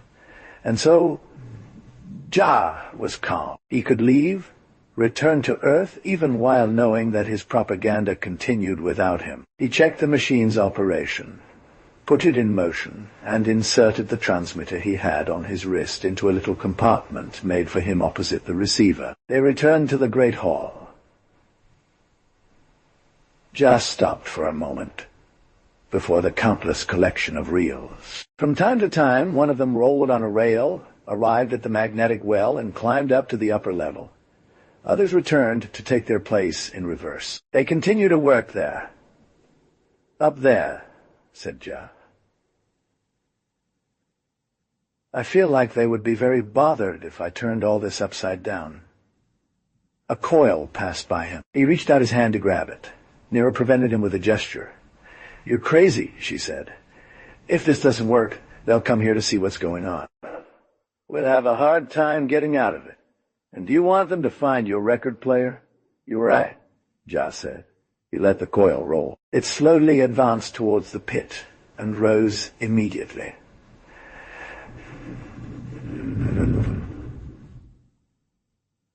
Jia watched it disappear with a feeling of unease. He then shrugged, slipped a disintegrator in his belt, took another in his hand, and entrusted the third to Nira. "Maybe it all will go wrong," he said. "Kiss me, my love." They embraced with fervor. Finally, Jah released himself. He looked into Nira's eyes. "I had a moment of gloom," he said. "I was wrong. We're going to succeed, Nira. Show me the way." The reel spared by Jah reached the top floor. A man grabbed it, verified its number, and took it to another shaft that sucked it even higher up. It fell into the hands of another official who put it on a machine. The reel unraveled slowly and silently, sending its text to the offices of excellence. The tall man was studying the screen. The words scrolled by. CS 177, Jah Binal, arriving from 2733,692. Survivor from 13/4/3692. Age 55 years. Born in Stadif. With a wicked gleam in his eyes, the Excellence waited impatiently for the next part. Finally, he read the information he was looking for and wrote it down on a piece of paper. Bio length, 87. Type, 82. He approached the microphone and said, "Fine, thank you." The screen went dark. He stormed past his secretary's office, angrily looked at the empty hammock, and muttered, "Traitor! I have to do everything myself." He approached the city map on the wall, checked his paper, and quickly pressed buttons labeled @2, then read 8 and 7. A bright point appeared in the center of the plan. The Excellence had a spasm of surprise. Then he hurried to a microphone and screamed, "General alert! The man we are looking for is hidden right in the palace itself." Take note. Bio length 87. Type A2. Repeat. He seemed to get impatient. "Hello, do you hear me?" He struck the microphone with his fist. "Hello."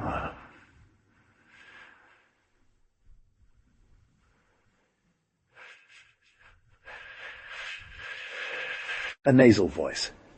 "Excuse me, Your Excellence. I no longer know where to look. Half of my men are missing." "Traitors!" the big man raged. "General alert, old men. Jah Binal is at the palace. Biowaves. 87A2. Find him quickly, and especially take him alive. The ancestor wants him alive. Only arm yourself with immobilizers to avoid any accidents." Chapter 30X. Jah and Nira ran down a never-ending corridor. Finally, they arrived at a shaft and climbed 10 levels up. A guard stopped them. "Nira slid," announced Nira. "Special mission. Are the starships ready?" "Yes," said the guard. "Go ahead, citizen." He glanced at Jah with a vague look. A bell rang out, and the guard approached a transmitter. "Yes," he said. "Okay."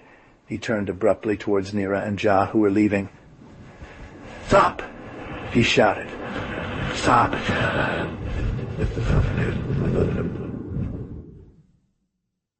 The fugitive stopped. "Sorry, citizens," the guard said, approaching them. "There's a general alert." He looked at Jah with suspicion, then turned towards Nira, putting his hand on his weapon. "By the way, you two look very hurried. You didn't even show me your mission order." Jah didn't linger.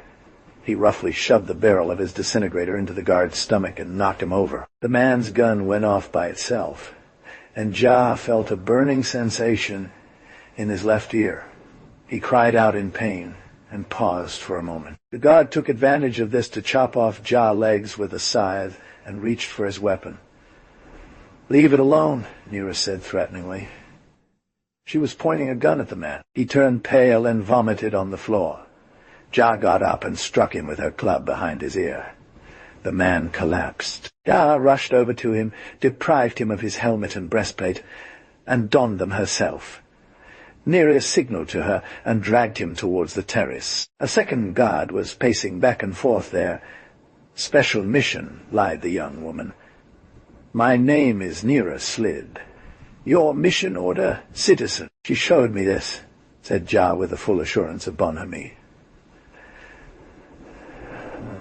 The guard was of a suspicious nature. He turned to Jah. "Where are you from?"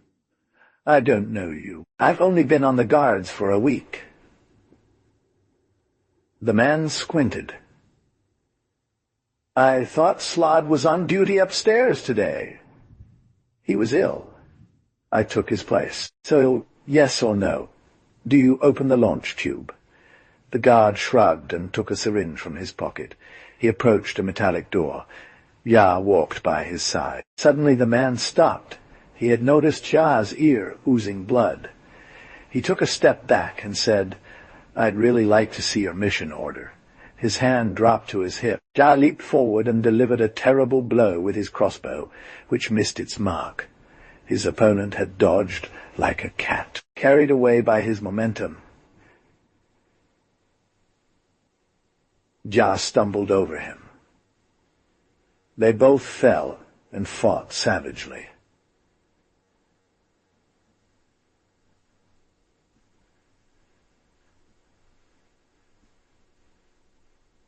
Their body-to-body combat prevented them from using their weapons. Nira didn't dare to shoot.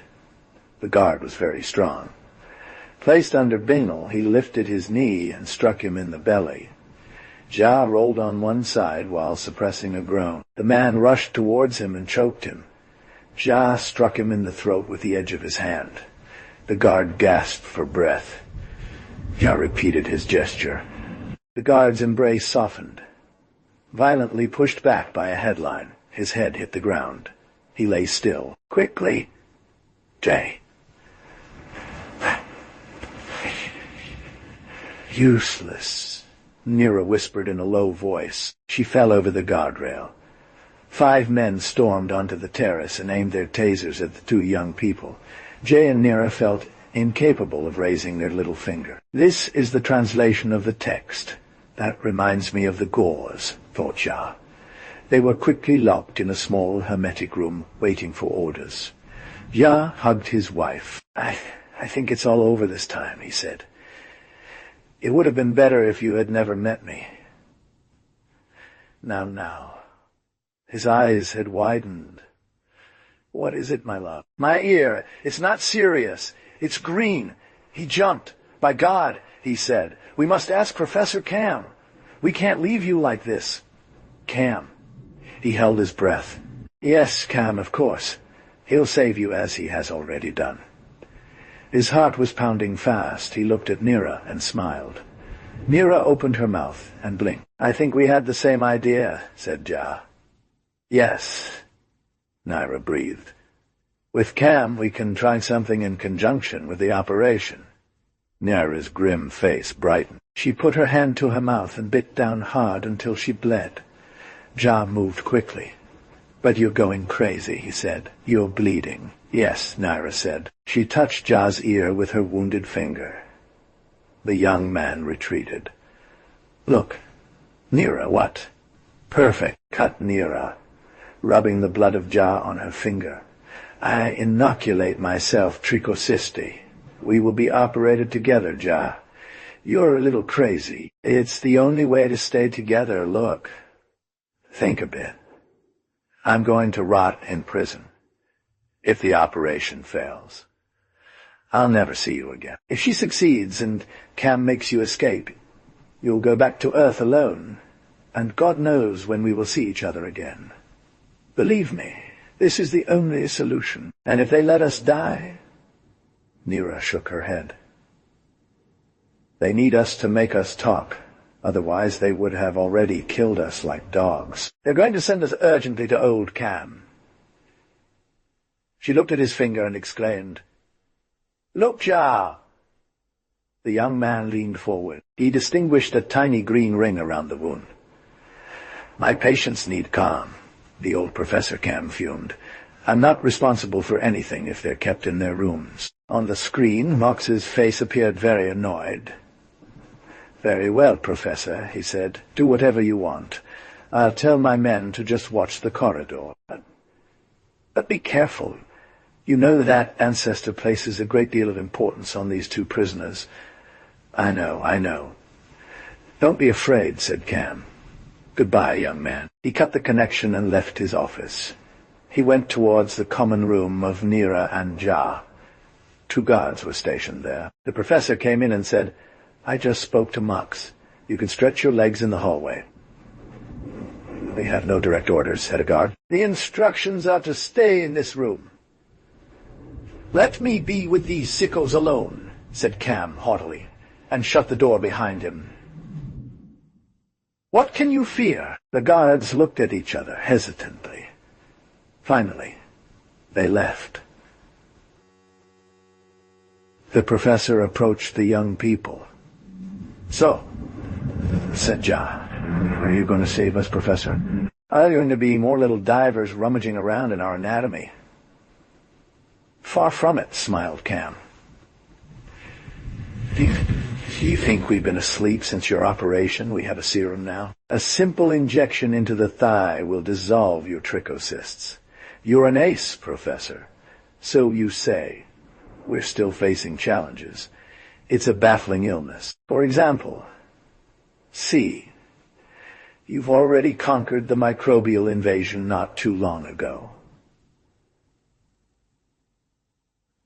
I wonder that you're sensitive again. Immunity probably only lasts for a few months. Finally, our serum is already an improvement. He lowered his voice. It's hard to get rid of these guards. We'll pretend to operate on you tonight. As I've already told you, the operation is useless. I'll come and give you an injection of antitrichosis serum. You'll pretend to be fast asleep. Once in the microbane, you'll disappear. The guards won't find you anymore. Trust me. He took a finger to her lips. Chapter 21. Binal has tricked us on all fronts, said Your Excellence. I have just been informed of the results of the checks made on his calculations. They are false, deliberately false. When will we be able to interrogate him, Professor? Tomorrow, said Professor Cam. For now, he and his accomplice are sleeping. We will operate on them soon. Save them at all costs, Professor. I say to him, I have to confess that the last chance for our civilization rests with you. It is imperative that we obtain all information hidden in the brain of this spy. I will save them, said Cam, without lying. Will they not be too weak to withstand a brain spectrography? By no means. Reassure the ancestor on that point. We cut the connection. The fat face of Excellence disappeared. The screen resumed its opacity. The professor left his office and entered the operating room. Police officers guarded the door. They signaled them to stay in the hallway and then closed the door behind him. The room was filled with students. Ja and Nira were lying on two twin operation tables. As soon as the door was shut, Cam signaled them to go take places in an microbany pod, which was nothing but a John-clad stillite that had undergone some modification. The two false asleep hastened to obey. Physicist Terrell climbed with them to pilot the device. So then, really, Cam, you don't want to accompany us? He asked the professor. No, said Cam. He pointed to the students. I don't want these young men who are devoted to our cause to be suspected of complicity. I want to take everything under my responsibility in case we are accused. Hurry up! He shook their hands with emotion and closed the cabin door. The glass curtain descended. Half of the hall was illuminated by an orange light, and the cabin shrank. When it was as big as a matchbox, the curtain rose again. He carefully climbed into the small cabin and peered inside to see its 3 tiny occupants. He waved goodbye to them and walked over to set down the cabin on the edge of an open porthole. The antique took off like a strange insect and disappeared. Professor Cam turned back to his students. Now here is the official version. Terrell is a traitor who seduced us to fall asleep so that he could run away with the prisoners. I hope the Terrans will come and save us before the police push their investigation to the limit. Cam grabbed an object that looked like a child's ball and threw it on the floor, where it exploded, releasing a verdant green gas. All the men, including Cam, fell to the ground, deep in sleep. It would be impossible to question them before 3 days. At the sound of the explosion, the guards filled the room and raised the alarm. The little antigen took flight. She soared up to the last terrace of the palace, the one that led to the rocket launch tube for interplanetary flights. She settled near the metal door leading to the hangar for spaceships. Ja wanted to leave. "Wait," said Tyrrell. "Put on your spacesuits first." He was pointing at 3 spacesuits that he had the precaution to bring along. His companions obeyed. Finally equipped, the 3 Lilliputians came out of the tiny anti-gravity. Bent over in 2, they went under the heavy door that was a few millimeters higher than the floor and found themselves in the hangar.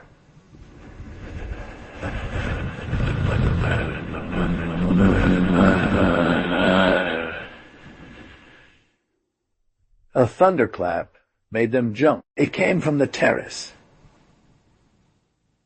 Ja looked through the door and saw, leaning against the railing, a giant guard who, out of work, lazily scratched one of his cothurns on the floor. The guard seemed to be 300 meters tall. He yawned loudly, and Ja thought he heard the roar of a monster. The young man took a step back when he saw the giant's distracted gaze turn towards him. Then he realized that his own size and the shadow of the door would keep him from being noticed. However, the guard opened his eyes wide. Ja followed the direction of his gaze and felt his heart race with anxiety. The giant had seen the antique. He approached heavily, each of his steps shaking the concrete of the terrace. He knelt down. Ja saw his hairy big hand pick up the small device. "By Jove!" murmured the god to himself. He examined the antique along all its seams.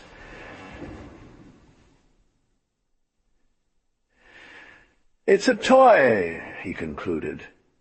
"A nice little toy. It must be from Slod. He has a child." The guard pulled out his wooden cane from his pocket and went back to leaning on the railing while yawning again. Ja signaled to his companions that danger had passed. I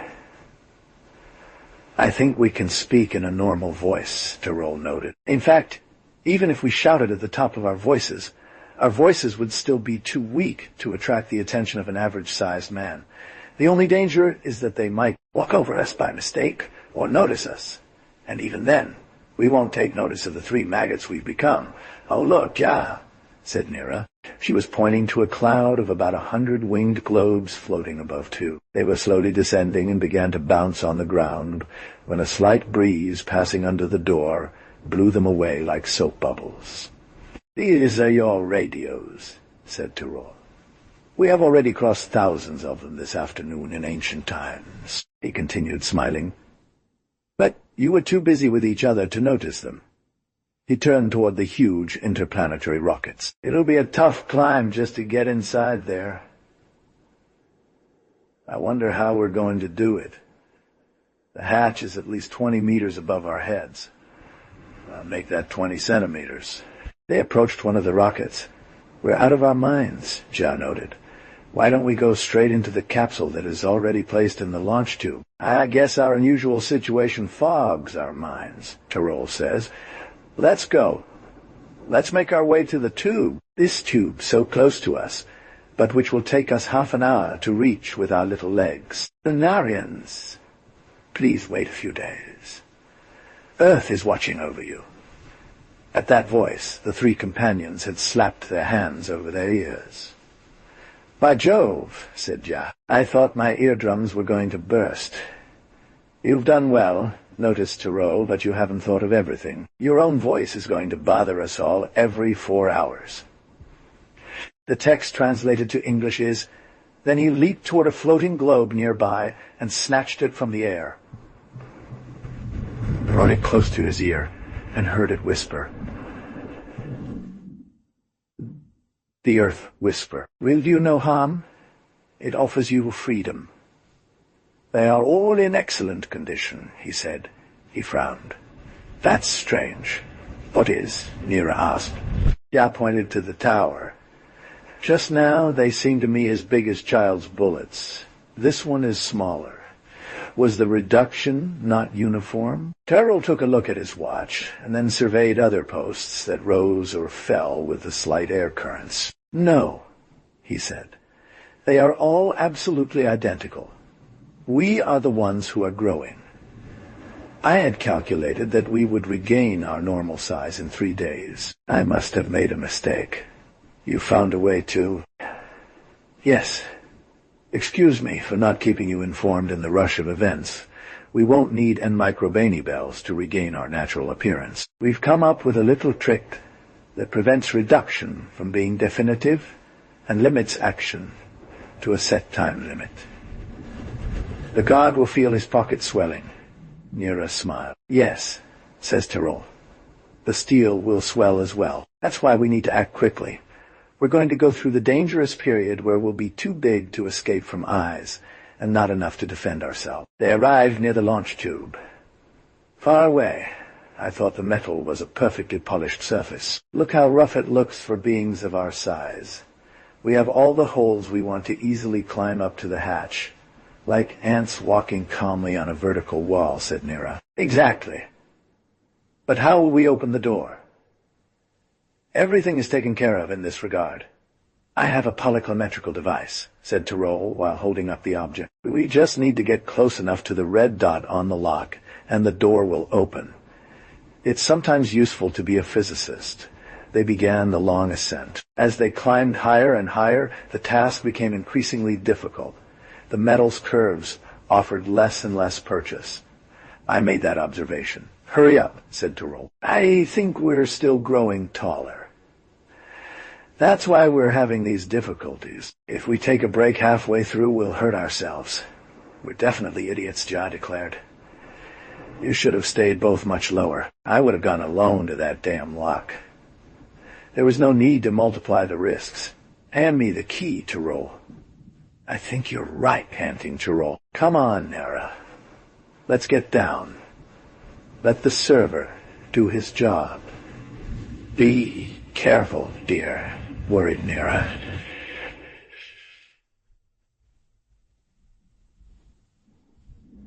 Worry about me? Chapter Tremewed, alone. He saw his companions gradually disappear toward the bottom, as if at the side of a mountain with a steep slope. He raised his head. The lock was no more than 50 meters away from him in his scale, but the reliefs of the giant gate were shrinking. Ja calculated that if he continued to grow at the same speed, he would never have time to reach his goal. He looked around himself and called himself a fool in his mind. 100 meters to the left, he saw the rubber gasket of the door airtight, whose irregularities were much more reassuring than those of metal. He took advantage of an horizontal groove and advanced as quickly as possible to the left. Finally, he reached the edge of the door and sighed with relief. The climb became a lot easier. The young man quickly reached the height of the lock. He examined the partition and realized that it would now be impossible for him to cling to the metal, as the handholds were no longer sufficient. He took the polycleaver and, risking everything for nothing, threw it in the direction of the lock. The small metal stem of the rope crept towards the red spot, began to drop before it reached, and, rotating, barely missed the lower extreme edge. The door opened with a click, and Jay almost lost his balance due to the shake. Happy, he quickly went down. The antechamber was open. He would have to deal with the second door. When Jay joined Nira and Tyrol, he felt tired. A feeling of exhaustion compelled him to sit on the floor. As in a dream, he noticed that his companions appeared also affected. He sank into half unconsciousness. After an indeterminate time, he opened his eyes and saw Tyrol busy trying to bring back the young woman. Ja joined his efforts to those of the physicist, and Nira finally woke up. "What has happened to us?" she asked. "Look at you," grumbled Tyrol. That feeling of being choked was symptomatic. We grew up too fast. I compared my own size to that of the large door. I am 10 centimeters tall, it seems to me. Yes, and we can hurry if we don't want to get caught. Nom de chien? Why?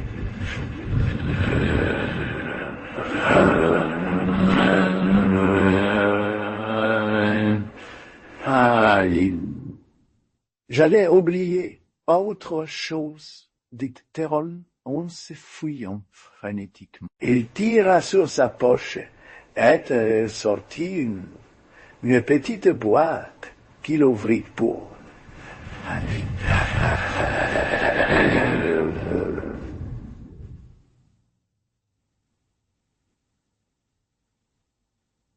Puis il tendit aux autres de petites pilules blanchâtres. Avalez-en chacune une, ordonna-t-il. Pourquoi?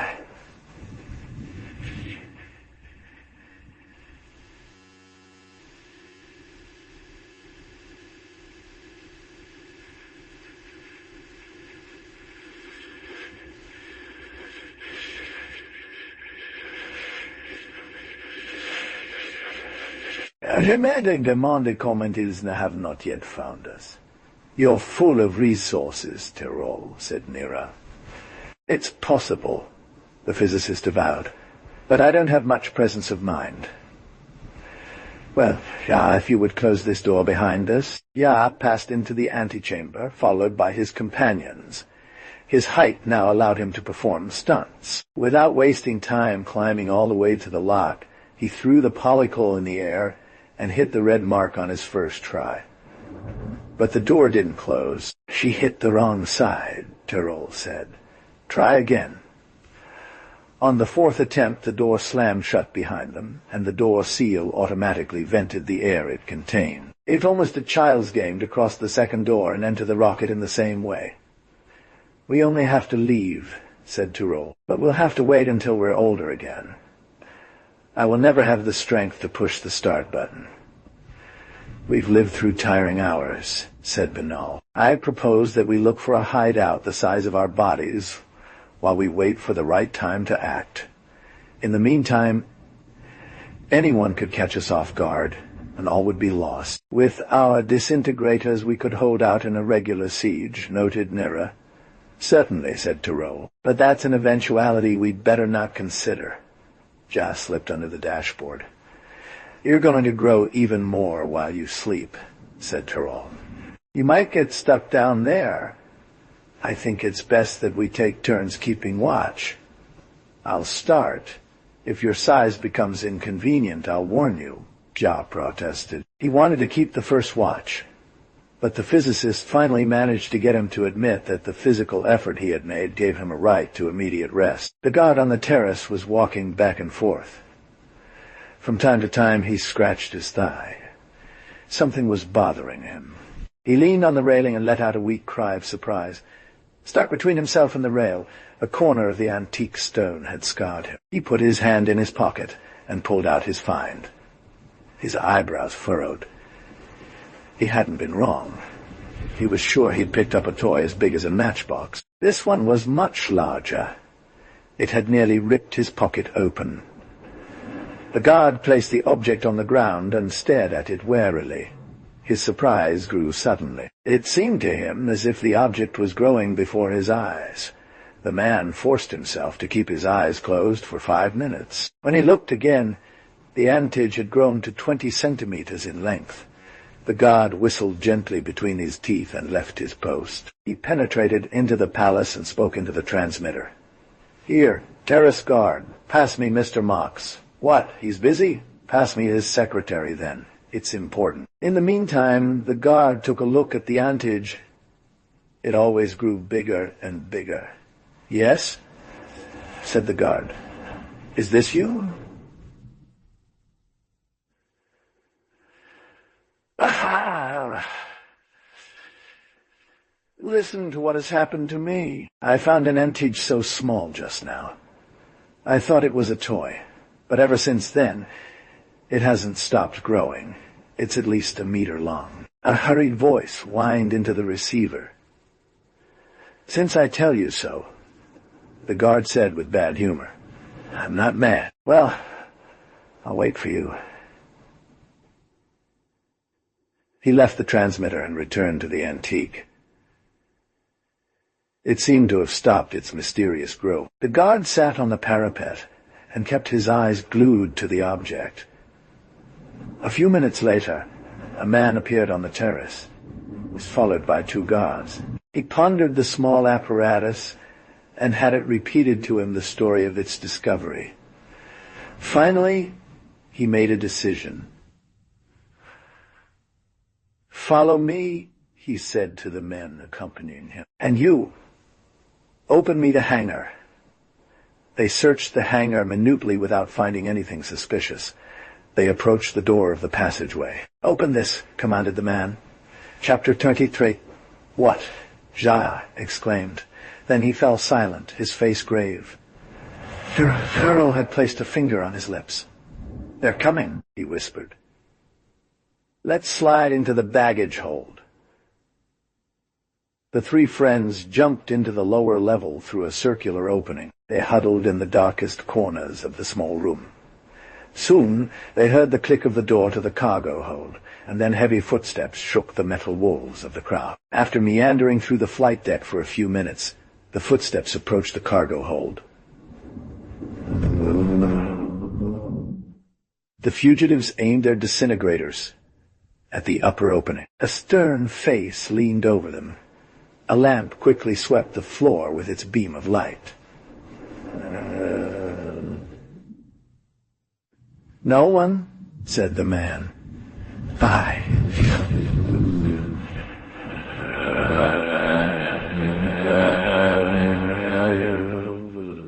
Nira felt herself enveloped in light. She pulled. The guard's head pendulously sank to the ground, where his helmet fell with a loud thud. "They're here," cried out a voice. The disappeared corpse was probably pulled by the other guards. The opening remained empty again. "They armed," the voice said. "Don't show yourself. You, go give the alarm." Ja quickly looked at Tyrol, and then he rushed down the metal ladder. His reduced size did not allow him to climb it normally. He went up a bar by another 20 steps. The young man stood up slowly from the last step. Then he raised his disintegrator slowly over his head and fired randomly in the cockpit. A cry resounded, followed by a deep thud. And suddenly the whole rocket was shaken by a terrible jolt. Ja fell backwards and fainted. The towering figure of the ancestor filled the screen in the mastery's office. The stout man was bent double before his master. Beside him, in the same subservient position, stood another man. "I shall not forget your devotion," said the ancestor. "You, mastery, shall be entitled to the greatest honor. Don't forget that I'm not eternal, and one day my place will be vacant. As for you, young man, one of the few doctors who didn't betray me, you are good enough to replace the traitor Cam. Congratulations on having the idea of spectrographing him without his knowledge. Now we know everything. We know this impressive voice of the earth is nothing but a farce due to Ja Binal's cunning mind. We know our victory depends on capturing, or better still, annihilating the three fugitives, which will not be long in coming. Excellence, have you any news of the Tello-destructors?" "Great ancestor," said the Excellence, "we have the three new types of bio-wave of fugitives. We only need to adjust teledecomposers on their respective lengths. It's just a question of hours. The physicists who are still loyal to you are working. Unfortunately, the engineering team is not complete, which delays their work. The passing of the large X through the flying rocket is also a question of hours. Tell the physicists to hurry and keep me informed. Also try to find the place where Ja Binal hid his transmitter. These idiotic phrases attributed to the Earth are unbearable and lower the morale of the population. By randomly pulling in the cockpit, Ja had the luck to hit a guard. He caught himself on the dashboard as he fell, and pressed the start button with his whole palm. The rocket had soared into the sky at a crazy speed that wiped out all consciousness in its occupants.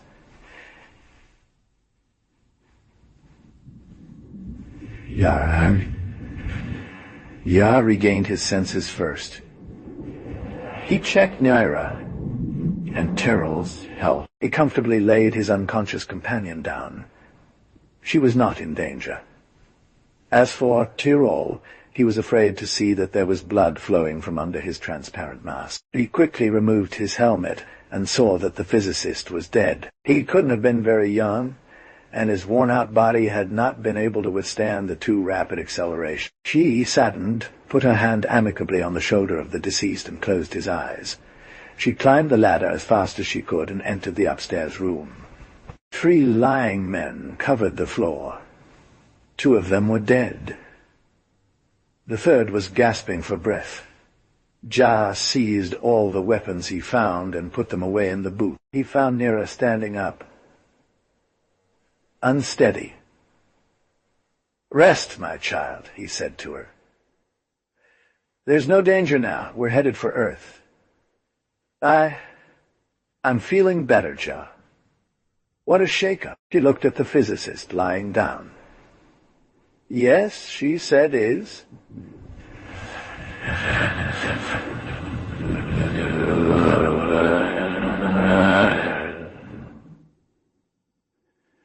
The young woman's eyes clouded over. Poor Terrell. Ja took Nira by the shoulders. He said. If he could see us and talk to us, I know what he would say. "Young people, don't worry about me. It wouldn't make any difference. Hurry up to neutralize the guard who is still alive upstairs and accomplish your mission. Warn Earth as quickly as possible to avoid losing any more human lives." Nira wiped her eyes. "You're right," she said. "There's only one left up there?" "Yes, and I've incapacitated him, despite our small size. We are the masters here. Come help me keep him under control." They hastily got up. The guard had sat down and was holding his painful head in both hands. He stared blankly at the 2 small creatures that were pointing guns at him. "Get up," Ja said. The other obeyed and stood up painfully. "You're going to help me get rid of the bodies. Open the waste compartment. Keep him under fire, Nira." The 2 deaths soon disappeared into the void. Shah didn't want to part with Tyrol's corpse. "We'll bury him on Earth," he said. "He can stay with us for 3 days without bothering us. Sit in the cockpit and don't forget that I'm watching you closely." The guard carried out his orders with enthusiasm. "You think you're going to get away with it?" he chuckled. "The ancestor will have found your kind of biowave soon enough. You'll be disintegrated." "Not at all," smiled Joe. "We've passed the big X. The rays won't reach us anymore. By the way, our types of biowaves have been changed. He won't have time to catch our new type. We'll be too far away." "They've passed the big X?" asked the ancestor. "Very well, wait for my orders." He turned off the screen, stood motionless for a moment, and then burst into a brief fit of laughter. Then he walked back and forth across the room, his brow furrowed in bitter thoughts. The game was lost. If the terrestrial government had been made aware of the situation on the moon, it would have hurried to send an armada of rockets to conquer the satellite, and would have had no difficulty in making law in a nation deprived of all means of defense, or nearly so. It was unnecessary to organize any resistance. The majority of Lunas were already won to the terrestrial cause. It was the end of more than a century's efforts stretched towards a single goal. The Terrans would show no mercy for the ancestor. He, in turn, would have perceived that mercy as an insult. What other choice did he have but death, voluntary death? The ancestor looked into a mirror and saw himself. "You are the great rebel," he said to his reflection. "The greatest man who has ever lived. You won't accept a humiliating defeat. You'll have an end befitting you. Like those former sovereigns who dragged their entire family and all their slaves to their death, you will annihilate all of humanity with you." He laughed again, a small, dry laugh. A spark of madness glittered in his eyes. In front of the mirror, he raised his arms in a theatrical pose. Then he went up to the wall, looking inspired, with a frozen smile on the corner of his lip. A secret door dematerialized. The old man descended the many steps of a monumental staircase. A halo of light emerged beneath his feet and died behind him. He arrived at a large, round room and, very straight, advanced towards the basalt dais that stood in the middle and supported some kind of sarcophagus. "This is my last bed," the heretic replied. "This is my last stay. As soon as my head rests on this pillow, the cover will fall on my body and bury me forever. As soon as the lid snaps shut, my beautiful moon will explode into billions of velvet, shattered particles, running wild in sparkling powder across space, swirling Earth into an insane dance with me at its center, unharmed within my coffin. And for millennia, I'll perform a hellish waltz around the Earth, that was to tilt on its axis, around the high and dead Earth, forever a prisoner of the luminous ring formed by the glorious ruins of what it had of greater and more precious." The ancestor approached slowly from the stage, climbed the steps in a solemn way. He lay down in the sarcophagus, slowly tilted his head back, and placed it on the cushion of precious fabrics. The lid clapped down on him. A fearsome moment of silence followed. Then the room seemed to topple. Its walls cracked. A multicolored ocean of flames overwhelmed everything. Chapter 24. The guard, an unwilling pilot, had been bound to the controls. Ja and Nira had settled behind him on the sill of a window, an easy position thanks to their small size. "We're not growing at all anymore," Nira fretted. "It's inconvenient, obviously," Ja replied, "but Tirol had calculated that we would be back to our normal size in 3 days. We're only on the 2nd day. I'm a little anxious despite everything." He had been forced to work quickly in order to limit the action of microbiological action. The strokes of our growth prove that his technique was not up to scratch. "When the Earth intervenes, once peace has been found, we will have all the time in the world to grow if we are stopped at 10 centimeters. Nira looked at the moon through the porthole. She paled, put her hand on the wrist of Ja, and squeezed it tightly. Startled, Ja followed the direction of her gaze. He clenched his teeth. The moon was splitting into 3 pieces, which themselves subdivided into a multitude of milk-white chunks. Then the debris of the satellite took on the aspect of a luminous cloud that unraveled at a mad speed as it began to orbit the Earth in an ellipse. Incandescent blocks, growing at the speed of light, came like lightning towards this tiny dust that was the rocket in the vacuum. Maximum speed. Ja screamed at the pilot, frozen by astonishment. The cry had the effect of a cold shower. He clutched the controls and accelerated towards Earth. The rocket tangos heavily, turns completely on itself, and devours space. Ja and Nira roll on the ground. The young Terrian got up right away and checked the dials on the dashboard. Then he climbed along the pilot's shirt and leaned over his shoulder. "You didn't do it on purpose," he cried in her ear, "but you're going the right way. Keep going straight for gravity while slowly approaching Earth." The reactor vibrations filled the cabin with a thunderous noise. Ja leaped onto the floor and caught Nira's dizzy form in his arms. "Let me do this," he said to her. "I'll attach myself to this beam. We're certainly going to see some tough times ahead." He securely bound Nira with ropes and hoisted himself onto the guard's shoulder. He tied himself around the guard's neck. This situation would have been unpleasant if Ja hadn't been occupied by the tragedy of events, as the giant's face was dripping with sweat. A huge meteorite was passing a few kilometers away, falling towards the Earth. The rocket spun wildly, shaking its passengers roughly. The straps that held Ja to the pilot slipped. The young man ended up hanging on the guard's chest. He decided to stay there. "Oblique 2 degrees to the left," he shouted. "We're going to get out of this infernal circle, but we're leaving Earth behind," said the pilot. "Yes, what else? Let's leave the catastrophe behind. We'll spend long enough in space waiting for things to calm down." After narrowly escaping disaster on numerous occasions, the rocket passed through the dangerous area, where meteorites made navigation almost impossible. Far, far away behind Earth, it hung suspended in space for days and days. It had to be separated from the foul body of Tyrol, which polluted the atmosphere. The 3 survivors from the moon were lost in conjectures as to the cause of the catastrophe. Nira remained long prostrate, deeply shaken by the end of her native planet. She had surrounded him with care, trying to make him forget the terrible grief of 100 million Lunarians. As for the old god, he had formed a common cause with his 2 small companions. A full solidarity bound them together in the harsh trials they had endured. Any hostility would have been meaningless anymore. Other feelings were reserved for them. They saw gigantic meteors hit the Earth. They watched in wonder as the planet's appearance was transformed. Continents whole disappeared, while new islands were born. The southern half of Africa was flooded by a massive gray cloud, undoubtedly a titanic tsunami.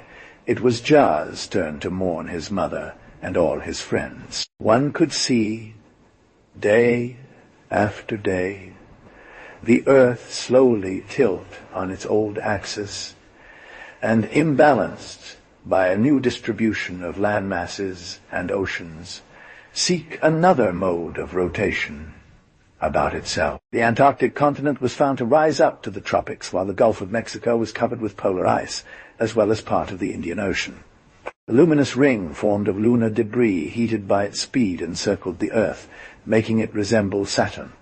Finally, everything seemed to stabilize. Ja asked the pilot to turn back towards Earth, passing through the north, in order to avoid the dangerous area of the ring. It took a week for the rocket to reach the outer layers of the atmosphere. She sailed over the raging sea that covered the homeland of Jabanal and headed north to find a landing place. Emerging from the storm, the Atlas Mountains were finally visible. The rocket descended slowly, past the massive clouds from a terrifying storm of violence, and landed on a hill not far from the city of Algiers in heavy rain. "Finally," said Ja. "Finally the old good Earth, but disfigured, unrecognizable." He raised his face to the window, trying to pierce through the thick gray curtain of water that came from the sky. "It's terrifying," he said. "You can't see anything." Nira, who had never experienced rain or storms before, trembled with all her limbs in a corner of the cabin. "Is this Earth?" she whispered weakly. "No, it isn't like that," the guard shouted. "It's like that and not like that. It's—" He burst out laughing. "Have you ever seen a moonless Earth?" he said. "Ever? A moonless Earth, no. Neither have I."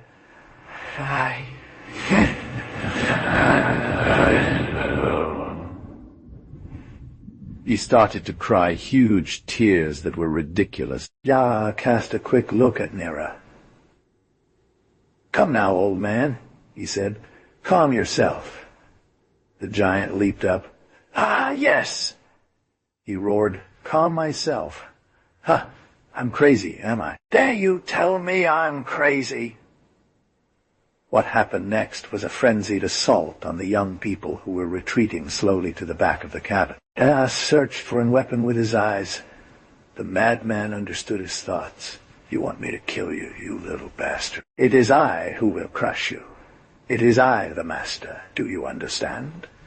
Master of little bastards like you." He leaped upon the couple feet first. They only had time to veer right and left.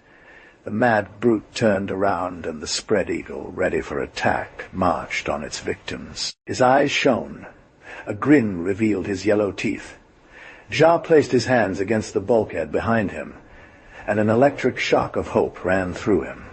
He felt the shape of a disintegrator under his fingers. He brought the gun in front of him and threatened the guard. "I don't want to fire, old man," he said, "but don't force me." The guard jumped towards him. Ja pushed the trigger and the giant fell heavily on the ground, his half-face blown off. "Poor guy," said Ja. His mind didn't stand the strain. Chapter that series, The rocket stayed perched for 3 days on the hill.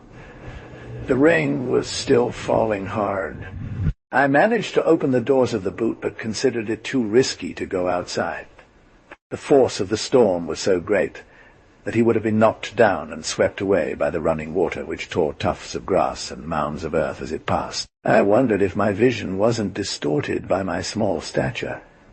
He concludes that no, the storm was really exceptional. It would have disturbed normal men, all the more so dwarves like Nera and him. He was surprised that no one from Algae had yet come to understand the origin of his rocket. He supposed that the people were still under the shock of the terrible events they had endured. People had to stay at home. Others ran half-mad around the streets of the town. Everything was probably chaotic. They may not even have noticed the arrival of the rocket.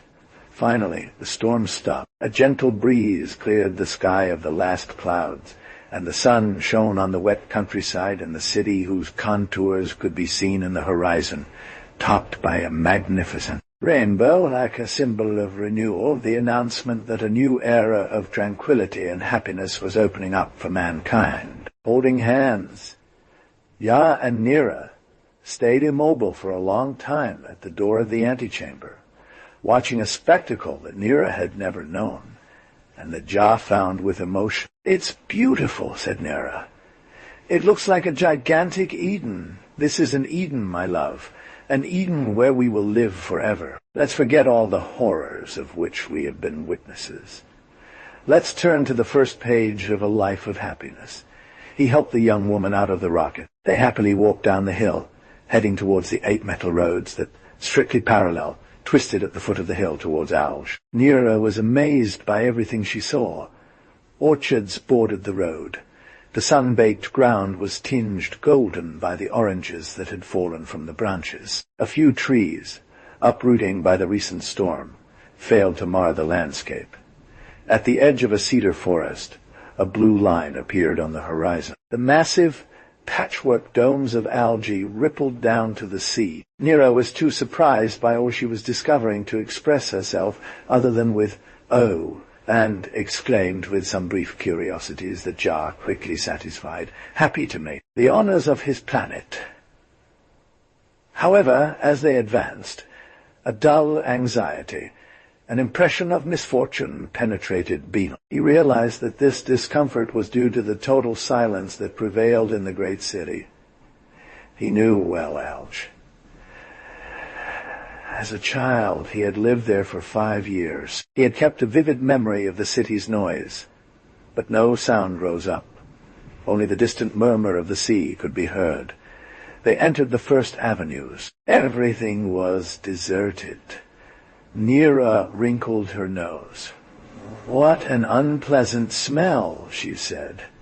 Ja's mind became grave. He dragged Nera further on. They emerged onto a vast square where the smell was unbearable under the scorching sun. Cadavers were piled everywhere, picked at by clouds of flies. Penetrating further into the heart of the city, they encountered clusters of dead bodies everywhere. They entered the houses, the same macabre spectacle. "This is terrible," said Ja. "Let's leave this city as soon as possible." "What have they died from?" murmured Nera. "What happened? The earth has been shaken by extraordinary phenomena, almost unimaginable, which led to unpredictable consequences. Perhaps they died of hypothermia, fear, or suffocation. Maybe there were temporary voids in the atmosphere, or excess pressure. One can imagine anything. Sikam was there. He might be able to tell us by examining the victim. But we're not doctors. Come on. Let's find a working chopper and get out of here." "A helicopter?" "It's like an anti-gravity machine for Earth." They didn't have any trouble finding a device on the terrace of an empty house. Their small size made even the most mundane tasks difficult for them. I had to work for several days in a small workshop to develop a mechanism that would allow a man just 1 meter tall to fly a giant helicopter. I checked the status of the atomic stack and was reassured. The device could still operate for 2 more years without recharge. They left Alge and visited one after the other all the important cities of Europe and Africa. Some were intact but still full of corpses. The others had been shaken by earthquakes. Some had completely disappeared. In their place they found only huge fields of vitrified rubble by intense heat, from God knows where. They flew over the new polar ice cover that froze the Gulf of Mexico, explored the two Americas without finding any human life, and Canada had been crushed under massive moon quarters. They flew to vast Asia, but devoid of men. Oddly enough, all animals with an average size of less than 20 centimeters had been spared. They found not one tiger, not one horse, nor a single living elephant. On the other hand, rats, small birds, insects were in abundance. The vegetation had been little affected. We must accustom ourselves to the idea that we are the only survivors, Ja said sadly. Let us search for a hospitable land, particularly conducive to our final installation. Have you heard of Oceania? I think they are islands. Yes, wonderful islands with stunning scenery. If I judge from the way the earth has tilted, their ideal climate hasn't changed much. Chapter 6. They headed for Tahiti, the Lucky One, located in the middle of the Pacific Ocean. Ja's hope was not disappointed. The island remained unchanged. The sun's heat was always tempered by the sea breeze that sang in the palm trees. The blue waves licked the golden beaches interminably. The proud mountains stood out against the azure sky. They avoided the towns unfortunately infested with rats gorging on corpses, and settled in a small valley halfway between sea and mountain. A little river, with waterfalls and miniature lakes, sang nearby at the bottom of a lush garden filled with bougainvillea. Ya found a cave of their size and marked its entrance with sharp stakes and a semicircular ditch. In fact, 1,000 dangers were to be feared. The small couple was in the same living conditions as in distant prehistory. A simple rat was for them a formidable predator, most insects, enemies to be wiped out without mercy. In the beginning, they were forced to use their disintegrators to parry immediate dangers. But it became necessary to provide for the moment when these would become useless. Ja got used to getting by with weapons he could make himself. Steering a hollowed-out coconut shell, he had hours to wait for big fish like himself to approach, which he harpooned with fire-hardened pieces of wood. One day he got into a fierce fight with a crab. Sautant de part et d'autre de la bête pour éviter les pinces meurtrières qu'il aurait coupé en deux. Il réussit à la renverser sur le dos à l'aide d'un simple morceau de fil. De faire comme les vieux. Ces jours-là, ils seront de la viande pour une semaine. Leur petite taille avait aussi ses avantages, car même le moindre fruit ou coquillage suffisait à les nourrir. The shells especially served all sorts of purposes. They made for rudimentary utensils with the shells. The large ones could almost serve as baths. Broken, they were drawn into weapons or tools. They had long since thrown away their swimsuits, useless on Earth. Their skin took a beautiful golden hue. Nero was having a lot of fun making tiny flower crowns and deal.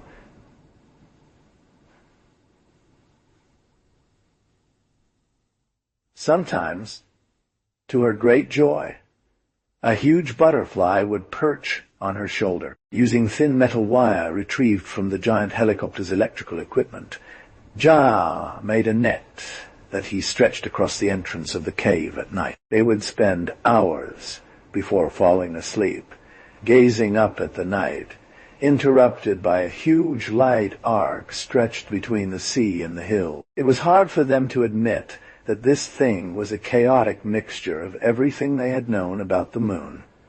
One day, Ja caught Nira covering an oval shell with dry herbs. "What are you doing?" he asked. "I tried to see what it could look like as a cradle," Nira confessed, blushing red. "Why?" she asked uncertainly. Nira nodded her head affirmatively. Then Ja embraced her tightly. He felt strong, full of happy projects. Adam and Eve, he dreamed. Our children will populate the island. Our great-grandchildren will spread throughout the archipelago, then cover the entire earth. A race of clever and courageous little men will reclaim nature. And all of this will come from us, too.